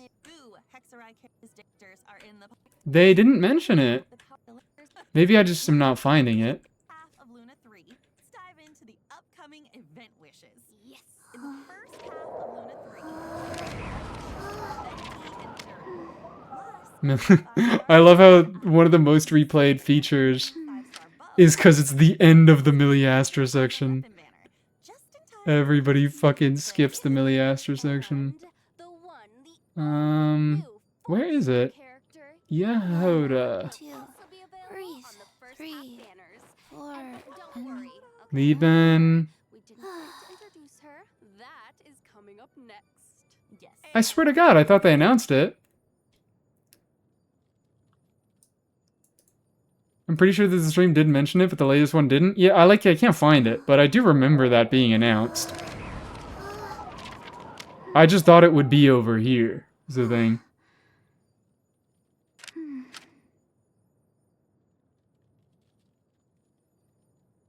Do I just trust chat and say that they did mention it? That's Miliastra. 2, breathe, 3. They're introducing Venti, they're talking about his buffs, they're talking about Witch's homework. I thought they would, like, announce what characters are getting buffed, and then they're saying, hey, you can pick a free Hexarai character.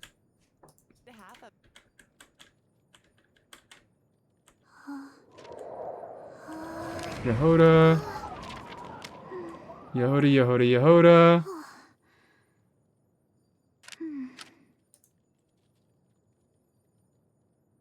And now that we've introduced Yehoda, we can go into the events. Soul Bling, ba, ba, ba, ba. Come on. 1, Come on. breathe, 3, 4, and Because if they didn't mention it at this stream, then there's a possibility that... I would be so surprised if they didn't. Like, if they announced it through a Hoyo Lab post, maybe? Oh, okay.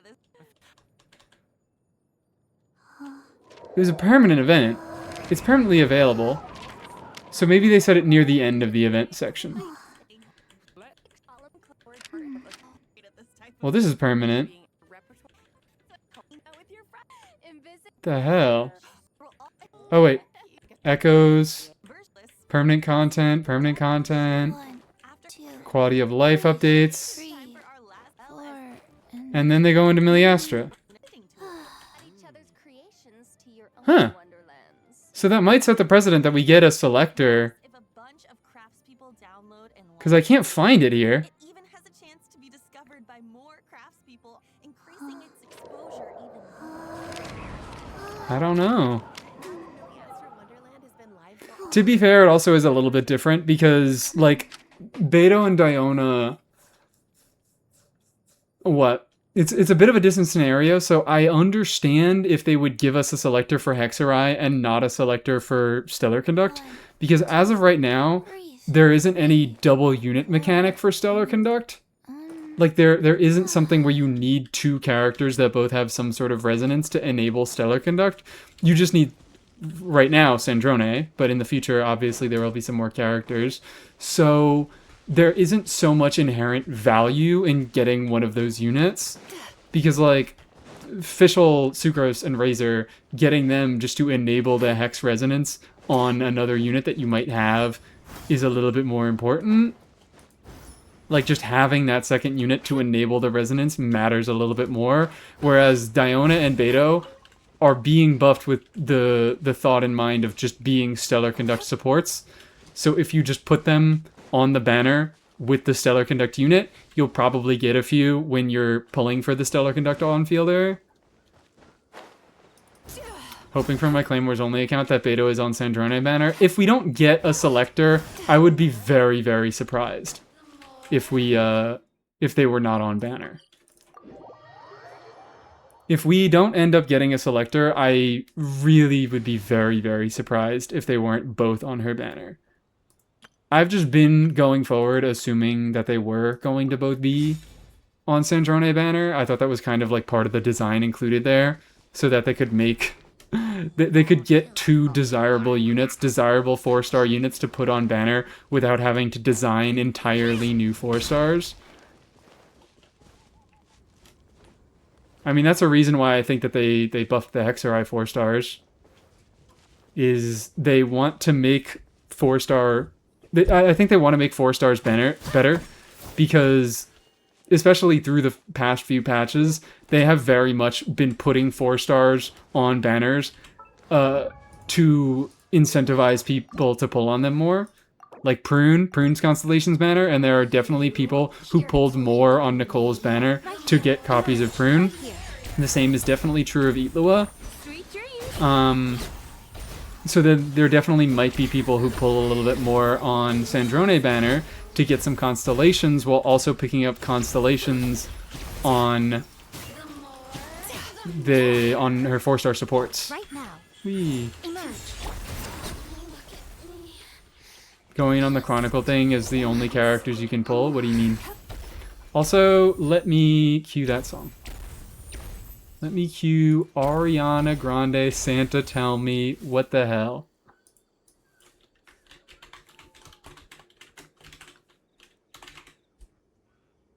Interesting cue. Very interesting cue. Diona and Beto Chronicles usually only have 4 stars from the region. Yeah, I don't know what they're going to do with the 4 stars on the Chronicled banner, but it feels like it doesn't make sense to me to put them on the banner, on the Chronicled banner, and not Sandrone banner, because those units aren't useful for any of the Chronicled units unless you get Sandrone. Like, you need to get Sandrone to activate their buffs and make them good supports for either Shino or Risley. And, I mean, I don't know. I don't know. Right now. It just feels weird for them to want to try to incentivize people to pull a bunch on Sandrone banner and on Chronicle banner right before a new region comes out. And they definitely know. They have pulling statistics. They definitely know that a lot of more people like just start saving regardless of what unit is on banner. Less people will be pulling them if they come out in like right before a new version comes out. Ow. Leave me alone. Because I feel like that would just incentivize people to pull less. If there was so much less synergy where you needed to be pulling on multiple different banners to actually make all the units that you got work together, I feel like they'd be pushing their luck a little bit too much. And it would just make people pull less. This is all vibes. This is me vibes crafting. But, yeah, those are my general thoughts on that. Either that or the standard pool, maybe. I'm excited to see what they do with the Chronicled 4-star banner pool. Because they obviously can't just do a region.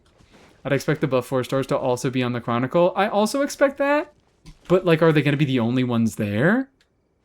Because usually what it is it's the regional 4-star characters, the regional 4-star weapons, and the weapons that you can get on any banner. So, like, what is it? The Fav weapons plus... Is it, like, Dragon's Bane? Fav weapons, Sack weapons, not history. Details. Fav weapons, Sack weapons, and the Bane weapons. List of items.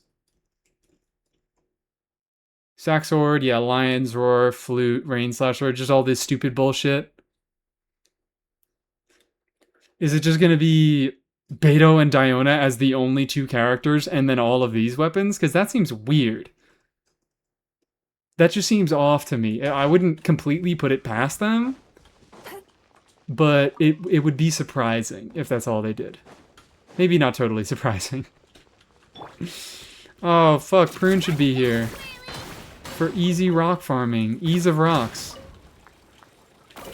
Back with pizza, welcome back, Sophia. They make him in the promotional banner along with Sandrone. That is my #1 expectation. I will be very surprised if either Diona or Beto are not. Like, if neither of them are on Sandrone banner, I don't know what I'm gonna fucking do. I expect at least one of them to be on banner, and I also expect both of them to be on banner. I think there's a pretty decent chance that both of them will be on banner. Bam. What the fuck am I doing? Right now. Oh my god, guys, I can get an aggravate. Thank you, Dendro Salmatural.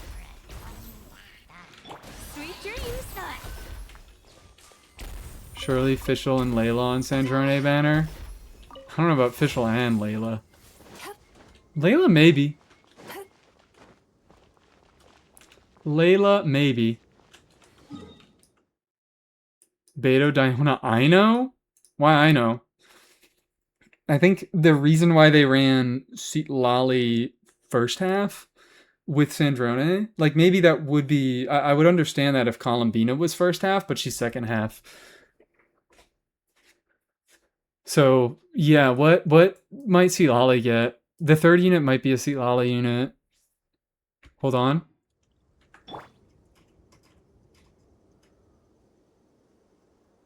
I think we need to start seriously considering this possibility.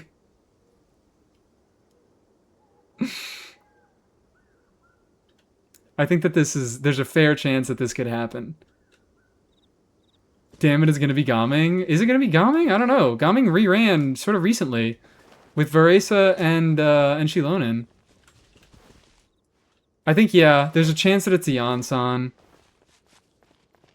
Because people were kind of mad that a Yansan wasn't on this banner. A Yansan really should have been on this banner. Please no Gaming, then I have to pull. I think I might put my money on Kachina. I'll be so real. It's been a while since Kachina has rerun. And she is another Night Soul unit from Awika? I don't know. Auron to fit the Superconduct theme? That's also a possibility because Auron hasn't gotten a rerun since... I think... was it a Nefa debut? No, it wasn't a Nefa debut. When the fuck was Auron's last banner?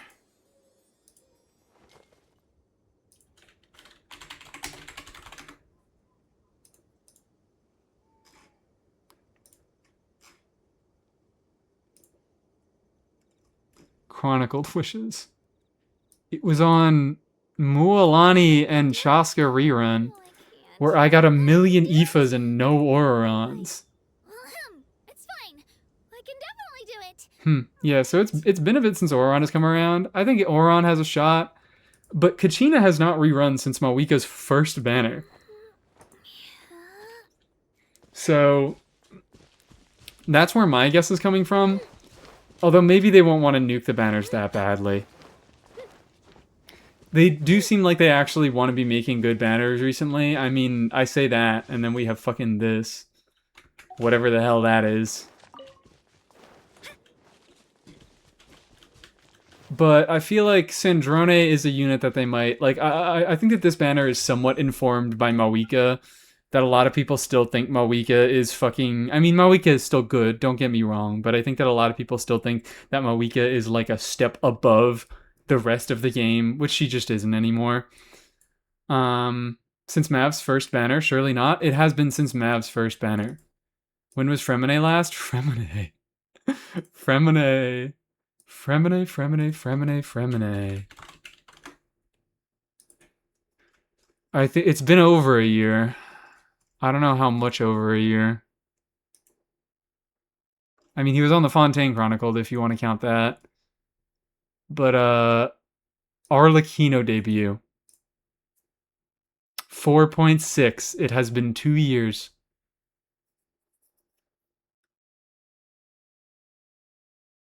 Maybe. Maybe they'll put a Fremine on banner.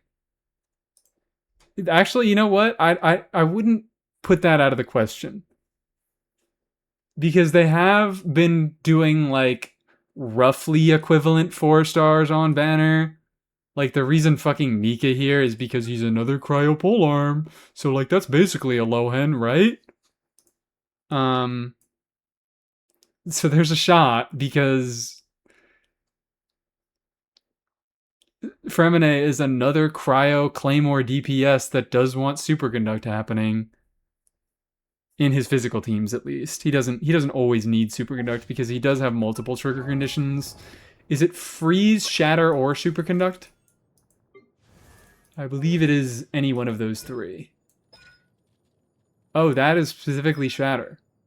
Never mind, he's a fucking Shatter character, if anything. Shatter's the thing in his base kit, and then in his constellations, I think he wants, yeah, Freeze, Shatter, or Superconduct. I think there's a shot. I think there is seriously a shot.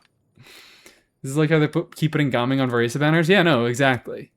Like, they put 2 good supports for Varesa, and then they put a character that is sort of like her. Another plunge DPS in Gaming.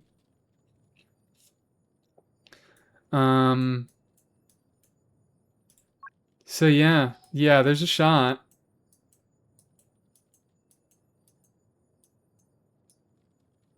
I think Fremine has a shot of being on that banner. I think Layla I'm less confident in now. But perhaps another Night Soul unit like Auron or Kachina. I say Kachina, I don't think Kachina has a very good shot. I think Kachina, I don't even know. I feel like they maybe should have tried to rerun Kachina during like a Lunar Crystallize banner. What was Tsibai banner? I know it was Goro, Itlua. Who was 3rd slot? Was it a Hydra unit? Aino? Oh, wait, yeah, it was Aino. I forgot. I thought Aino was first half, but she wasn't. Oh, I thought she was first half, but she wasn't. Kachina had her shot on the Geo Resonance, but, like, I understand why they had to run Itlua because he was debuting, and he was the Tsibai support. So it would have been kind of ridiculous to not run Itlua on the Tsibai banner, and I assume that led to higher Tsibai sales.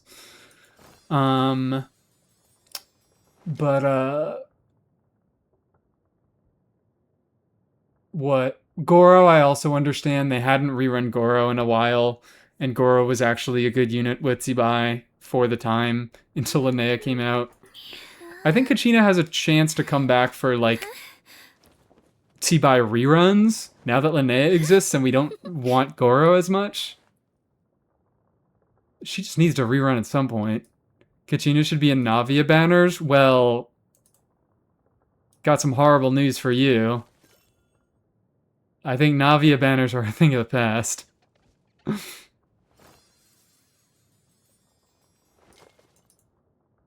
When do we think Kave will rerun?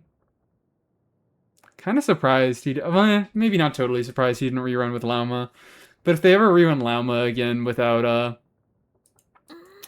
if they rerun Lauma without Nefer at, like, different times, I think there's a shot.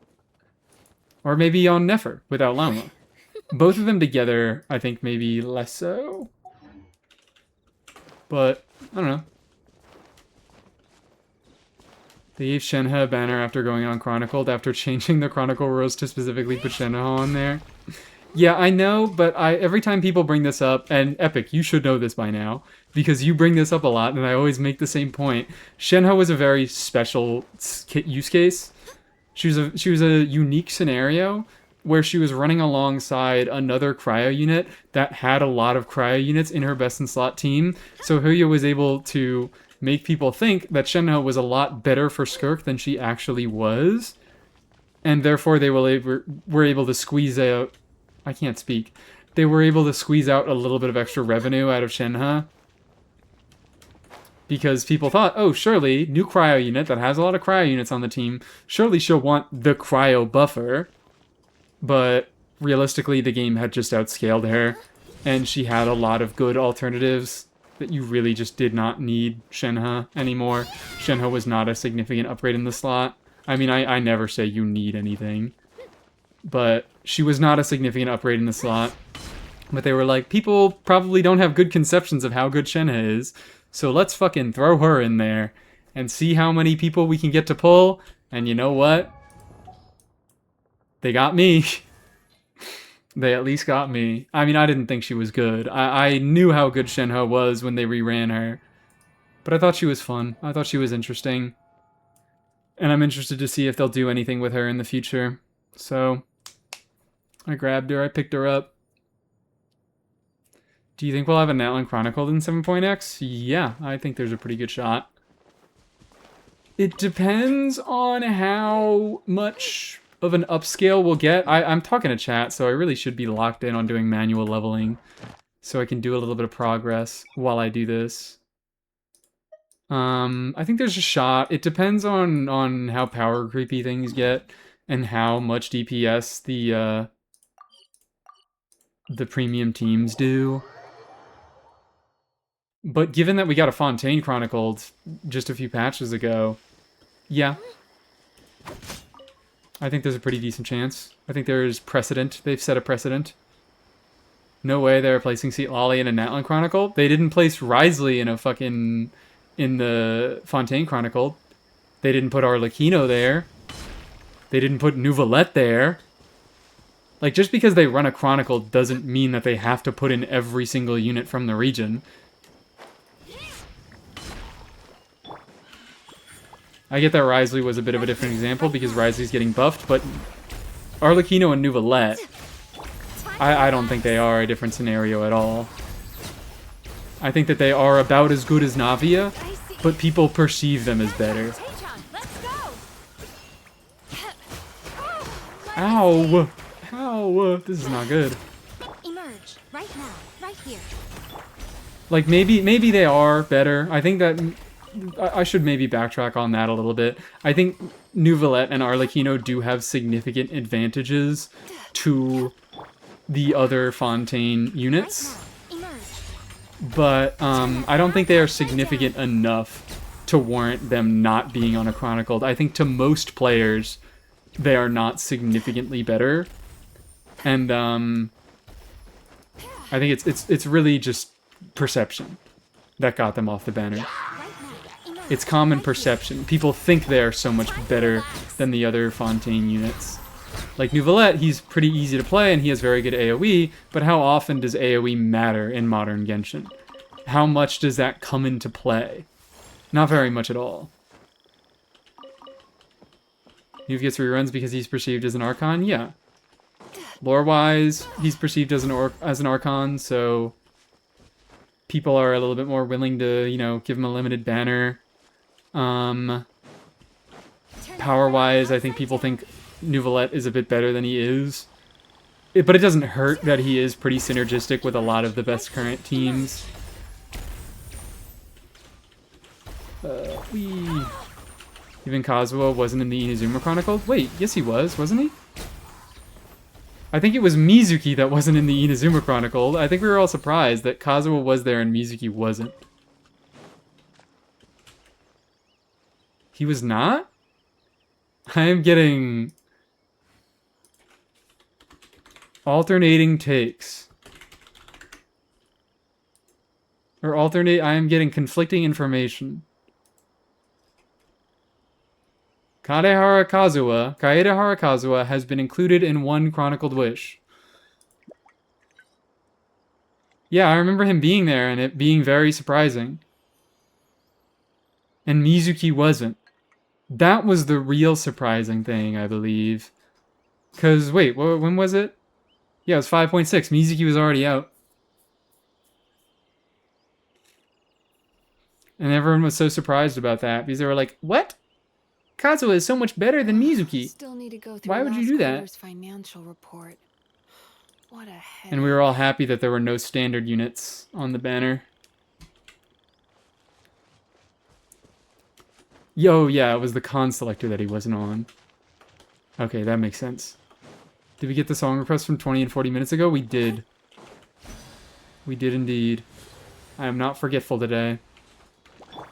Right now, right here.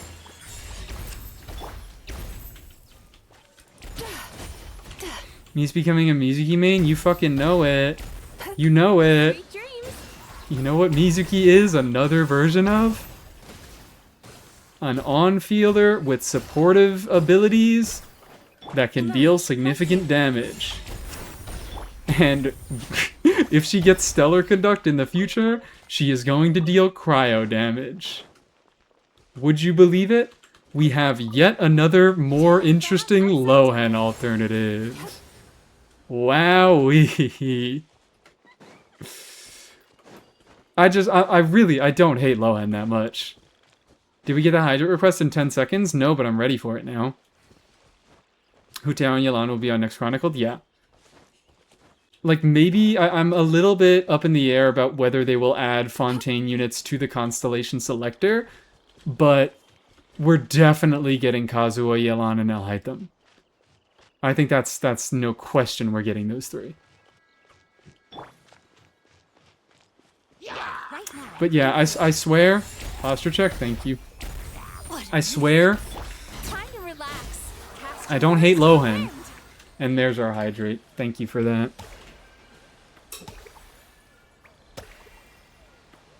Need my C1 Kaz code. What are we doing?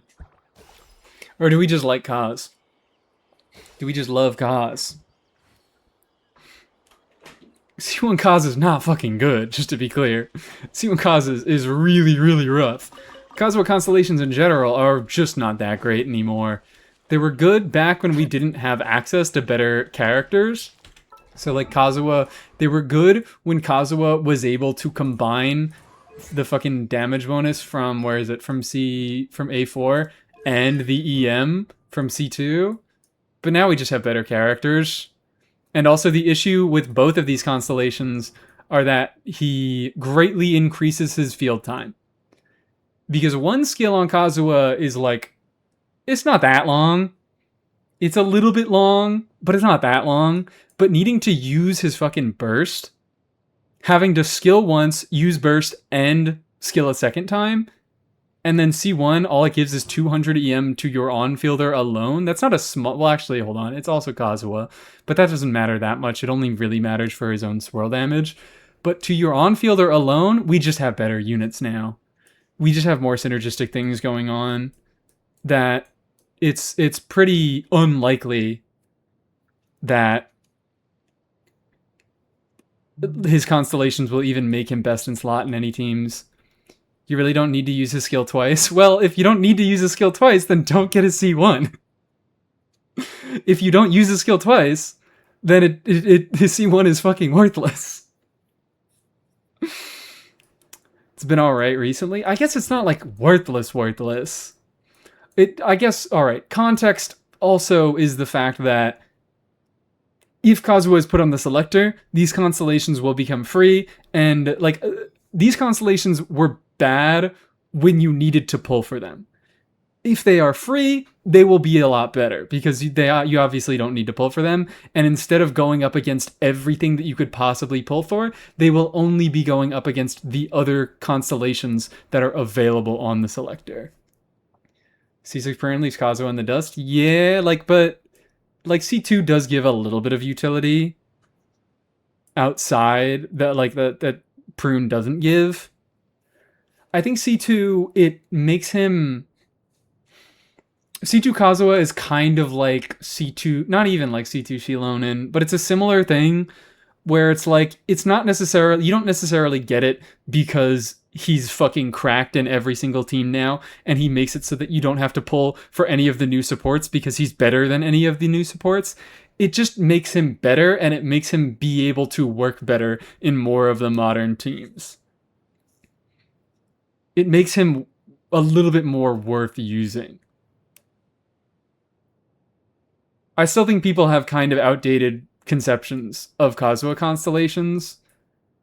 And this C2, we also have to keep in mind that you have to use the long-ass burst animation, so that's DPS loss, because you probably do have an on-fielder that can make much better use of the field time.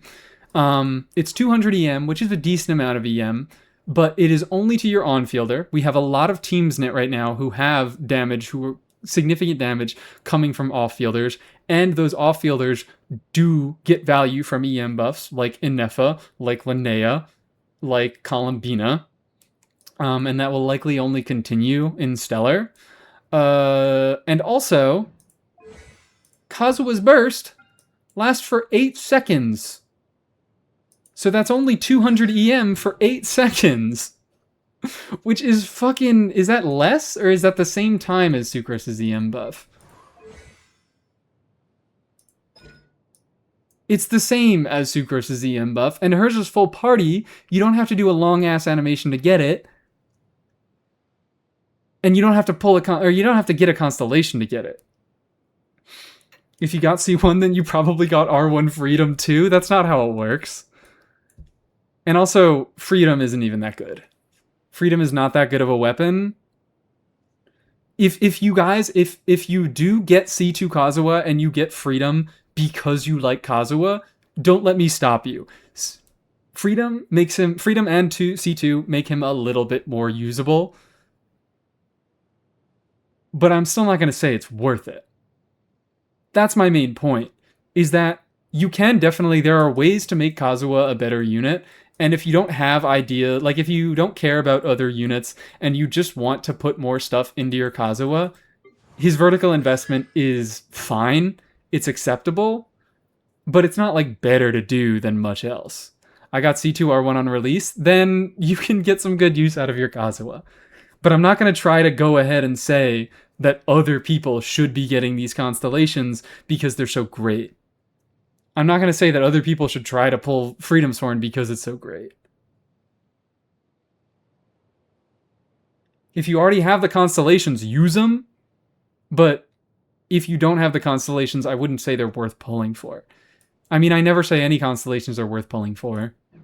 And also, you do have to keep in mind that Constellation Selector only allows you to get C1. He's not in Selector this year, so even if it does reset, you're going to have to wait until next year to get C2. But yeah. How they can buff him and every other animo. Increase VV duration to 15 seconds and make VV proc off field. It would be better. It would make them better. I don't like that because I like the skill expression that comes with VV, but I do understand wanting to make VV better. Yeah, it's possible, but they would probably just make a new set first, yeah. Does his E count as a plunge and get boosted by Shanyun? The animo damage does? I don't know if the... Yes, the converted damage also does. I am curious then, is there a cooldown on how often she can boost? Yes, there is. Only 0.4 seconds. I was wondering because Kazuha deals 2 separate instances of plunge damage in that case, his animo and his converted. So I was wondering if they could get them both buffed, but it seems that they have put that restriction in place for him.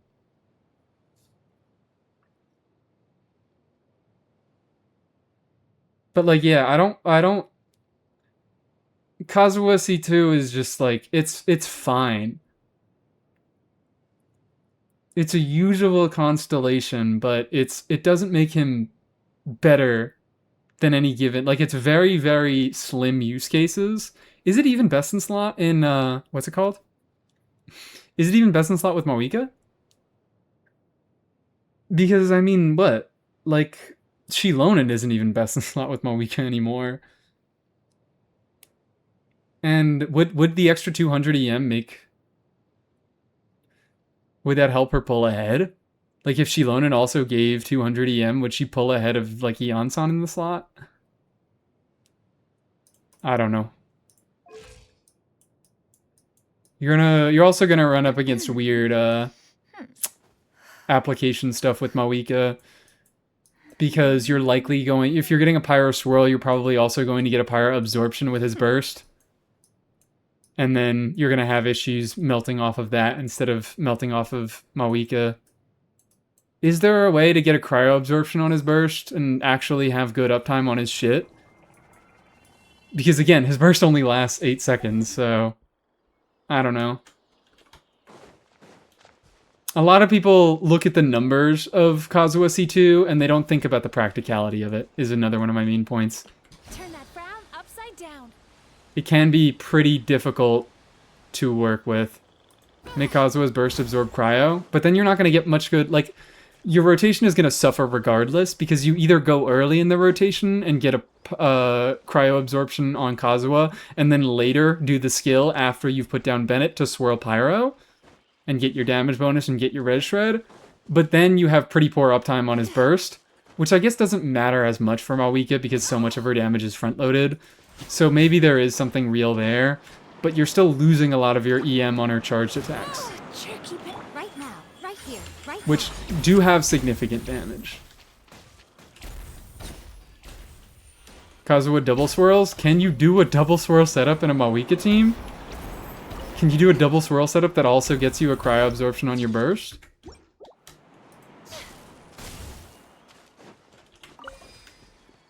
I'm willing to admit defeat on this, but Feels Crafting tells me that there's not really a way to make that happen. If Lexor pulls up and sends me a video of he's like, yeah, no, this thing is actually pretty easy and consistent.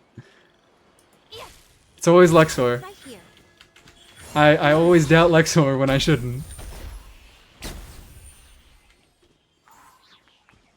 It can happen, but it might not be optimal. It's going to be a messy rotation regardless, is my Sight to behold. impression. Burst absorption is going to prioritize Pyro.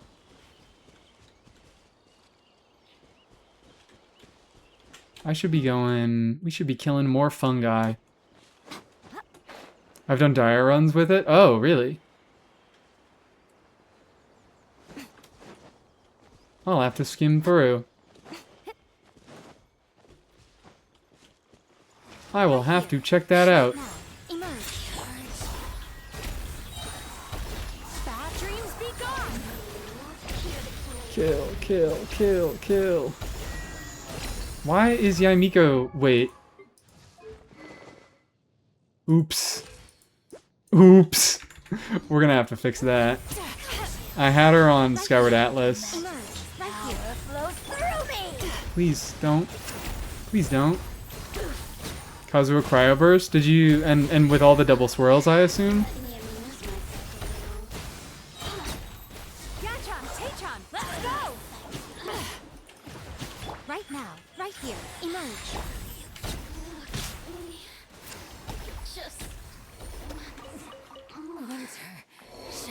I'm still gonna be stubborn and say that I think it's needlessly difficult and still not worth the constellations. But I am interested to see if Kazuha can get a cryo absorption and a decent swirl setup to still shred res on Pyro. Nope, I did a weird rotation. Okay, well, again, Mawika has front-loaded damage, so I can see how weird rotations might be worth it. Right here. Right here. And my main kind of point behind this is I never think it will be optimal.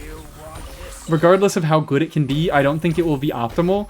And I care a lot more. Like, generally, I'm not a person who cares about what's optimal. But when I'm talking about constellations, I get a lot more objective when I'm talking about constellations because I really do not hold constellations in very high regard.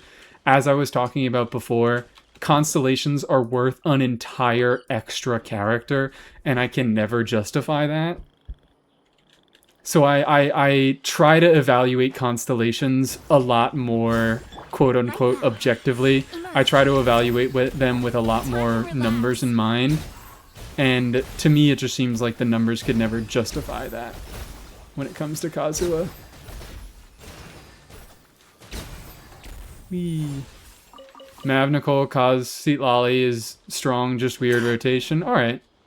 Yeah, that doesn't surprise me. It's definitely doable, and I think that's relevant in things like Stygian, where if, like, you're trying to... If you want to use Mav's best-in-slot teams, if you want to use Iansan, if you want to use Shilonen, but maybe you can't because they're being used in another context, it's definitely worth talking about. And Kazuha C2 might be a thing that makes you... Like, it might be a difference maker in specific Stygians, but that does seem like a very uncommon scenario. Right here. Right now. And again, I always have to say this when talking about Stygian.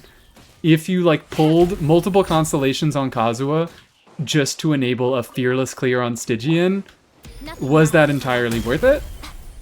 If that's what you care about as a player, maybe, but if you're mainly in it for the rewards for clearing fearless really are not very much. Would you not just Sucrose there? I mean, I think you would. Sucrose is a good option there, but again, like, Sucrose is another desirable unit that has good teams. So it's not completely meaningless to talk about. There are situations in which Kazuha C2 could be useful.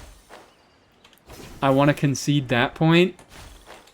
But I think it is very rarely optimal or necessary to clear much relevant content. It is a good way of making your Kazuha more useful for long term and maybe getting a stronger generic support. But it's never something I would suggest. It's really only something I would suggest if you care about making your Kazuha stronger. I think that's my main point. If you care about Kazuha specifically, and you would like to do more investment into him because you want to play more Kazuha, then you can get constellations on him. In general, that's just how I view constellations, period. I very rarely will say you should pull a constellation for X reason. She's a nerd and Kazuha is swag. True.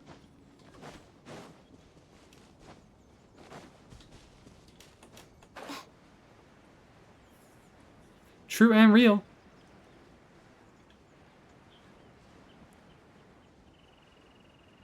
Sees Kazuha is less bricked now that Nicole exists. Oh, yeah, because he only gets damage bonus based on his EM, right? So he still kind of wants attack. I mean, that is still 2 C6 5-stars, but I guess if you've already got one, why stop there?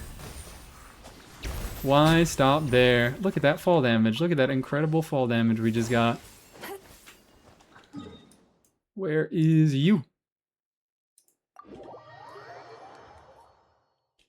I intend to C6 R1 Alhaitham and get extra Alhaitham cons for level 100 Kave. That is a good bit. That is a very good bit. C6 Benny also kills his infusion. Oh shit, you're so right, it does. Because it kills Lynette infusion, doesn't it? Sweet dreams.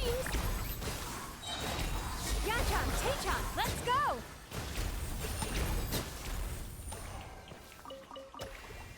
What the fuck was... Oh, shit. I didn't know you were here. That is news to me. Oh, shit. Emerge. Right here.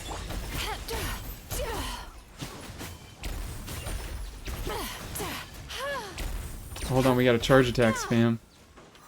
But guys, look at this. I don't know why it's so funny to me. I think it's mainly just because I've been trying to do on-field prune stuff, and her charge attack is so goddamn slow. But look at this. Oh, come on. She can just go. I mean, it's still 50 stamina, so she can only get 3 of them out.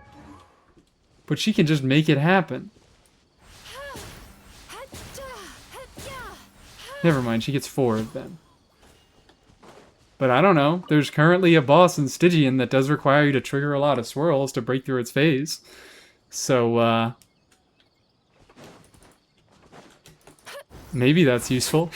C6 Kazuha swirls his infusion on his sword with C6 Benny? Yes, he does.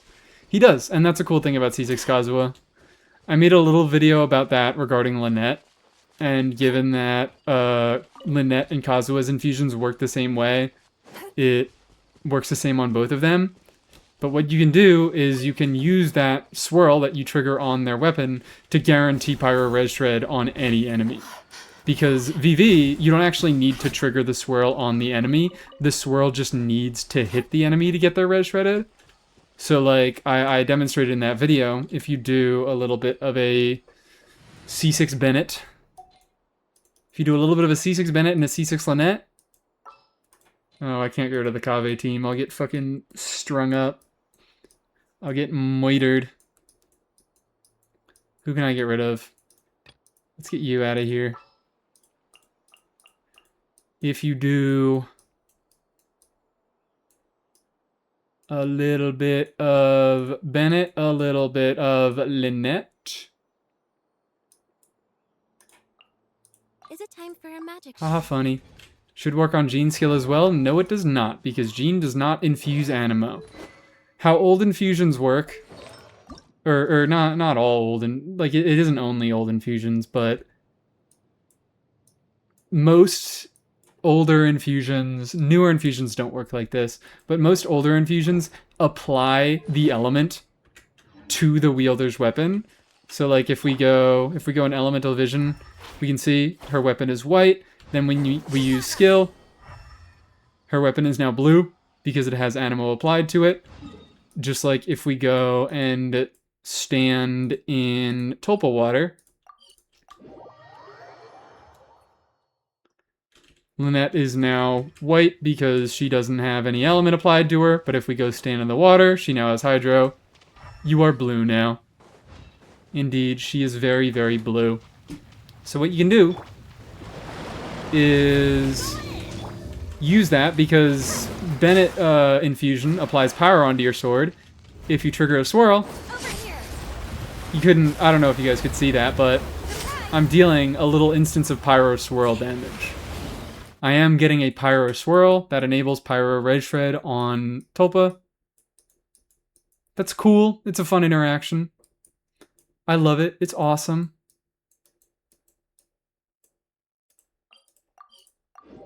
I'm feeling like skipping this song. I like Sexy Back, but I feel like it does not fit the vibe of this stream most times it comes on. I might just remove it from the playlist. As much as I love Sexy Back, I feel like it might not belong on the playlist. I think Stateside is maybe the sexiest song that we can get on the stream playlist.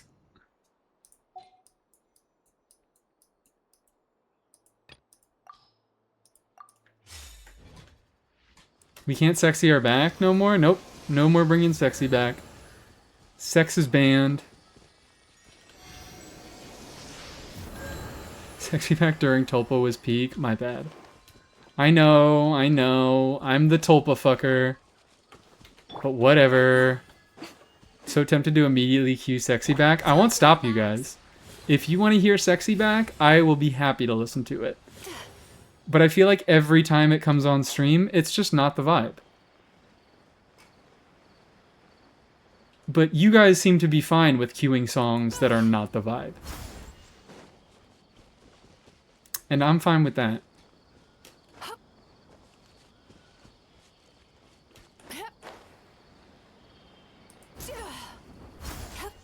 Do you want my Hara fruit farming route? I don't think I'm in dire need of Hara fruits, but if that ever changes, I will know who to ask. Cast your worries to the wind. Sexual Revolution by Army of Lovers? What the fuck is this? I've never heard of this one. Always watching. Is that all? I don't know why that was so funny to me.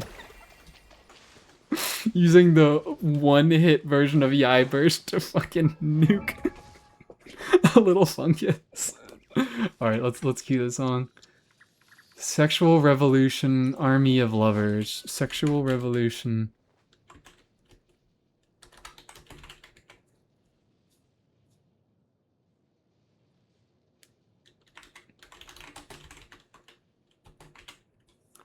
There it is. Play next. There we fucking go. Fuck this one fungi in particular. We despise this man. Emerge. Anyways, spawn your little friends. I know they're all here. I do this route way too much. Oh yeah, anyways, for anybody wondering what I'm doing while I talk to chat, I'm manual leveling. This is a Dorsal Fin 1 classic. Shout out Dorsal Fin 1 for letting me steal all of your ideas. But many people forget that killing enemies in Overworld does indeed give you a little bit of XP. So you are able to level up characters by doing so. So characters that I do not have a particularly high priority that I really care to level quickly, but I do want to level eventually. I put in this entire level. Kachina, I just ascended her. I didn't touch her at all after that. I've only been manually leveling her, and she's gone up an entire level. I've saved myself a good few books by doing this. And I found out later, another chatter told me, usually enemies are divided into two separate groups. So I think this is a good area because a little event can spawn here if you move in the right direction. So it's good to display this. I do stupid shit so you can tell me how to do it better. I love to optimize stupid shit. It's my favorite thing ever. Ever! The 400 daily is also 120k Mora. Yeah! It's Mora. Like, it's... Elite farming is also not bad. Resin of... I mean, it is kind of bad. Don't do this unless you have enough spare time and you want to be playing the game. Like, don't play the game if you don't feel like you want to play the game. I do this because it's fun stream content. I get to talk to chat while making a little bit of progress on all these characters that I get to level. But let's check this. So there's usually 2 XP categories for enemies. Well, there's 3. There's more than 3, but whatever. There's regular enemies which drop 20 XP each. So like these guys, regular common enemies that drop 20% or 20 XP. Elites, which obviously have more HP, which drop 60. But, fun little fact about these fungi. Great little fact about these fungi. Also, there's my horror fruit. Turn that frown Don't need that upside farming route. So these fungi, they are usually considered common enemies if you don't activate them, because they drop common enemy materials. But if you do activate them, they start dropping down. Emerge. elite materials that you can use for weapons and shit. And they also, even though they're common enemies with common amounts of enemy health, they start dropping elite amounts of XP. So you can find like big groups. Oh, fucking come on. Whatever. You can find big groups of these tiny little fungi that don't have much health, but they do drop as much XP as elite enemies. Just not elite Mora, which like whatever. So it's still worth it to go, like, I don't know, Mondstadt. Mondstat's obviously good because I like to run... When you're manually leveling, it's good to have as many units as possible that can actually benefit from the XP. And I don't have many unleveled characters that can deal significant damage, so I have Yai here already at level 90 to be the damage dealer, while Mizuki helps out, and these 2 motherfuckers just hang out. Where am I going? Over there. But yeah, elites can also drop... They drop more Mora than common enemies. They drop artifacts. They have a chance to drop artifacts. Right here. Right now. Pretty uncommon thing to do. Not generally recommendable, but it's great stream content. It's great stream content. Alright. I am also maybe gonna need a quick bathroom break in a second. What time is it? Oh my god, it's almost 10 o'clock and I've almost been going for 5 hours. How does this happen? How does this happen? How's the Alts Mav coming? It's probably not. It's probably not. I care too much about things going on in the main right now. The alt is probably going to get abandoned for another few months. So sorry to all the alt fans. Bad dreams be gone. I would love to be able to do more alt stuff, but the thing is, I just cannot... Right now. Right here.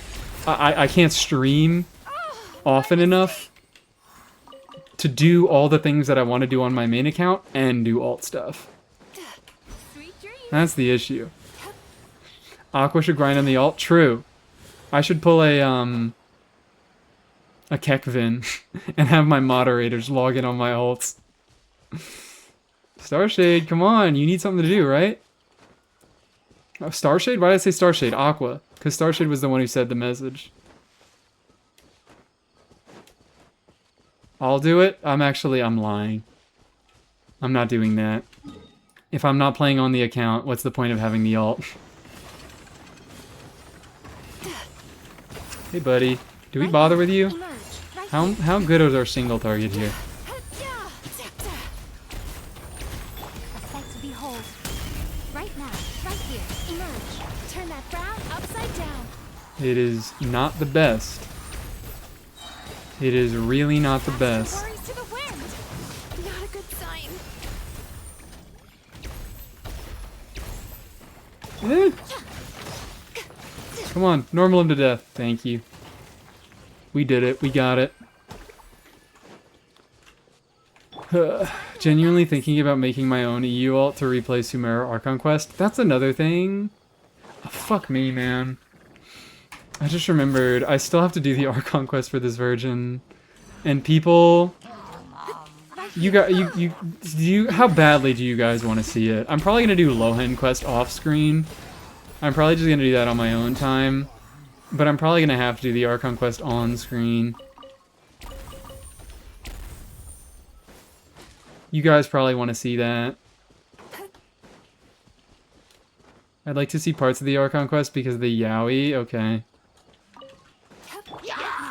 I was thinking of doing an extra stream this coming week on Monday where I could start the Archon Quest because usually Archon Quest stream takes 2.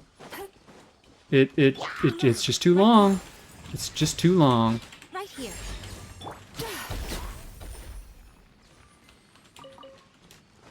The quest is funny as fuck. Is it like bad funny? Right now. If it's bad funny, I'll talk about it. If we get more Nefer moments, Nefer was unironically the highlight. The more I think about it, the more I loved when Nefer was on screen for the Nod Cry Archon Quest, because she was so easy to make fun of. Anyways, I think I started on this train of thought like 2 fucking hours ago and I never finished it. Mizuki Burst, Spawn. Upside down. Fun little thing about the snacks, this is probably something you realize after 10 seconds of playing Mizuki, but Mizuki Burst has 2 spawn priorities on where it spawns the snacks. If you are near an enemy, it will always prioritize spawning the snack right next to that enemy, so you can go pop it and trigger a swirl, hopefully. And if there is not an enemy nearby, it'll just spawn, like, vaguely in front of you. So if you're moving forward, it'll do that. We do get Nefer moments? Let's fucking go. Let's go. I enjoyed that Archon quest. Hello, first time chatter. I am so sorry, but I feel that the enjoyment that I got out of Nefer and the enjoyment that you got out of Nefer might have been a little bit different. But welcome into chat regardless. Hope you enjoy your time here. More fungi! Yippee! Nefer had several I hate Sumeru moments while actively saving Sumeru. Okay, wonderful. Nefer is just gonna be even more of a hypocrite. Her actions and her words will not line up at all. Love to see it. Right here.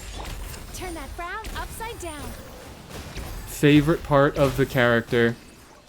She doesn't make sense.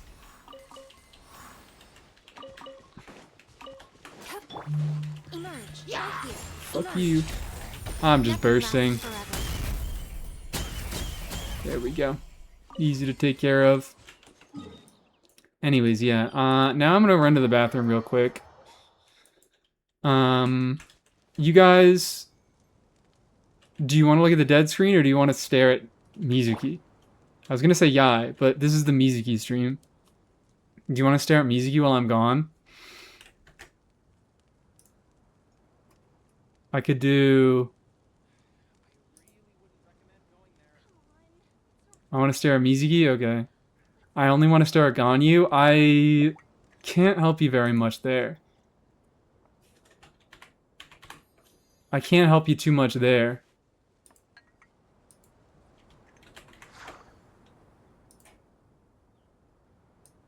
Alright. There we go.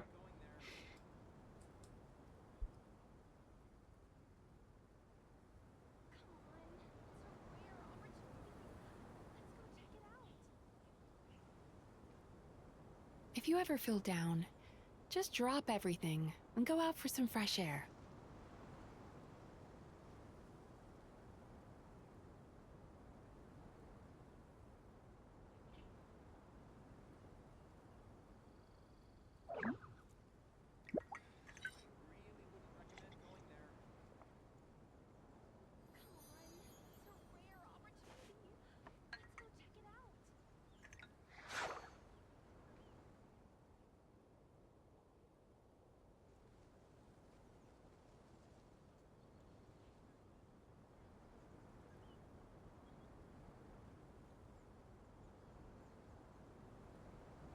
Oh, still need to go through last quarter's financial report. What a headache.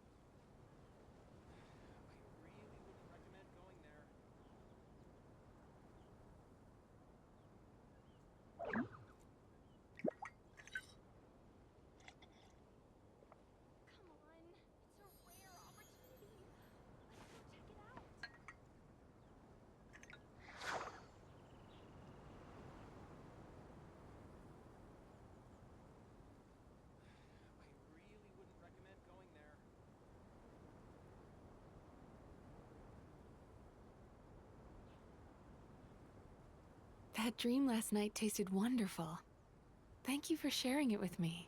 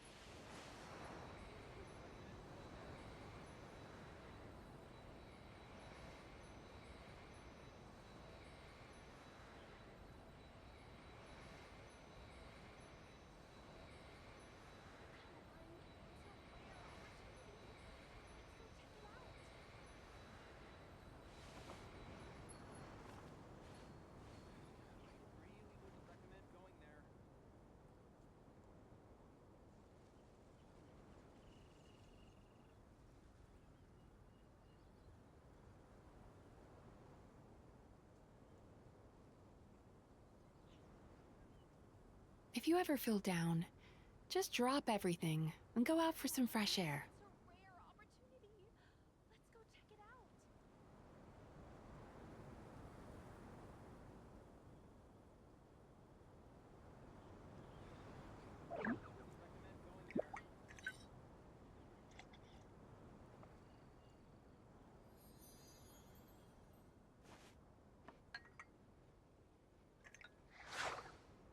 Love that the second I leave the stream alone, is when title decides to break. Isn't that just the best? Oh, Don't you guys still need to love go that? through last quarter's financial report. What a headache. Isn't that just the freaking best? Alright. What did I possibly miss?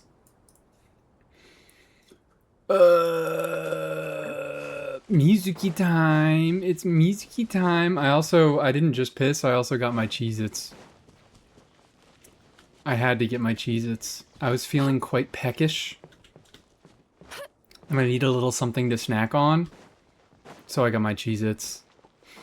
The quiet Mizuki voice lines were great. Alright, cool. As long as you guys felt like there was someone here who cared for you.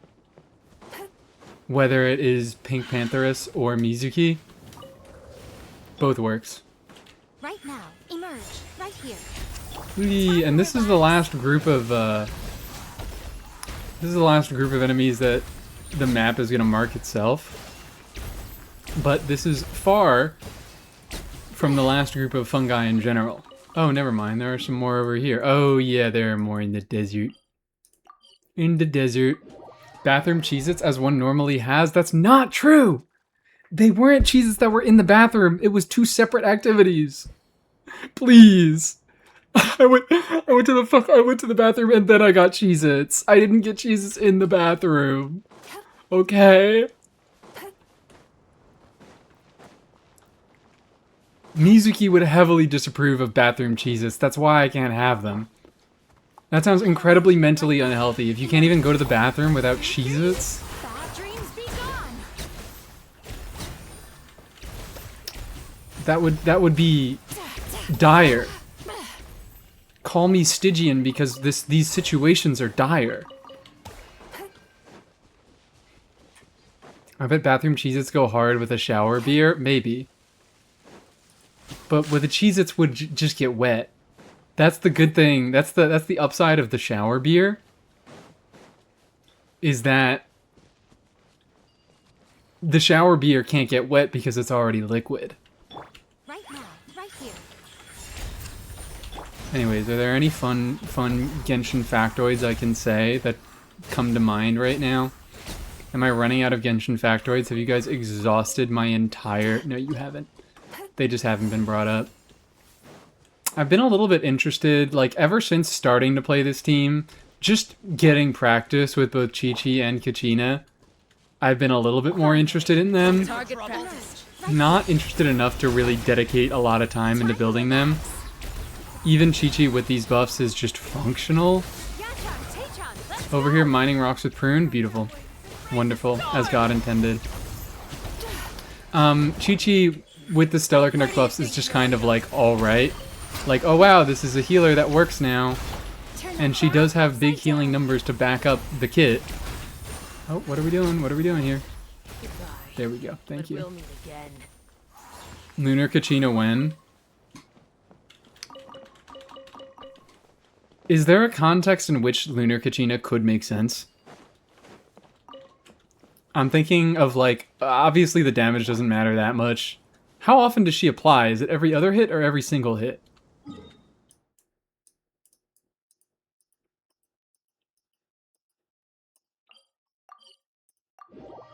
I don't know this. I would like to find things out about Kachina, because I simply do not know.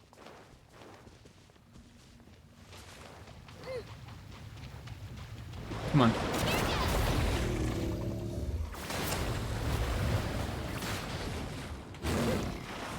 I think it's every other hit, yeah. It is every other hit. That's rough. So she gets, what, 6 hits on that thing? That is 3 applications. That is really fucking rough. That's really unfortunate for her. She really does only exist to fucking... to use scroll. Jesus Christ, girl. Because it hits every other second, right? Is it faster if you're in the twirly? Well, I mean, yeah, because... I mean, maybe... I'm assuming that's standard ICD. And it's... The standard ICD is either 2.5 seconds or 3 hits. I assume that the 2.5 second rule is kicking in. Let's test. Inefa is exactly every 2 seconds. warm up. I think Kachina is also exactly every 2 seconds.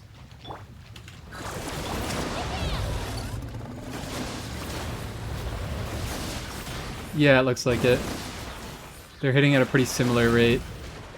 Inefa, Kachina, Inefa, Kachina, Inefa, and then Kachina would have triggered if she had a reasonable amount of off-field duration. Try again, please? Alright, fine. We'll do it in a less complicated environment. So that he doesn't even have a chance to move. I know it's 6 geo hits, but I believe it is only 3 applications.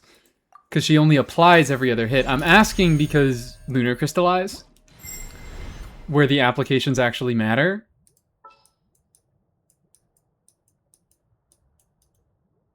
Like, if we're trying to convert each of these applications into reactions, the rate of application matter. So... we do this. No. Who the fuck do I talk to? I talk to you to edit the aura. Everything is in different places. Elemental aura. Pyro, whatever, it doesn't really matter.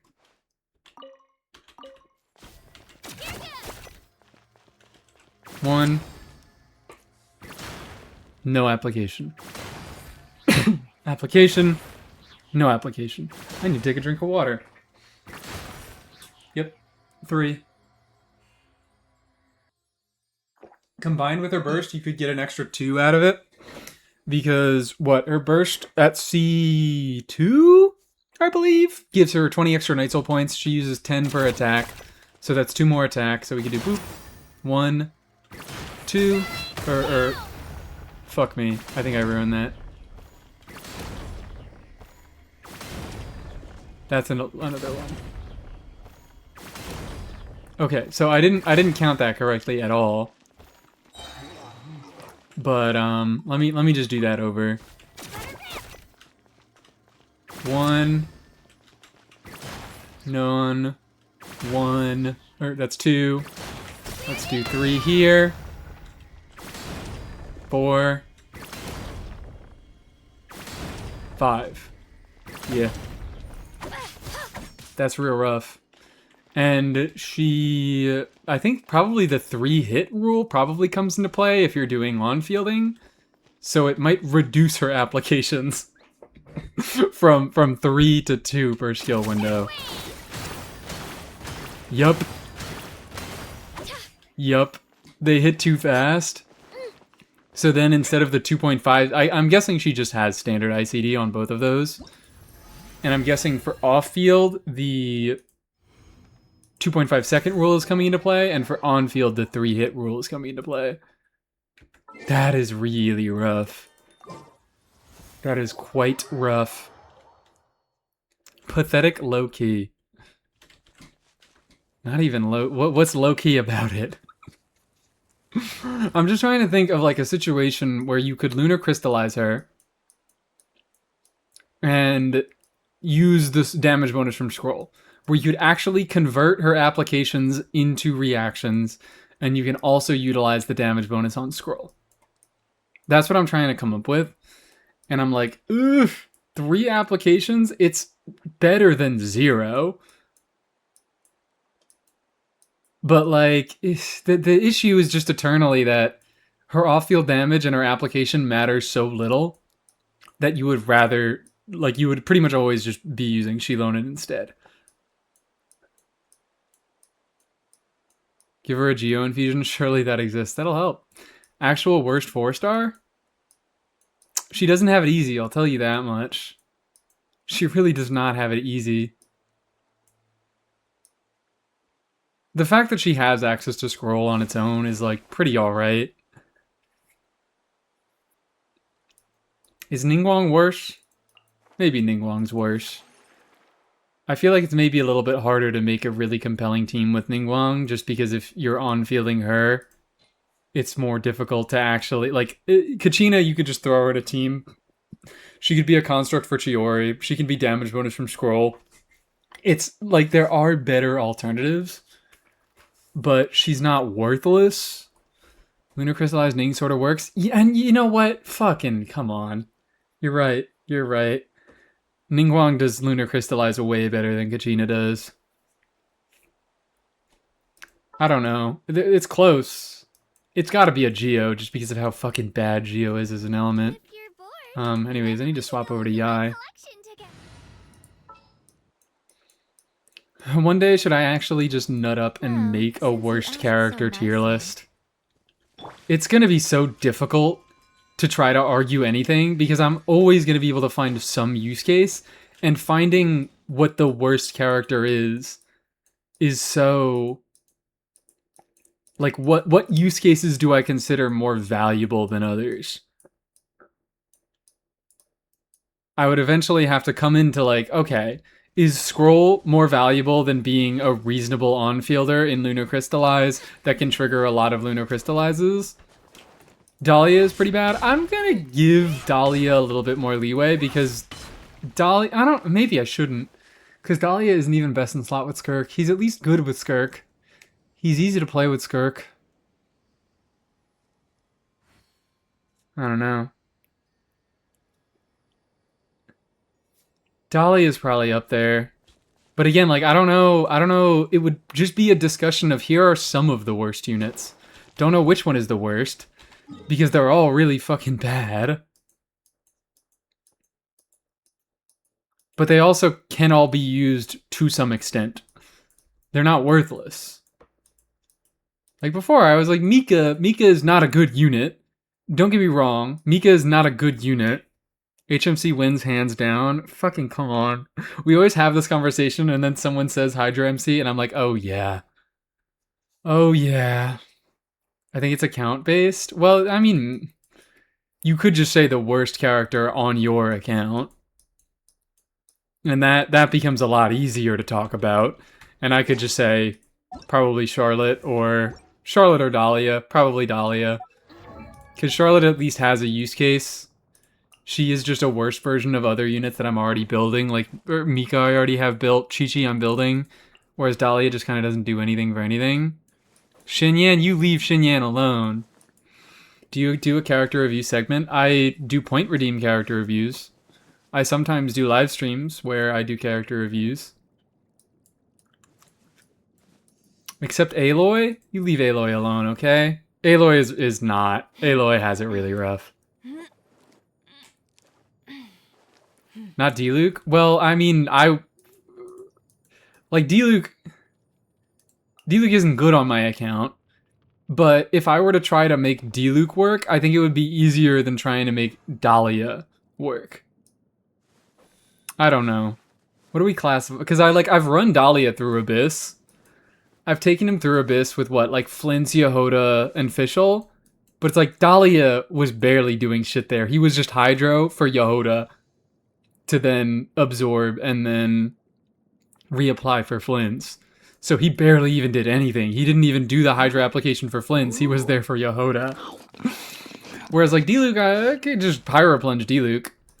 And it's like, it's not that he's better than anybody else on my account, but it wouldn't be a terrible team. But yeah, Xinyan is pretty fucking good. Not pretty good, but she's a lot better than a lot of people give her credit for. Just because at C2, she can get pretty consistent pyro application. She applies once every 2 seconds, same application as Mawika and Durin, and she has a shield. There are a lot of downsides to Xinyan. She is kind of difficult to play. It can be hard to get her proper energy needs, and also if the shield breaks, her pyro application goes away. But there are certainly situations where you can use her, where the shield can be valuable. Title broke again. The shield can be valuable. The application is nice. I have a few Stygian runs with Xinyan. One of them was just to be funny, but the first time that I played Xinyan and Stygian, I feel like I should bring up this point to all the new people here. I just need to flex it.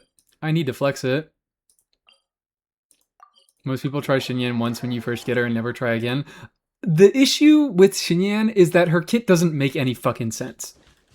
Like, her kit as it is designed, if you try to use Xinyan in the ways that her kit tries to make you use Xinyan, she just sucks and doesn't make any sense.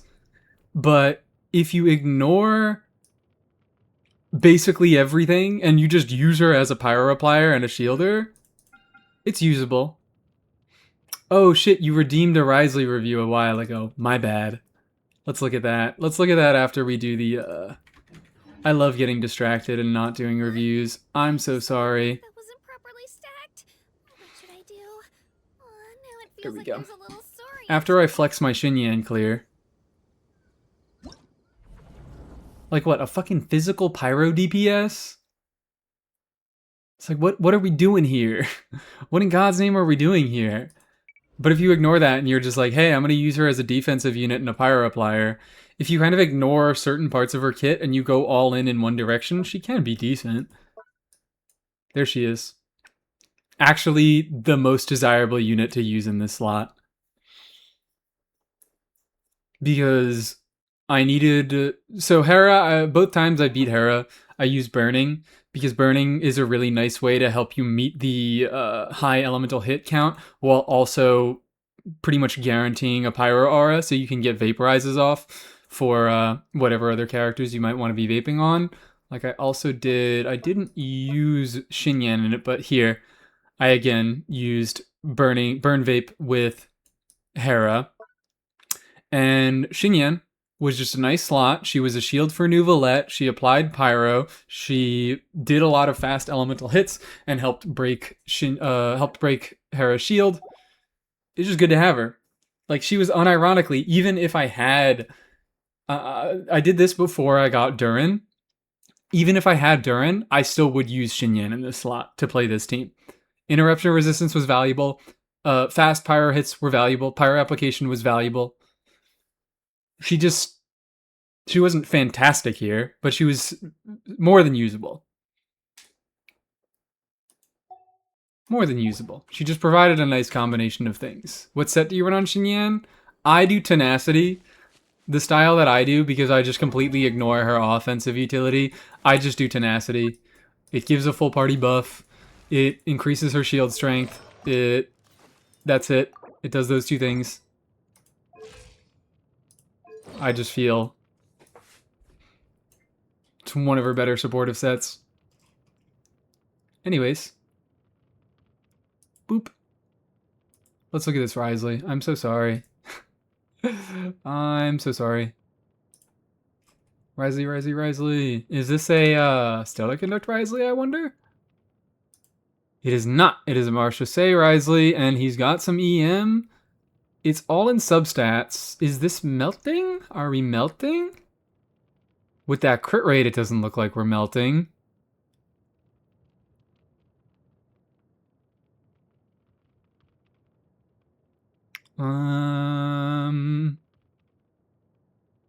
Okay, alright, I see. No crit rate on the goblet. So what does this get to? I'm assuming that this is freeze. I see attack sands, I see lower crit rate, I assume that this is freeze. Cryo resonance takes you up to 55, that takes you up to around 90? Yeah, 90 with Marechaussee. It's melt but kind of flexible. Oh. Then the crit rate does look a little bit low with melt. That is a good goblet. That is undoubtedly a good goblet. All them fucking crit damage and attack rolls. The ER isn't that useful, obviously. But attack, flat attack as a... What? I mean, not a dead stat, but getting flat attack as a last stat and not rolling into it? Not a big increase, but that's what you want. Yeah, I would say you're just lacking some crit rate. You have good roll value. If it's melt, then all that EM is nice. So that flower is fucking stupid in melt. That is an incredible flower in melt. That is a pretty nice feather. Good sands is actually, wait, fucking, oh my god, sands. No dead roll sands. I think the goblet is the main issue here, which, like, it's not a bad goblet, but the fact that you don't have any crit rate on it, and you're low on crit rate, even in freeze, like, you could stand to gain 10 crit rate, and you still wouldn't be overcapped in freeze. I think you can absolutely afford. Those attack rolls are very nice. But if you can get a cryo goblet, especially because this is your off piece, if you can get a cryo goblet that has similar offensive rolls in either attack or crit damage and get some more crit rate on him, that would be nice and preferable. Because what? In melt, this is 75 crit rate. 75 to 77 ratio is not the best. And the rest of your other pieces are looking pretty good. I like that circlet, I love that sands, I love that flower, I like that feather. And I do like the goblet, it's just that it's not servicing the build particularly well.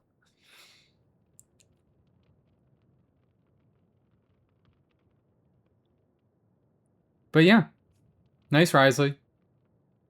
Chill ass fucking Risley. Love to see a Risley. Risley lover over here. Sorry I made you wait a fucking hour for that. Alright. What was I doing? Am I doing more? I can't track these guys anymore. I am out of... Oh wait, did they respawn? I'm confused. When I play him with Farina, I can play him without the elemental damage goblet. Yeah, possible. I think that damage bonus, I mean, in freeze, I think damage bonus goblets, or like attack percent goblets are a lot more competitive. But also, it is your off-piece. Dreams be gone. So, if you can dig around, look for a better off-piece. Maybe you can't. I didn't check. Your AR 60. So maybe you're just like me, and you don't do a bunch of artifact farming. But it is your off-piece, and you might be able to do better by digging around, finding perhaps a double crit goblet. It doesn't even necessarily need to be double crit. I think you could easily get away with like 10% crit rate, 15% attack. It's the exact same stat value, but it's not particularly high stat value either. It's the same stat value you already have, but it services your ratio a lot better. So it's going to result in much better average damage, which is what we want. We hate crit fishing. We hate crit fishing here. But yeah, Freeze doesn't have a bunch of attack sources, so you could definitely just run him on an attack goblet there. Think I just found a better piece? Do tell. Right here, right now, right here. Turn that frown upside down. Look at her go. Look at her go. Sight to behold. Right now, right here, right now. Her Majesty's power flows through Get me. me out of here. Thank you. Winter shall eventually come. Winter shall come. Oh my god, is this Snezhnaya foreshadowing, guys? Right here. Holy shit, did they just add this into the game? Come the fuck on. Could you please hit this guy so I can swirl him? We do love fishes, but we don't love crit fishes. Please do not crit the fish. The fish is an animal, and it does not want to be crit. There are still more mushrooms over here. Mav? Alright, I assumed Mav. Let's look at a Mawika. A Mavwika. I'm so sad that I can't say the phrase no Mikas, no Vwikas anymore, since I'm already done with all my wishing on this banner. No Mikas, no Vwikas is just so much fun. It's so much fun to say. Mawika. Thousand Blazing Suns. We've got an Andromeda Classic, except it's actually not. I mean, 85, 150 is certainly not the best ratio. Oh, wow. Yeah. But I feel like I'm gonna have a little bit of a hard time hating on this because you don't have that many crit stats. I mean, that's a good crit stat. That's alright crit stats. What is that goblet? What is this fucking goblet? Is Himiko adding every single... What is going on? Why are we fruiting so much? Alright, you know what? It's fine. We can continue to fruit. What the hell is that goblet? That dream last You have night 2 crit tasted rate rolls, wonderful. and that's it. Thank you for sharing it with me. Circlet is also looking a little bit rough. Most of the stats were an attack. Wait, was that? Hold on. Sorry. I realized I need to start taking these opportunities when people join my world to talk to them for good stream content. Sorry, I'm interrupting the review for a second. We'll get back to it.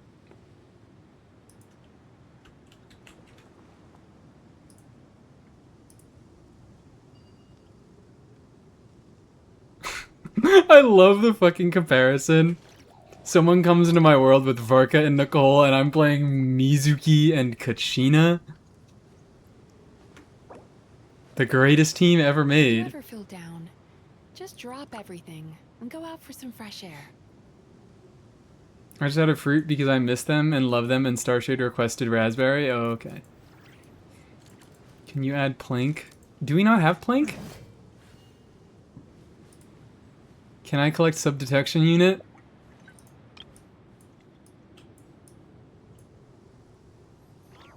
Fruit juice, D-Luke. Get fruit juiced, idiot.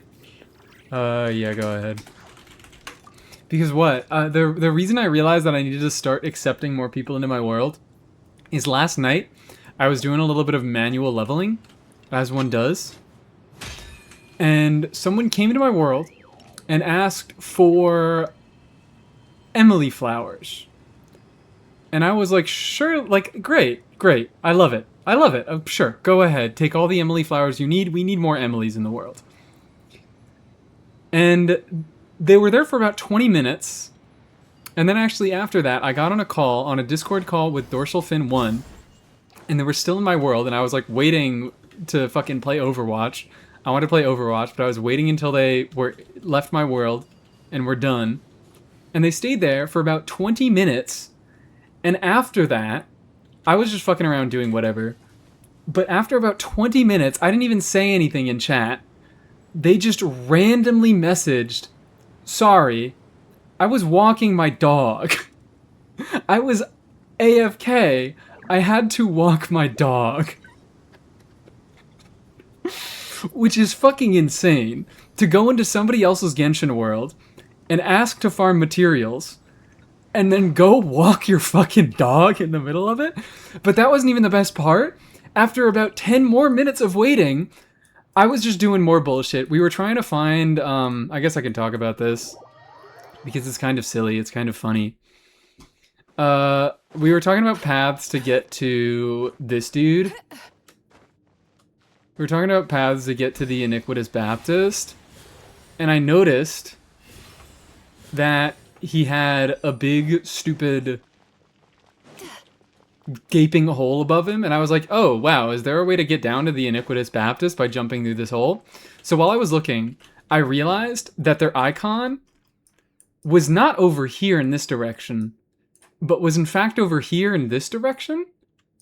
And I just found them in Nod Cry, just fucking around killing enemies. And I just walked over as Linny because I swapped to Linny because I was being a kind host, and I was like, great, I can play a character that will mark the local specialties because maybe you don't have a character that marks the local specialties, because they were playing as like Arlecchino and some other bullshit. So I swapped to Linny to help them mark the flowers, and I went over there, I teleport over, and their response, instead of saying,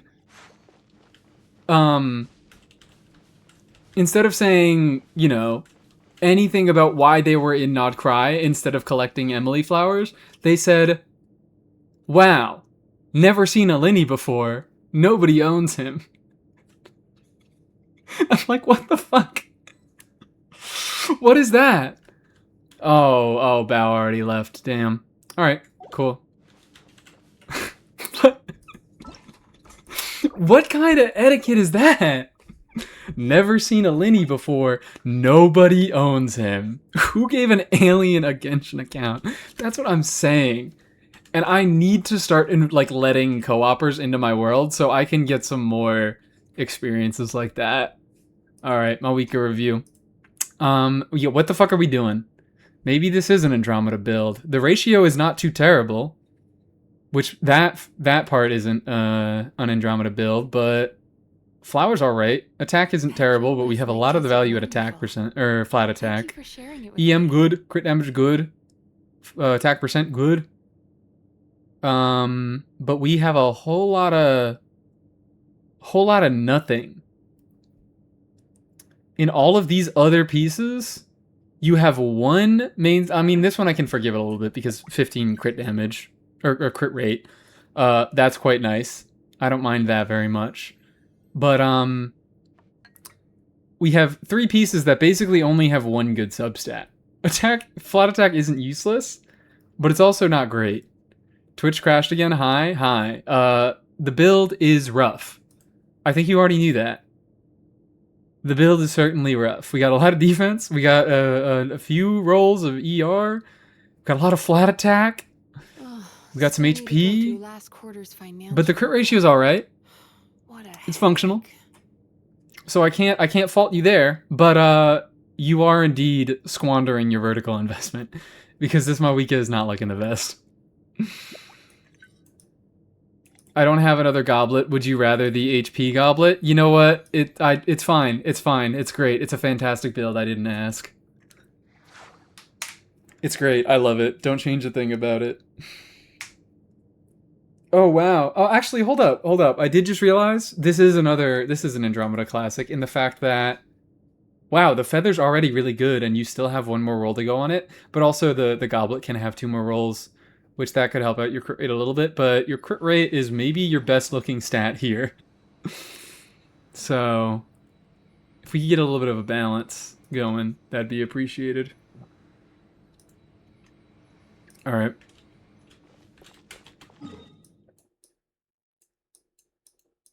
Oh, it stopped tracking these fellers. What is an Andromeda Classic? Can you define it? An Andromeda Classic is...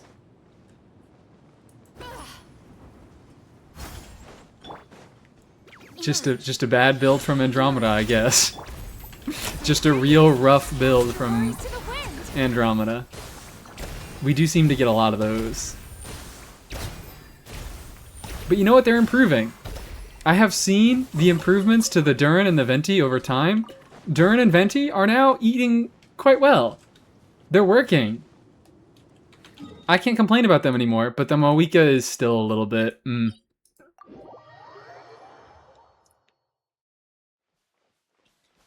Moika obviously needs higher HP. Yeah, just like Arlecchino is an HP scaler. Because her normal attack scalings, or her normal attack description says HP in them. My Lohan isn't bad.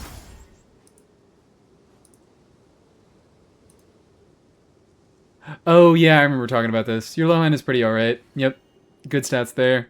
And pretty impressive that you are managing to not overcap while on fucking deathmatch. That was the wrong window that I made invisible. Oops. I remember that, Lohan. I remember that feller. Emerge. Turn that frown upside down. More violence. Have we even, like, gotten close to leveling anybody up? How's Chi-Chi looking? Mizuki is looking very close to a level up, guys. Chi-Chi is looking closer than she was. I think we're about to get a Mizuki level up very soon. It's called I have really bad artifact luck. I think it's called your AR-57 and you pull a fucking bunch of characters and you spend your resin building them instead of getting artifacts. And you just haven't put in the investment on the artifacts, which is fine. I was like you for so long, where I just didn't put in the artifact investment. Like, the artifacts don't come fast. Good artifacts don't come fast. Artifacts pretty much always get defined by law of large numbers. You just spend a long enough time in a domain where your artifacts become good. Because eventually, like, because it's all random, eventually, by the laws of the universe, you will, like, it will become more and more probable that you'll get a better build.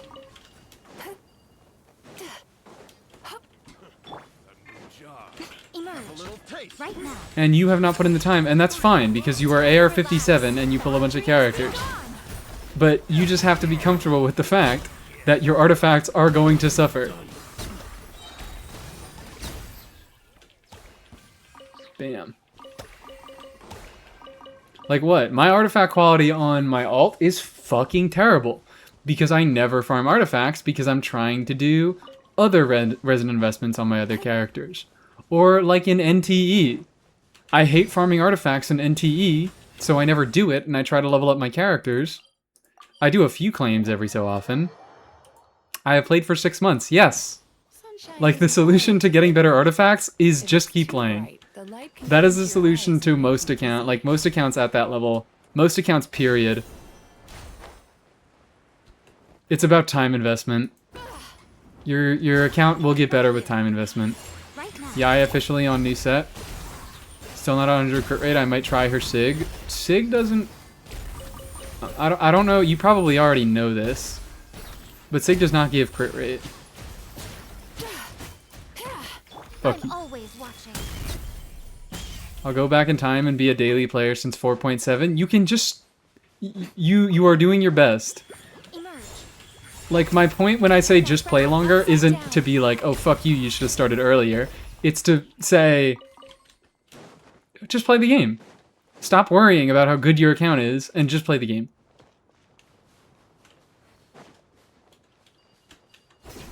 Fresh AR-58, my artifacts are mid, but I have to spend resin on literally everything else. Yeah. And I mean, there is a point where you should be doing artifact investment because investment only matters if all of your other stuff is investment. Or is invested. Like I said, you do vertical investment on a lot of your characters. You get weapons, you get constellations, but a lot of the value of that investment is squandered. Whoa! Okay. A lot of that investment is squandered because of your artifact quality. So your characters just end up dealing as much damage as a C0, R0 character. Because you get all these big shiny upgrades with them, but then you get a lot of big shiny downgrades with the artifacts. The same thing applies to people who aren't like actually pulling weapons and pulling constellations and things. Like, for talent levels to matter, you have to have good artifacts, and for good artifacts to matter, you have to have talent levels. Right now, emerge. Right here. That's just how the game works. Turn that frown upside Everything's down. multiplying together. Everything in Genshin is just about making as big a box as you possibly can. I'm making a reference to something that, like, one of my first live stream viewers would always say, and I don't think they watch anymore. But to get the largest box that you can possibly get, you need to increase the dimensions of every single side. And Genshin is just like that. Consider each aspect of your character's investment a side of the box. Weapon is a side, character level is a side, talent levels are a side, artifacts are a side. You need to get them all as large as possible to do the most damage. Because everything's getting multiplied together. Same thing applies to individual artifact stats. Whenever anybody asks, how much crit should I have? How much attack should I have? The answer is always, as much as you can get without sacrificing other stats.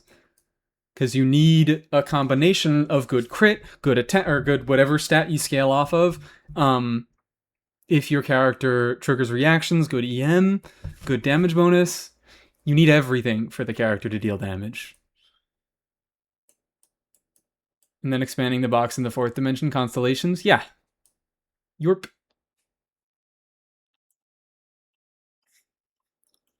Have I run out of... I've run out of them. No more... No more fungus. Let's start doing these motherfuckers.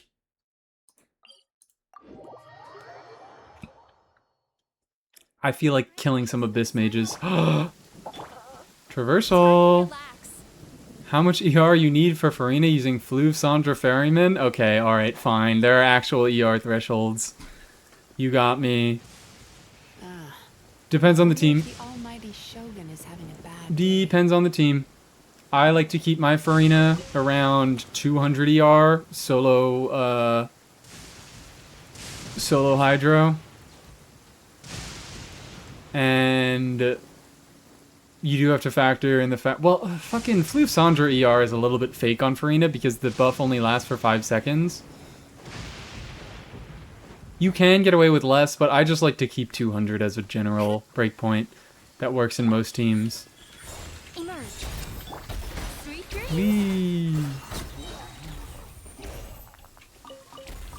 But yeah, ER is the one stat where it stops being useful after a certain point. So there are actual numbers you need to hit. Because I missed the event stored from 1.x. Oh, well, lucky you. Festering Desire is not a good weapon on Farina. Just use Fav. Right here. It's fine. It's functional. If you want your Farina to deal more damage, you can use it. But Farina, like, if you're looking to optimize teams, and if you're not just looking to make Farina deal more damage, pretty much every team Farina plays in nowadays, she runs Fav. to help with other teammates' energy needs, and also Fav helps with her own energy needs because it gives you some good front-loaded energy generation. If you got a Fav sword, you should probably just throw it on her. And then she can function at lower ERs. You could do like 180. And that is pretty achievable because Fav sword gives 60 in the substat, so you can pretty easily achieve that final like 20 to 30% in just substats on your artifacts. Ow! Nightmare. Mizuki, why the fuck did you do that?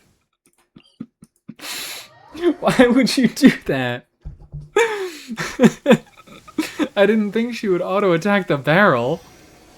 She just does that sometimes? There we go, there it hits.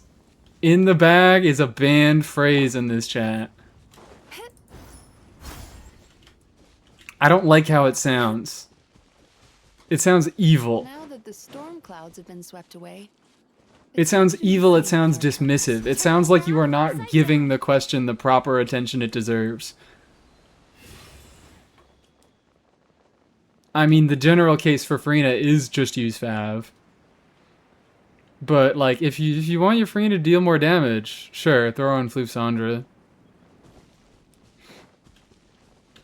Sweet dreams. Whee! What am I doing? Why am I here? Whatever, I'll kill things here now. I'm feeling like killing things here now.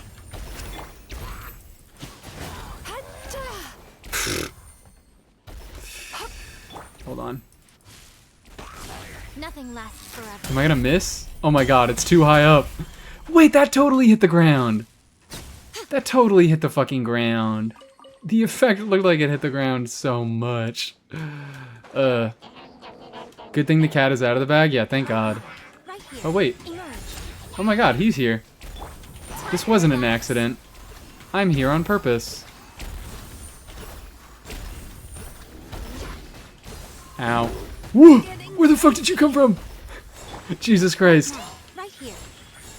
Hold on, hold on. Life goes on. Orders given. Orders received.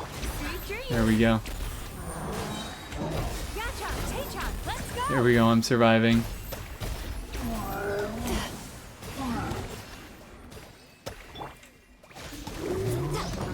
Easy, baby.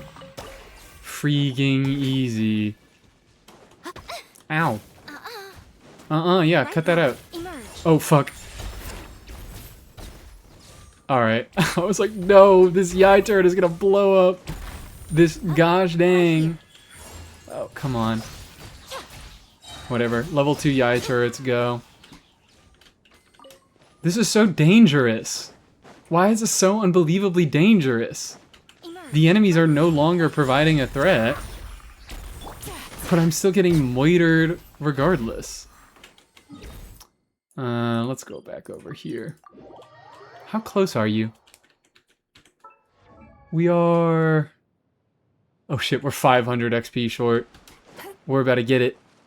We are about to lock in, everybody.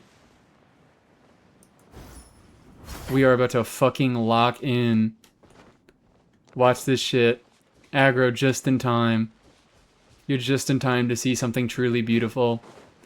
I mean, it's actually probably going to take another, like, 3 minutes, so you're not just in time, but... It's coming soon. It's going to happen soon. Cast your worries to the wind. It's coming so soon. A sight to behold. There we go. So I guess sometimes the burst just gets stuck in the wall, but it still hits somehow. And sometimes, yes, everybody go follow aggro now, immediately. Dripping wet. Or he will kill you. I don't even have to threaten to kill you because he will kill you if you don't follow him. Right now. Right here. Time to relax. Come on, we're about to get it soon. We're about to get it so soon. Please, Mizuki, be kind to me. Oh, and I forgot that this is a good artifact farming spot, too. That's the reason why this is all marked on my map. Never mind. I already get the artifacts over here yesterday, but usually there are artifacts here.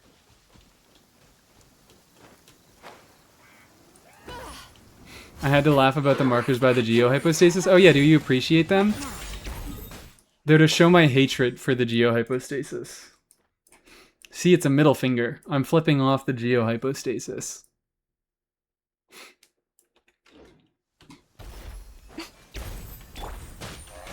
I'm gonna get over here, see if I can explode this thing with my burst. I could explode the thing with my burst, but I still got fucking rocked. Drato, no. I'm sorry, I'm sorry. When I said I need to start accepting more people into co-op, I meant random people who weren't watching the stream. That's what leads to the good content, because that's when you don't know what's gonna happen next. I'm sorry. I should have clarified. Emerge right now. Emerge. Time to relax. Is just a reminder. Oh, for the Yai. My bad. We'll get to the Yai in a moment. Once we hit this level on Mizuki, we will get straight to Yai. I promise you that. I promise you. We don't know what Girato is going to do next anyway. I guess we don't. Maybe Girato isn't perfectly predictable.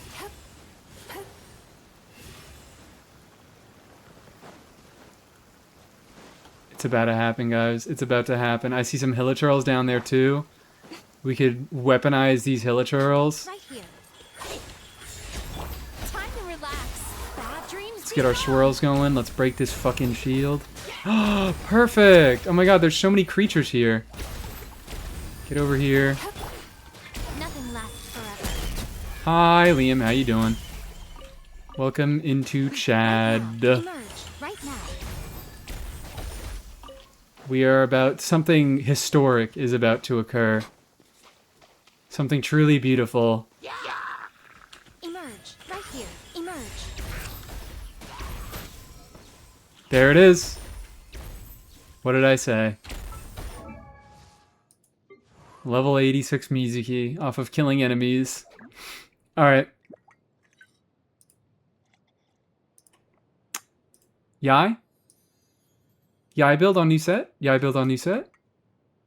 Yai build on new set. I promised the second I was done, we would look at this Yai. Yai build on new set? Widsith, yeah, okay. We hate Widsith because Widsith RNG, but... Frankly... I mean, Widsith was always nice on Yai because she can make use of all the stats. And now EM is... I mean, damage bonus is going to be a little bit worse, but now EM is going to be a little bit better. So, in all honesty, I feel like it's still fine. Was this a selector constellation? I assume it was. 78, 227, so that's up to... How much does the set give? I keep forgetting. Is it 16%? It's 16%, which is up to 88, 94. 94 is fine. It doesn't need to be 100% crit rate. I think this is functional. We do have the setup with EM, one main stat EM, one main stat attack, and I have heard that this is her best setup. Funny, awesome, cool. Energy recharge. I assume this is still not enough ER to burst every rotation with C1. I assume that is still not enough to burst every rotation, and therefore these ERs are dead stats. But I have a hard time complaining about them when the rest of the build looks this nice. I like that flower. The feather is the worst looking piece right now, because it's just the crit and it's not a bunch of crit. This is looking nice. I like this. This would obviously preferably be attack percent, but whatever. It's pretty alright. Nice fucking goblet. Nice fucking goblet. Incredible circlet. Hello? I like it. Check prune talents. Lock in. You actually do have a higher level burst than me, so maybe I'm the one that needs to lock in, but lock in on that one. In any case, I was only asked to review one character, and this character looks pretty good. I would be fine with this build permanently. I would not look, maybe the feather. I think the feather is really the only thing that could do with some actual improvement. I mean, everything could be improved, but it's all pretty good that I wouldn't really try to look. The feather is the only thing that needs to be replaced, and honestly, maybe it's worth it to craft a feather, given that they only, maybe not. If you're planning on continuing to farm this domain, maybe not. But that's only one thing. That's only one feather to craft another feather. Hydrate, thank you. I'm hydrating.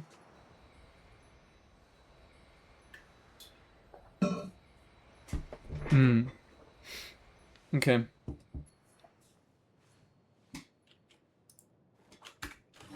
I want to be free from this domain. I've had enough. Free me. Simply level your mizuki. Simply stop farming artifacts and level your mizuki. Now. I'm beaming the thoughts into your brain. I need to get back to farming artifacts. This shit is not okay. This shit is not okay. Every time I try to farm artifacts, I just find some stupid fuck-ass character that I need to level. And hi, Walker Ninja. Let's go Mizuki, let's go Mizuki. Mizuki buffs! Mizuki buffs! Right here. Emerge. Time to relax. Kill, murder, stomp, stab. Put him in the fucking ground. This is a double... Oh, wait, yeah, because there's one Fatui agent over here, and then there's another little... Right here. Emerge. Abyss mage over there. Oh my god, wait, this is Elite Central, guys. Oh, this is also a great thing that I found out about Mizuki, is she doesn't attack the Fatui agents if they're invisible. Her coordinated attack just doesn't fucking work. Yai Miko's does, but Mizuki's do not. 6 hours is record for longest stream? No, it's not. I've done way longer streams for downtime streams. There you are. And I probably am going to break my current record with downtime streams with the Sandrone patch. Turn that frown upside down.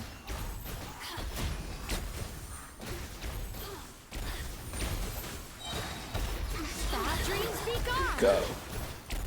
I assume that's going to be the longest stream that I've done, period. I don't know. I don't know for a fact. I've been going longer and longer recently as well. The moon will make the servers go down forever? Oh, that sucks. That's a little bit frustrating.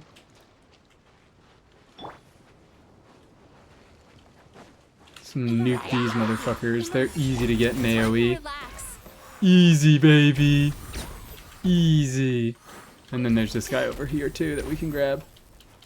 Non-cry retrospective should be the longest. I don't think it's gonna be. I don't know. Maybe.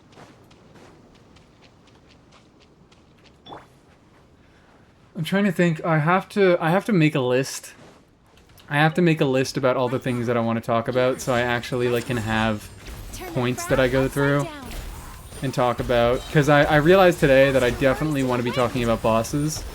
I think last year for the Natlan retrospective, I didn't really talk about bosses at all. Because I think the Natlan bosses were just not that great when I come to think about it. Thank you, title. Oh, never mind. That's just how the fucking song plays. Thank you, Beach Boys. So Natlan... Did we get any... We didn't get any non-Natlan expansions in Natlan, right? So, like, there weren't any bosses that weren't in Natlan. Are you going to level 90 Mizuki like this? No, not all the way. That would take, I think, not a full year, but that would take far too fucking long. I'm just doing this because it's like, it's a little bit of free. It's a little bit of free XP. Like, I'm not going to do it all the way, but it does save me XP bucks. I got Kachina all the way from level 60 to like halfway through. Not halfway through. Like 25% of the way through level 61. Only through manual leveling. Never mind. Title did break. There we go. Chess boss is okay?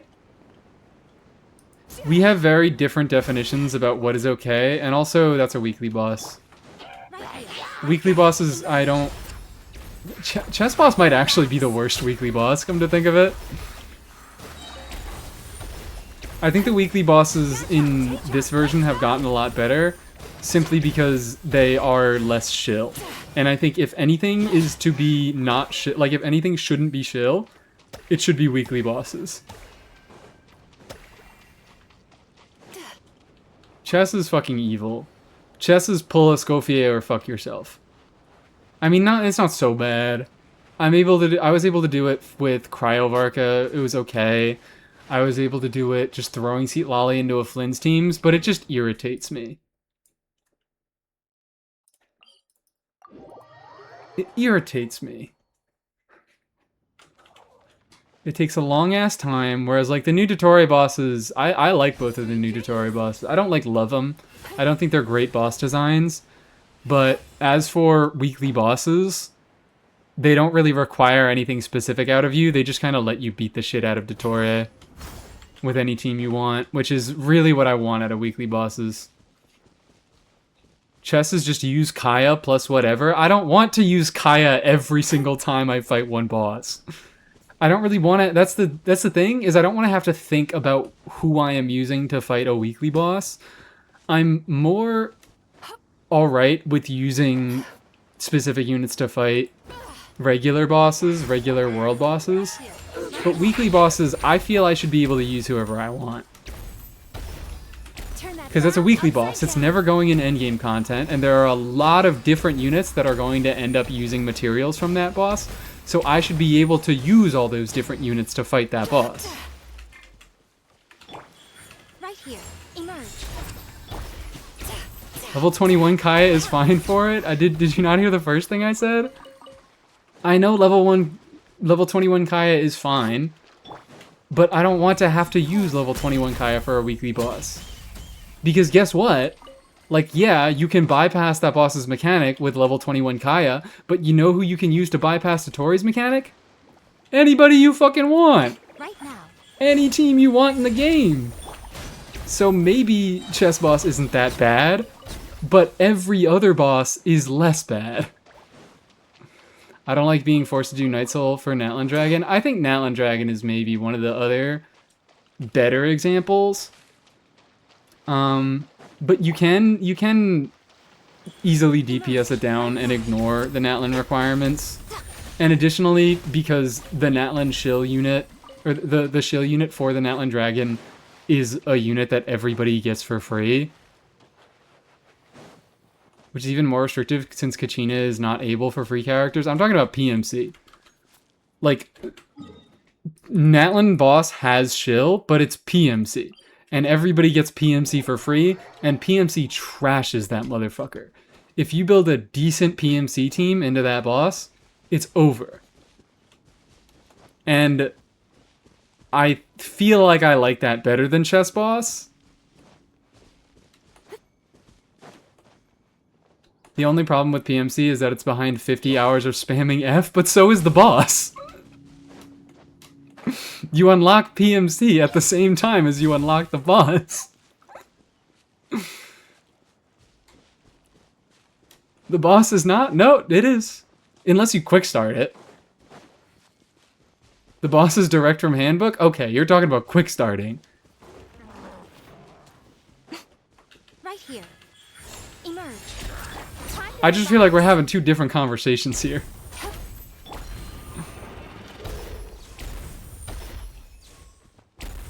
Right now. Alan Boss moveset annoys me the most. It does have a very annoying moveset. I'll give him that. I think maybe it has a more annoying moveset than the Chess Boss. That weekly boss is dead since no new characters use it. We totally got a recent character who uses Natlan Dragon. We got Durin.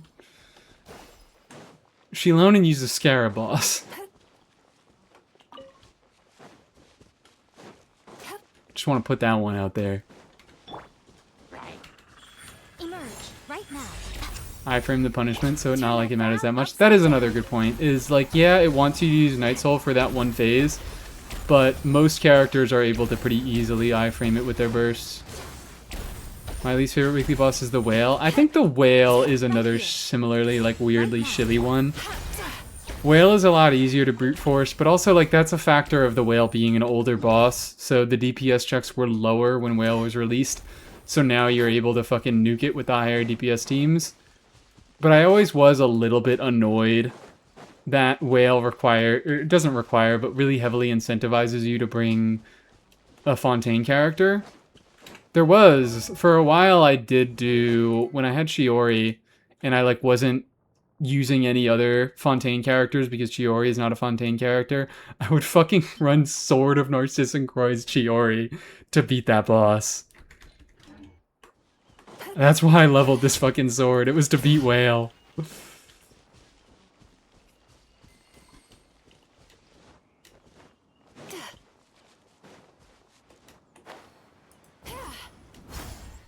But yeah, what... I mean, like, I guess you can quick start... You can quick start the Natlin boss, and then you won't have PMC, but... If we're bringing quick start into the equation... Maybe Natlin boss suffers more from quick start than any other boss. I think I'm willing to concede that point. But if you are just regularly playing through the game, you unlock them both at the same time. And it's not a problem. So I would argue that's more of a problem with quick start than the boss, but you could go either way on that. I don't think I'm necessarily so right about that.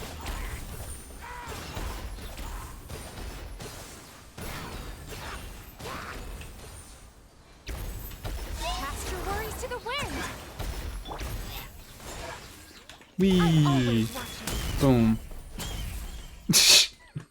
One follow-up beam. Alright.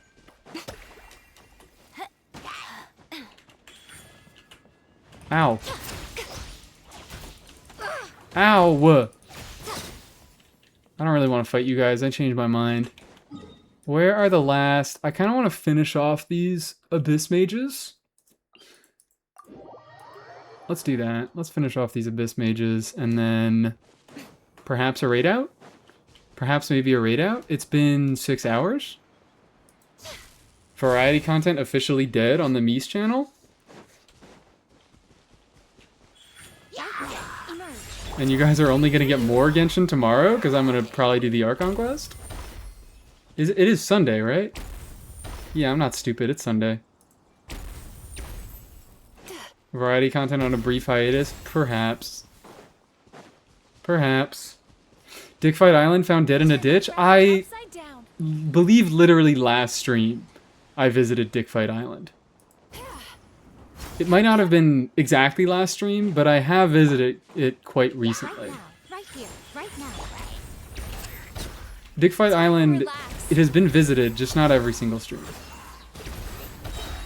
First you kill Pokemon, then YouTube, now all of Variety. No.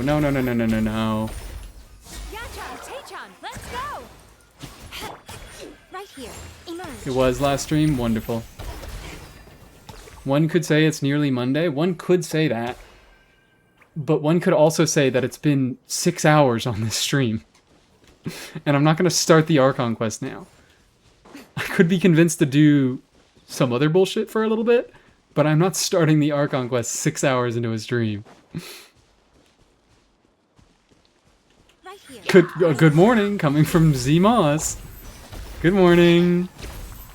Hello. It's not that for me. Strongbox one single artifact? Fine. We get end off with strongboxing. That is a possible ending we can do. One pull for Mika, middle finger.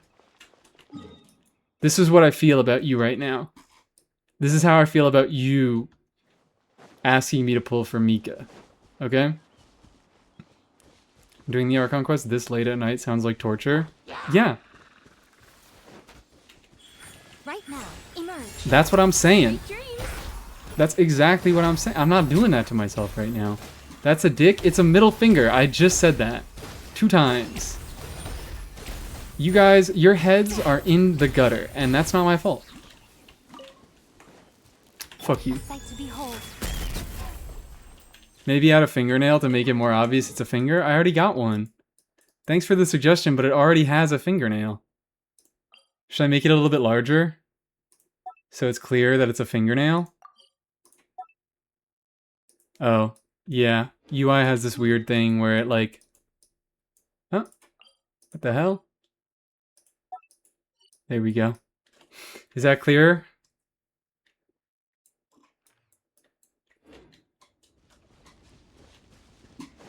Not enough fingers?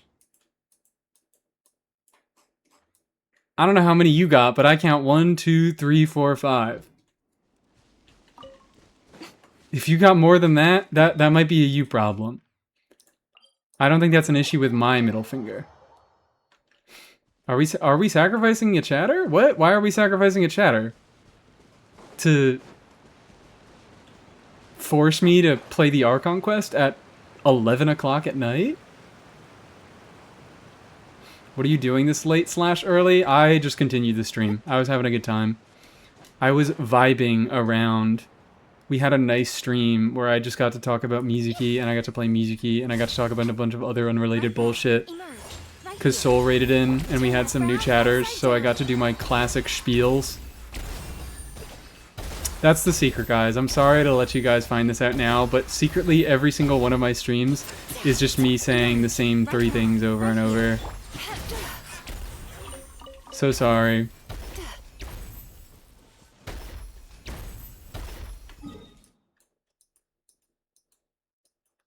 Oh my god, there are more Abyss Mages than I fucking thought. I see it now? Yeah, you do. It's clearly a middle finger. Let's fucking go. Look at that. Mizuki charge attack goated. So fast, so large AoE. It's so good at murdering boars. The #1 most important thing. Boar murdering technique. Right here. That's gonna be interesting. That I just thought about. Fucking, what's it called? Let's go do her request. The fact that Yaimiko is gonna have that new passive, I don't know. How much is that gonna matter? Probably not a lot. But the new passive where she uses her skill while they're still active, it replaces the skill, but it also does a little instance of damage. Obviously matters a lot more in Stellar because the multiplier is higher and it's Stellar. But am I gonna have fun with like more on-field Yaimiko stuff? Dealing a little bit of damage when she replaces her skills? Perhaps. Can we do Andraw's Hara Fruit route? Emerge. Right now. Next stream. Time to relax. Tomorrow we'll do it. Dreams be gone. Oh yeah, that's the #1 most important thing about Yaimiko and her buffs. Is she's gonna finally unlock her pussy beam. Thank God. What would we have done without it? Oh, I forgot to finish the quest. Here you go. Here, I'm giving the goods to your lesbian lover. You must be waiting for these. There you go. Her what? Her pussy beam. What's wrong with that? You guys obviously haven't been keeping up with leaks. Okay? You clearly haven't been checking the leaks if you don't know about that.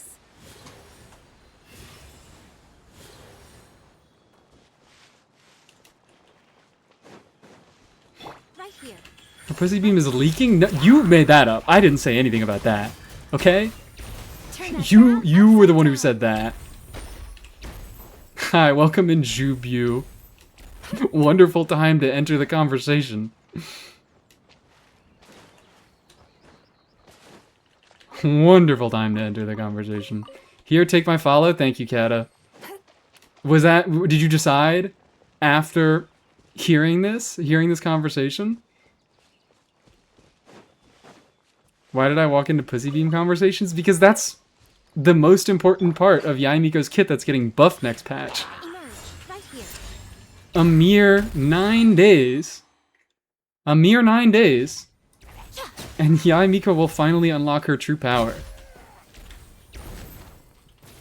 Okay. Right now. Why the fuck is this? Why is this range so low? I'm like, I want to get Yae Miko C2 just for the fucking range increase. Why have I been finding her range to be so gosh forsaken low? What's wrong with her? Is she stupid?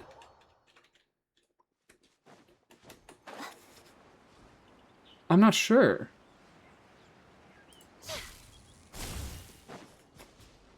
If anyone wants Horror Route DM or Horror Route, DM me.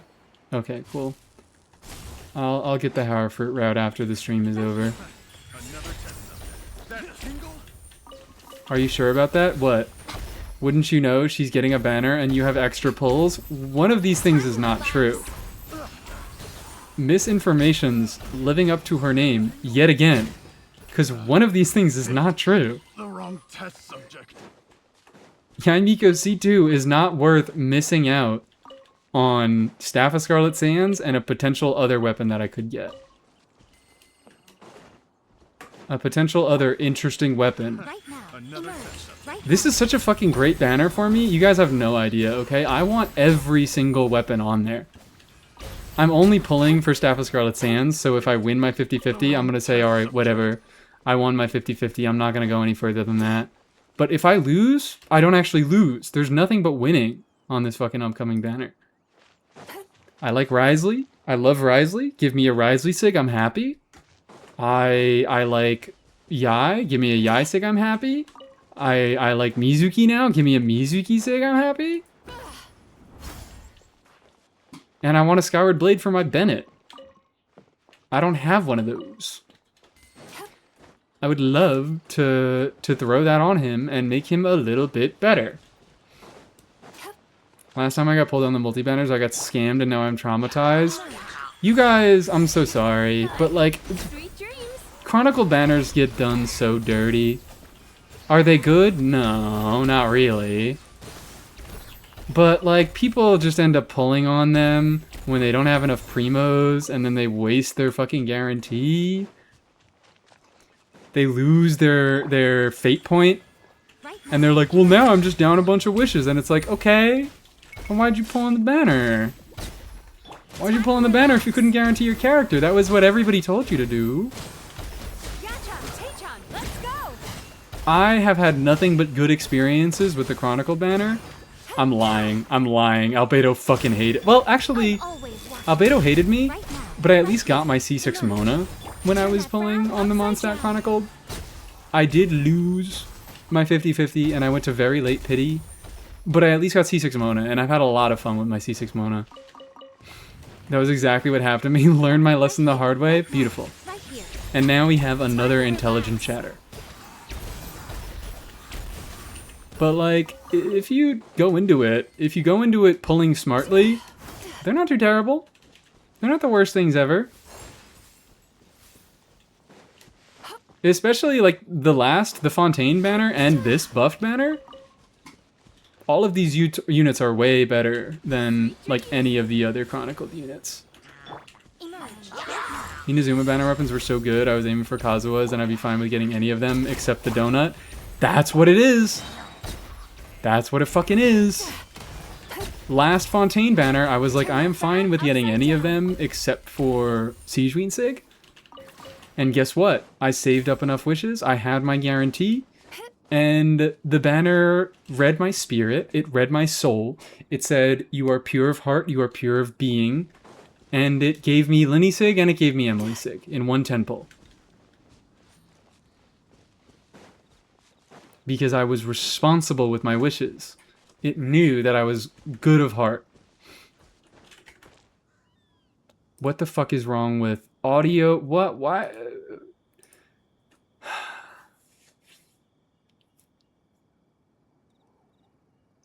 Title just breaks more the longer the stream goes on. Emily Sig is huge, indeed it is. And I have been playing Emily since release without her signature, and oh my god. This weapon's fucking ridiculous.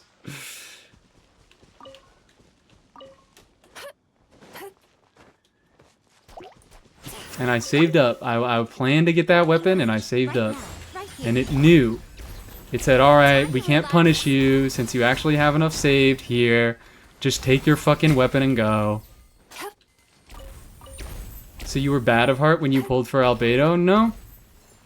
I mean, I lost my 50-50 on Emily Sig too. I just got her weapon, what was it, like 8 pulls later. Turn that frown upside down. I was not evil of heart because they gave me... Look, hey, on that banner, I won, okay? I got my last Amber constellation, I got my last Mona constellation, and I got Albedo. It all worked. It all worked out for me. Chronicle banners have been exceptionally kind to me, except when they gave me fucking C1 Kokomi. Time to relax. I never use C1 Kokomi. No Mikakons? Well, because it sensed my evil intent. They said, hey, you don't have a guarantee, and you are not pulling on this weapon, or on this banner, for Mawika. You're going for a 4-star that you can't guarantee. And it sensed my evil intentions, and it gave me a bunch of fucking Xianglings. The rules apply to me too, guys. Definitely bad of heart for pulling Shenhe and getting Child, indeed. If I ever hear anybody complaining about how they lost on Chronicled, I just know Right now. that you are a wicked soul. And that none but God are fit to judge you. I pray for you. Can we expect a How to Be Pure of Heart 101? It just don't gamble. Just don't gamble. Never gamble. Only guarantee. And of course, I gotta follow this up with a classic Mises-ism. Do as I say, not as I do. Simply stop gambling forever. Where are some more places to get artifacts? I'm in a vibe now. How to get a guarantee without gamble? You save up enough wishes. That's what you do. You save Primogems until you have enough Primos to guarantee what you want. And if what you want is a 4-star character and their constellations, I'm so sorry, but it's just not going to happen. The banner senses your intents. Like me, I was like, I would like a prune on Nicole banner, but I am going on this banner to get Nicole. That is my primary goal. I want some prunes on the way, but I am here to get Nicole. And you know what happened? I got my Nicole. I was pure-hearted enough, I got my Nicole. And I got 4 whole prunes. Because it sensed me.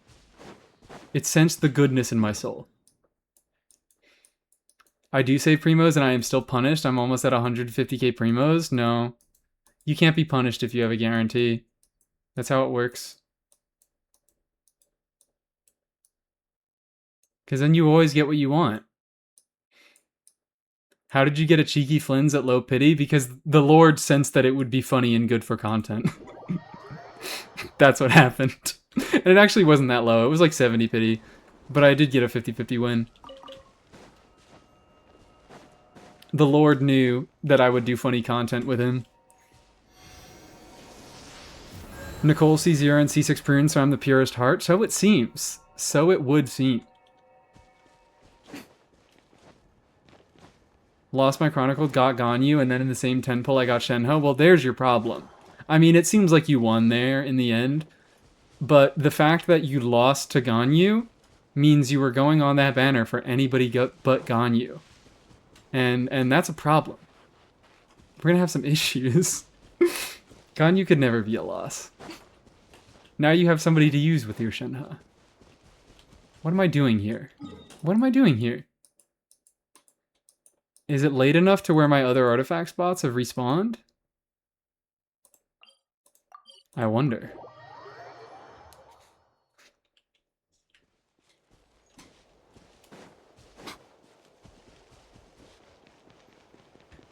It is not.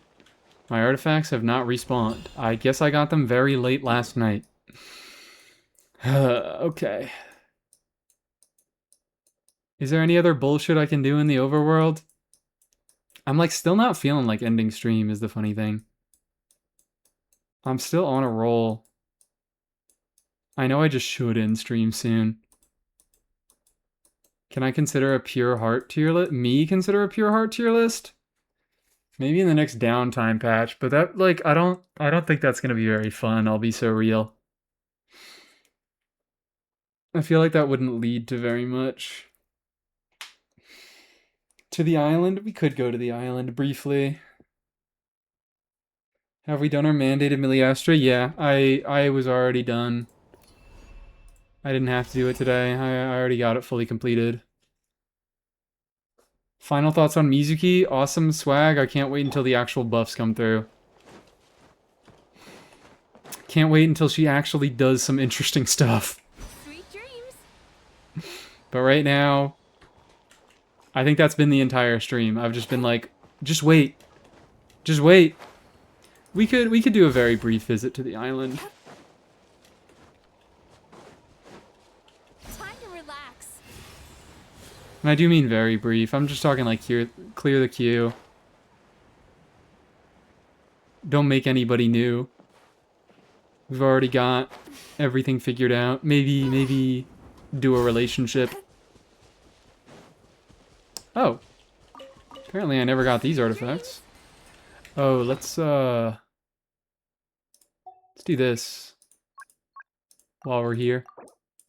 10k Homura! Holy shit! Holy shit! I can't even take her up a whole level. I don't have the Mora. I don't have the Mora. I am back on the struggle bus. For the like almost an entire patch, I think maybe more than an entire patch, I was above 1,000,000 Mora. And, now we have dipped down back below.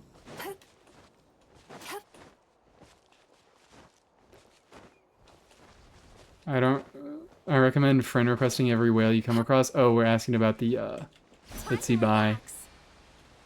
No, you don't need Itsy Buy this theater. You don't need Itsy Buy. Just use Mawika. Come on. Just use a Golden Troop Mawika of 3-piece Golden Troop Mawika. Or just rely on Najito. Yeah. Or everybody rely on Najito. Okay. Maybe this is everything that I can do today. Maybe this is the end of Genshin and we could check out the island. I kind of hate her though. I refuse to use her. Well, so do I. I don't hate her, but I think it's funny to hate on her. I picked for this theater the joke, the funny haha inside joke that I need to explain and thus will make the joke much funnier, is that I used a level 75 Mawika on 3-piece Golden Troop to clear theater. Pride and joy. The second I saw it, I was like, there's nothing else I could do.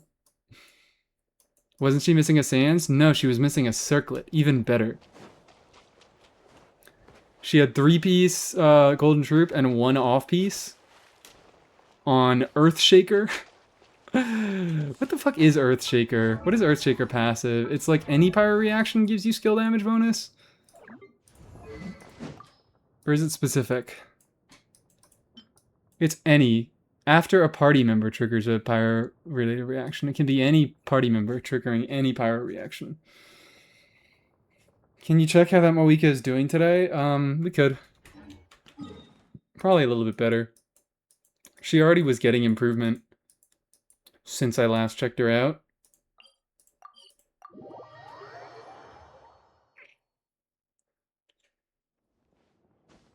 When do you consider a character is not meta enough to stop hating on them and pulling for them?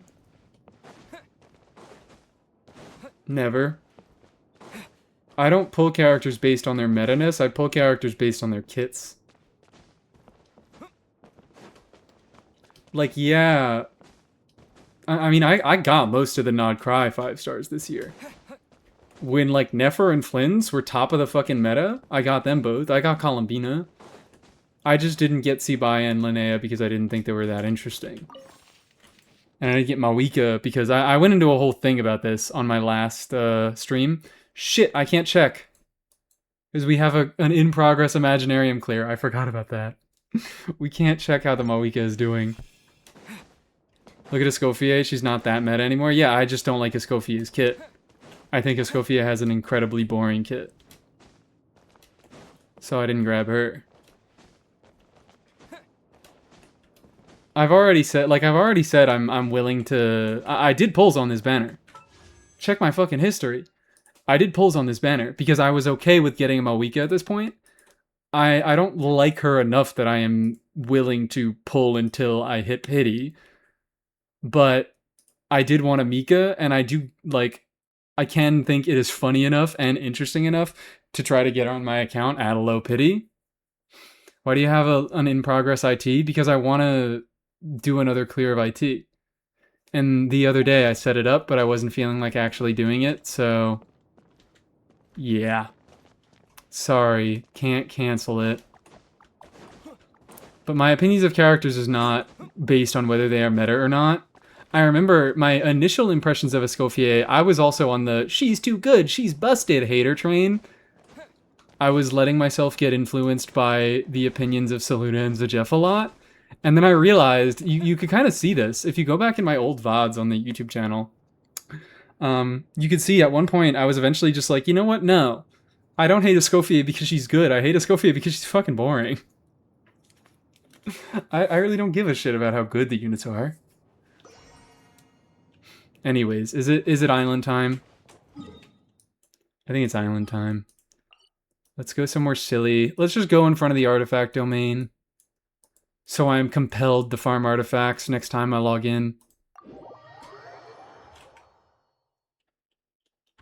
And then let's check the island.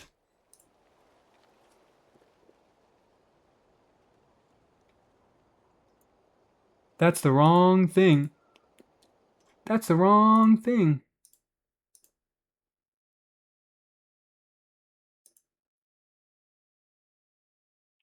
New viewers, you can be introduced to the wonder that is Dick Fight Island.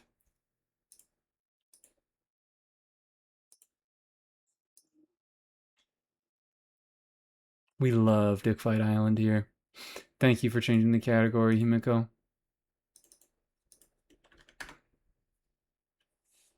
Where is my controller? There it is. The what island? Dick Fight Island.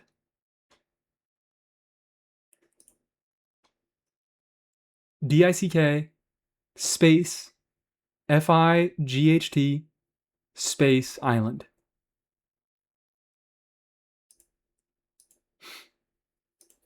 Can I see Business Rat if he decides to show up? Fascinating? Hello, welcome into chat through the white noise. That is fascinating. How do you spell island? I don't know. Sorry, Paramore. Love you. Not the time. I forgot to close Genshin.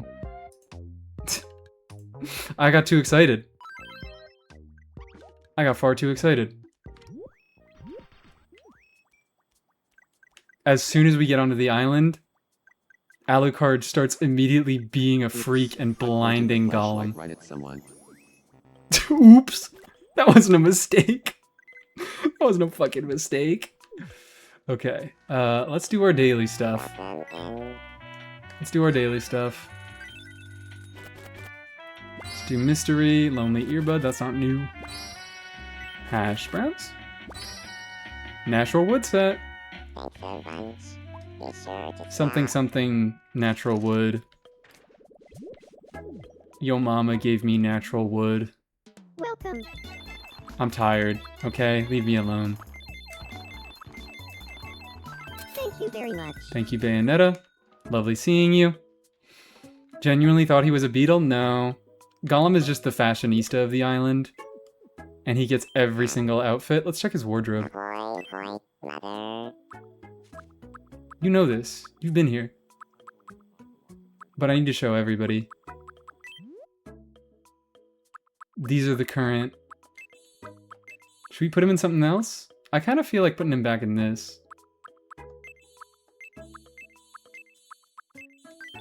I feel like a little business suit. There you go. It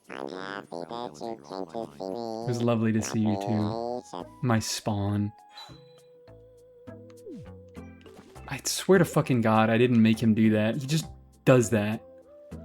He just stretches his eyes wide as fuck all the time for no reason. Do we have any romances? It doesn't look like it. I'm not even sure what this feeling is. Big moment. I can't hold back my feelings for Dixon and Snyder. Holy shit, this is a massive moment. Where should I confess my love? This is massive. Where should we take him? They could have such an ugly baby. Does Dixon have a crush on anybody right now? I'm struggling to think. Let's do... Yeah, I like Ferris wheel. Ferris wheel is good. I don't think we've done Ferris wheel in a little bit. I know. Call me the first Hydro Claymore unit, because I know. Should I change what I'm wearing first? I think he looks good. What does he have access to? Could put him in this. I don't know. He looks awful polite. So this outfit is good? Yeah, I think this is respectful. I think Dixon would appreciate this. Myself up and say how I really feel. Ferris wheel and surprise? No, he's arrogant. This boy is... It's Monokuma. It's Monokuma Danganronpa.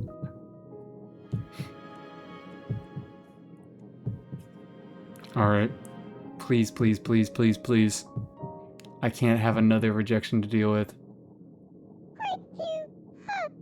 Everything on the island looks so small from up here.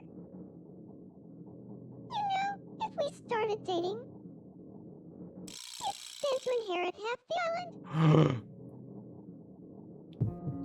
The funniest part is he'd say some shit exactly like that. I didn't even have to put in a phrase to make it sound like Monokuma.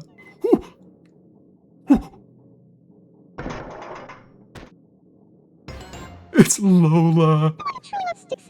It's Lola, still without her fucking bunny ears. Hold it right there. What? Oh no.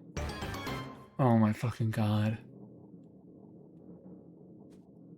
Jennifer, you don't stand a chance. Well, the one who truly, deeply loves Tricky Dicky is me.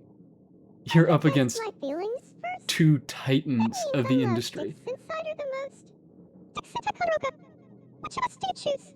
Pick one of us, once and for all.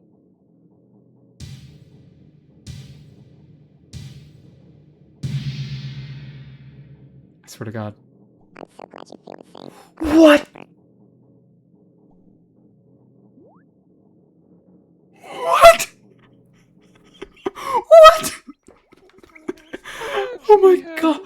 What the fuck? Tricky, but when I saw What? someone confessing to Tricky Dicky, I just couldn't keep my feelings contained. I had to confess my That's feelings. crazy. So, what do you Jennifer? think about us becoming sweethearts? I can't say no, right? Oh, hold on. Let me move myself so you guys can see the options. I can't say no, right? As much as I want to, I'm dipping that pencil in cake batter? What the fuck does that mean? I dislike it. I also really dislike it. Bad idea. Period. This is a bad fucking idea. Maybe they'll get divorced.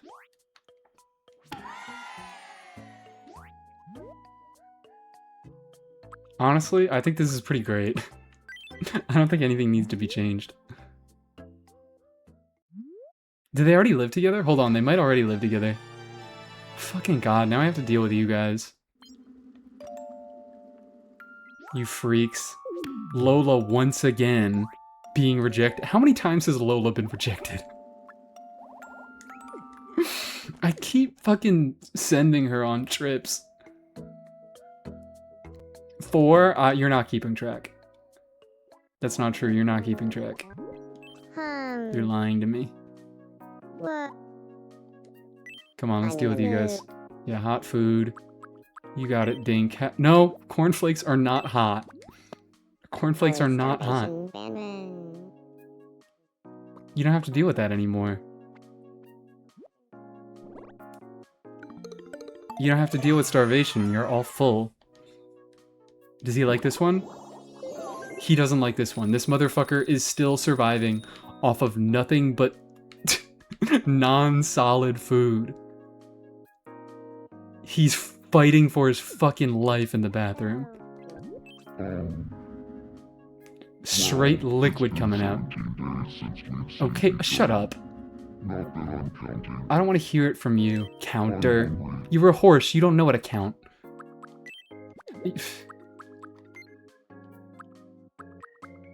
Here you go, you haven't eaten in 2 weeks? Have a heart palpitation. Have a heart palpitation.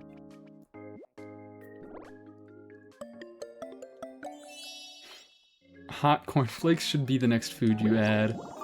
Can I get away with that? I don't even know.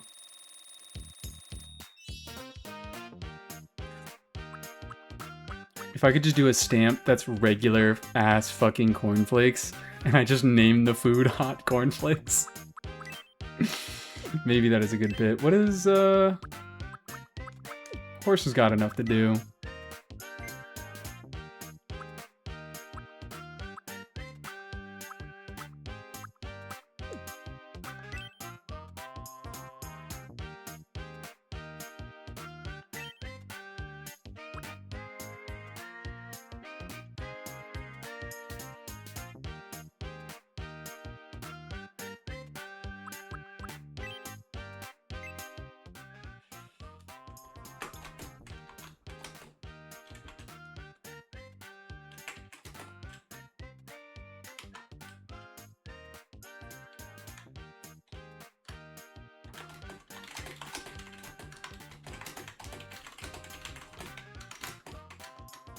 Fuck.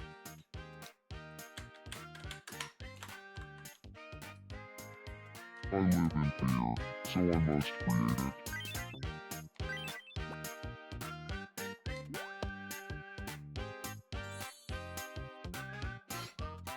He's just dealing with some real problems. So I must create it. I always wanted to say that. Yeah, I know. I know.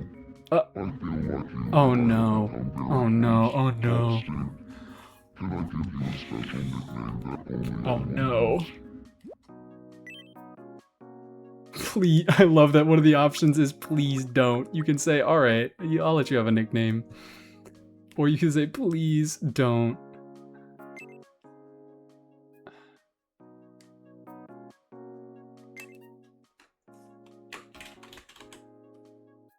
Meatbag, how's today treating you?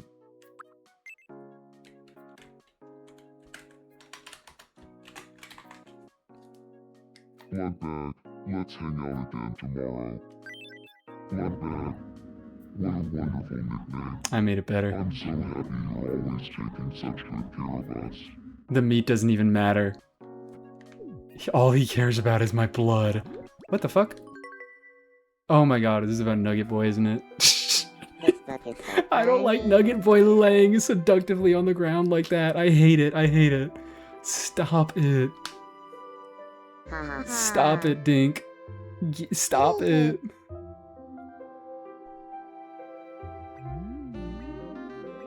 Stop dreaming about this.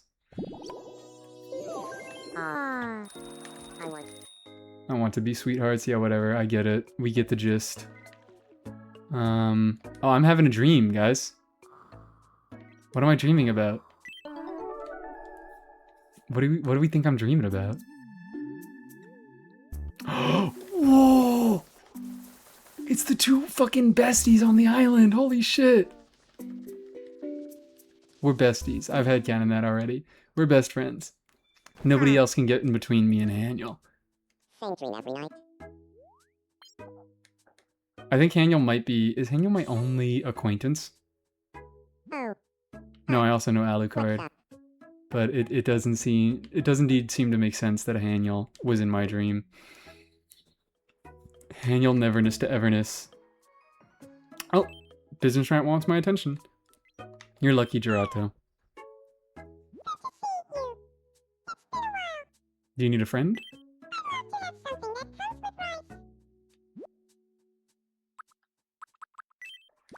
Rice. One rice for you.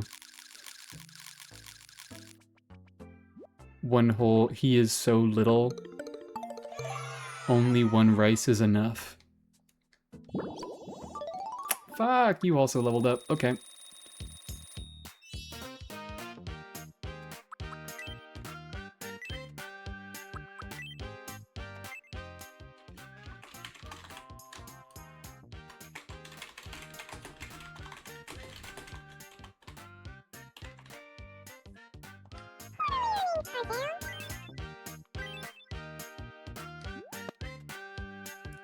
This is truly what he's concerned about.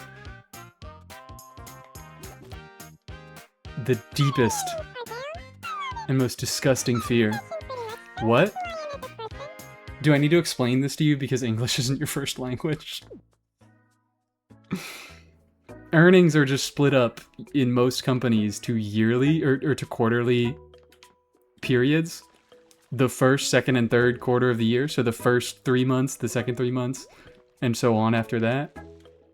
So the earnings of this quarter must be down if he's sad. This is the only thing he's allowed to be sad about. He could have said the employees are unionizing. Fuck, I could have said the employees are unionizing. It's been a while. Shit. My look is lacking a certain something. No, it's not. Can you get me some headwear that matches my current outfit? Actually, maybe. What headwear do I have access to? This speaks to me.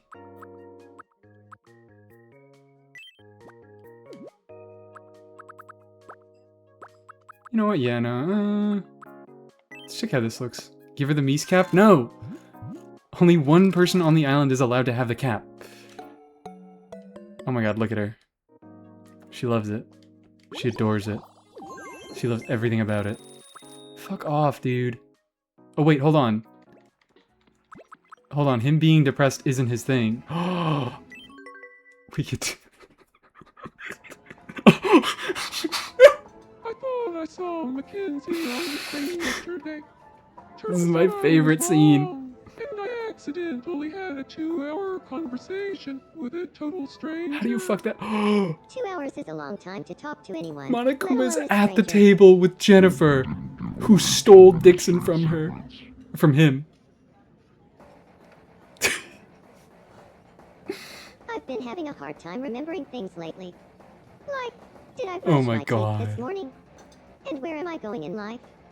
Well, I can answer the first one. Jennifer pulled up and stole his man in an eggplant outfit and a dog hood. And now she's fucking flexing on him. She's geeking all over him. I feel so nauseous. Did someone put dog spit in my breakfast this morning? Was it me? You should be fine with I that. was busy all morning. You put dog spit in your own breakfast. You drooled in there.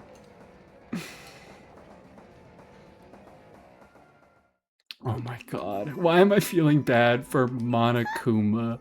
I just want... Alright. We'll fix you. We'll fix you. Celibacy friend having a great time on her own. Unconcerned.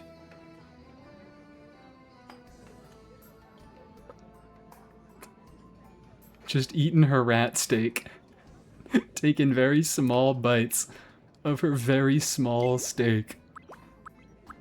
Oh. Time Wizard needs help. I'm gonna take myself because I need more friends.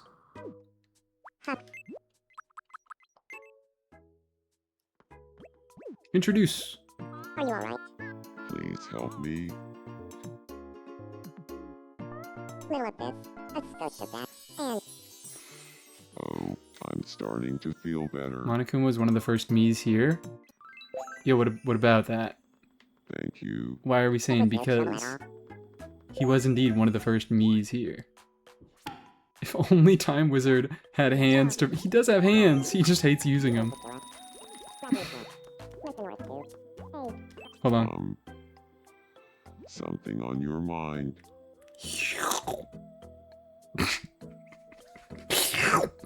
They fucking suction back into his body. They just go, they invert into where they connect to his torso. Hello, little Among Us man. Do it again. Where are his arms? Alright.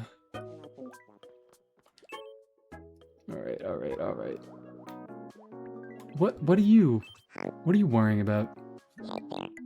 Oh my god, yeah, they're living in the same house. Great thinking. Killing insects to feel powerful?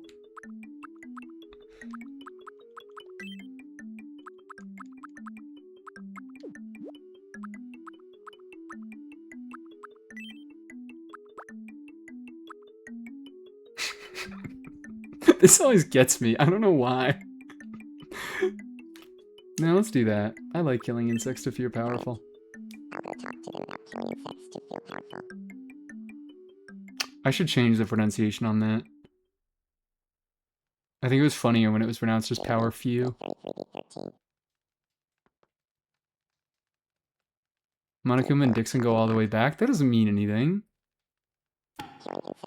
Dixon doesn't owe Monokuma his love just because they knew each other. But tell me, Dixon Ticonderoga, how much do you know about killing insects to feel powerful?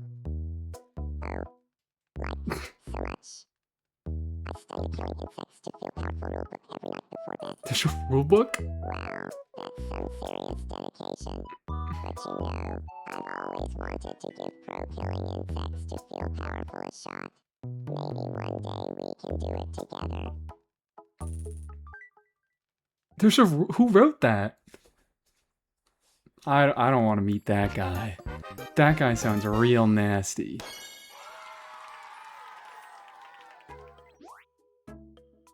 Alright, but now they're good friends, I guess. Dixon keeps it short, keeps it simple. Good evening, B33.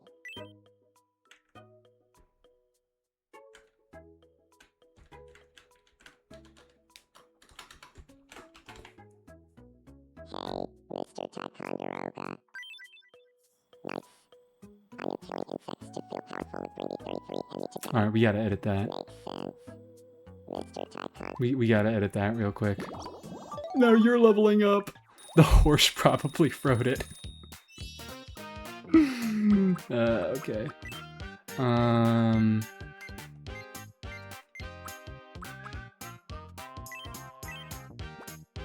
There you go, sir. That's all yours. Dixon is a very careful soul. He's graceful with it. Now, let's edit the pronunciation on that fucking... What's it called? Let's edit the pronunciation.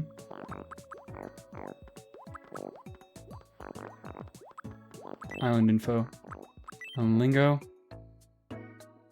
Adjust lingo is that? Killing insects to feel powerful. Killing insects to feel powerful. I like that way better. Oh, you can delete island info? I never realized. I didn't see the command to do that until just now. Who is... Oh, Where Thing needs help. Who should we send to help Where Thing? How about Beatrice? She needs some stuff to do. Beatrice the Queen. Are you in trouble? Dixon is the autism representation I have been searching for my whole life. Don't worry. He's such a beautiful soul. Wait, He feels his emotions so deeply, but he cannot wear them on his sleeve. He is unable to. No need to thank me. Wonderful. I had a fun time with the weird thing, and if I'm being honest, You had a it's all fun thanks to time you. helping him stand up I'll because he's a fucking idiot who can't do that on his own? say- You said it, not me. You called him a moron. You said he shouldn't be allowed to live. I didn't.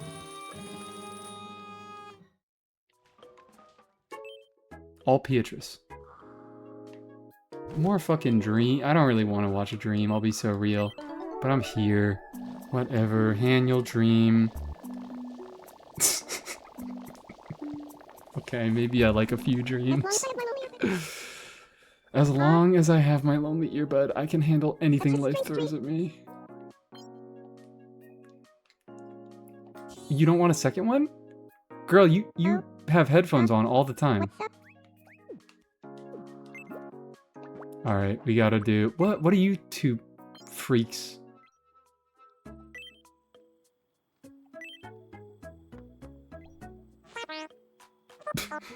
A few concerned that I've been on their mind. Awesome. Great. Happy you guys are friends.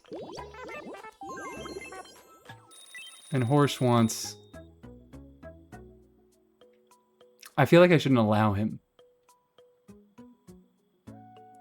That's my son. I don't trust this horse near my son.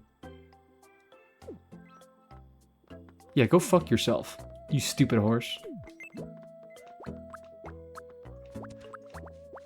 Now we just need to deal with... Oh, Monokuma, wow. Who was the other one who confessed? I already forgot.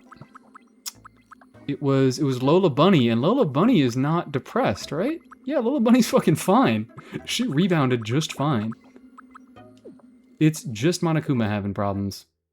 You haven't talked to your son? You're right.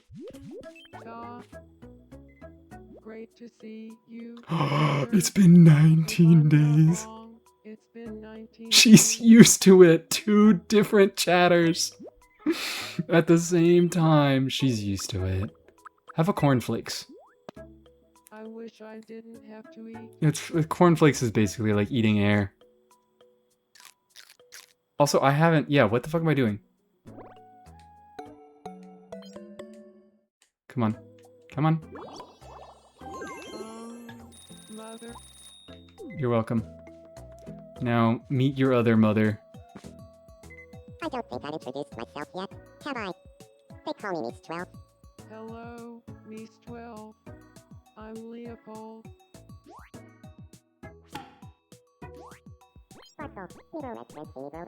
Confiding in Leopold about an irrational fear they have. Which one? I feel like all my fears are very rational. Every single one. Yeah, let's go to the wishing fountain. Don't know how many levels I got. Let's find out. 1. Oh, just 1. I thought it was gonna be more than that. Let's send Monokuma South Asia? Perhaps? There you go. Why don't they pronounce the underscore in Mies underscore 12? You're right. I need to change the pronunciation. I thought I could get away with no underscore, but the underscore needs to be there.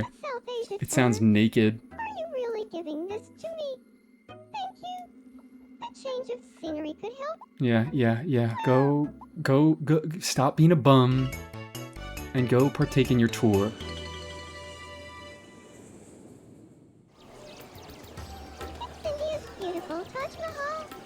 Say cheese. Do we even know your fears?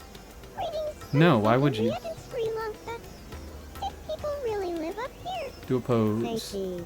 Hit a pose. Pose for the fans.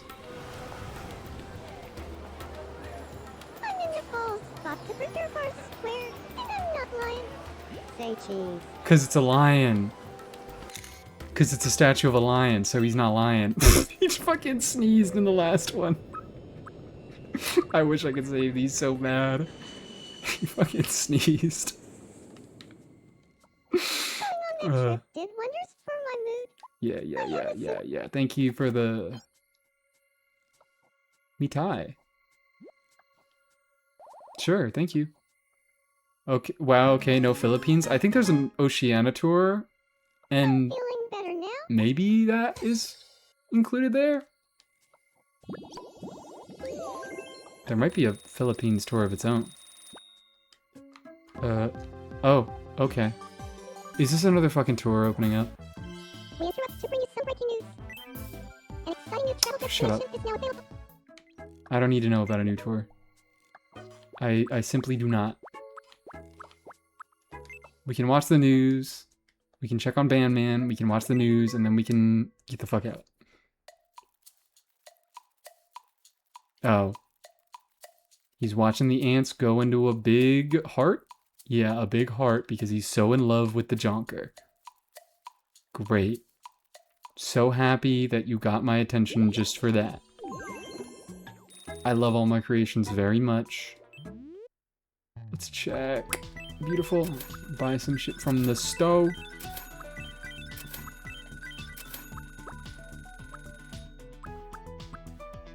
New colors. Leather shorts, sure.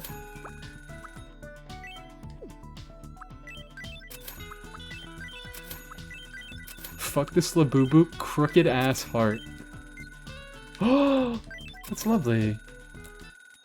Get that robe. The robe, I already had the robe. It just is new colors of robe. I have 2 black robes. I don't know. I could use a brown robe. I may be stupid. He's right there. He's right there. He's waiting for me. May the fonts be with you. I might be stupid.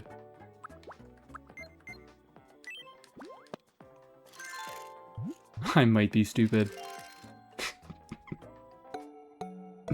There he is. Of course he likes it. Alright.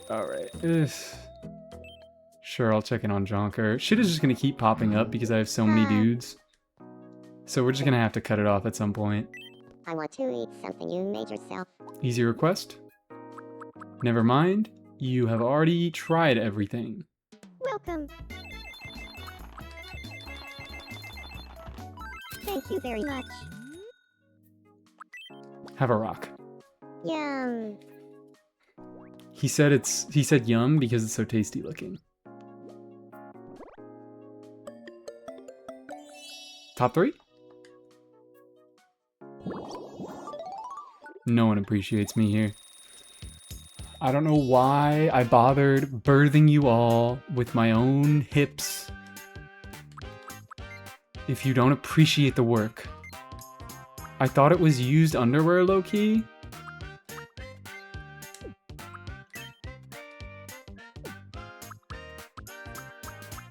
Why would you express those thoughts out loud?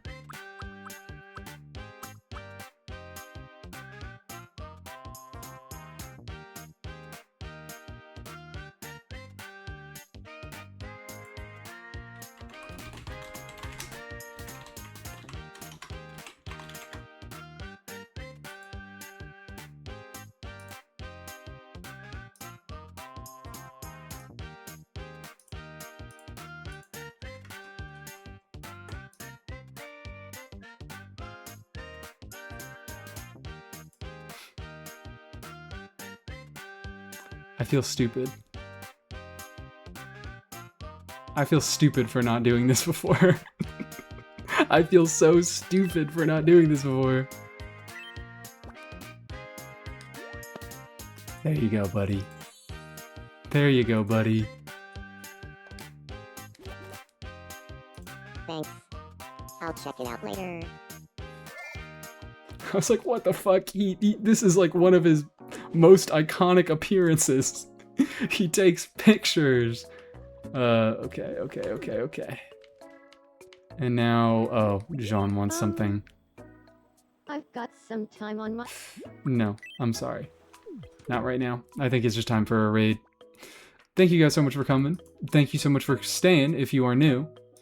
Let's find... Is there anybody playing Genshin that we can go into? I assume a lot of you are more... Viri's live. Annie's live? I think I've raided Viri somewhat recently, so... Yeah, one time in the last 30 days. 7-hour stream, holy fuck. Yeah, exclamation point OnlyFans. We could do Erin Ye. Erin Yee. I follow her. She's funky. She does viewer account help, shit like that. Theater reset soon. That's not true. Theater does not reset for another week. But we could raid in there. Good stream. See you tomorrow. Yeah, see y'all tomorrow. Let's just go into there. How do I spell her name? I don't know how to pronounce it, but this is where we're going. This is where we're going. This is where we're freaking going. Did we get that raid message in chat? I hope we got that raid message in chat. I can't see because for some reason the raid UI covers up my chat. There we go. Now I see it. Sleep well, everybody, in a sleepable time zone. All time zones are sleepable if you try hard enough. Alright, bye-bye! Have fun!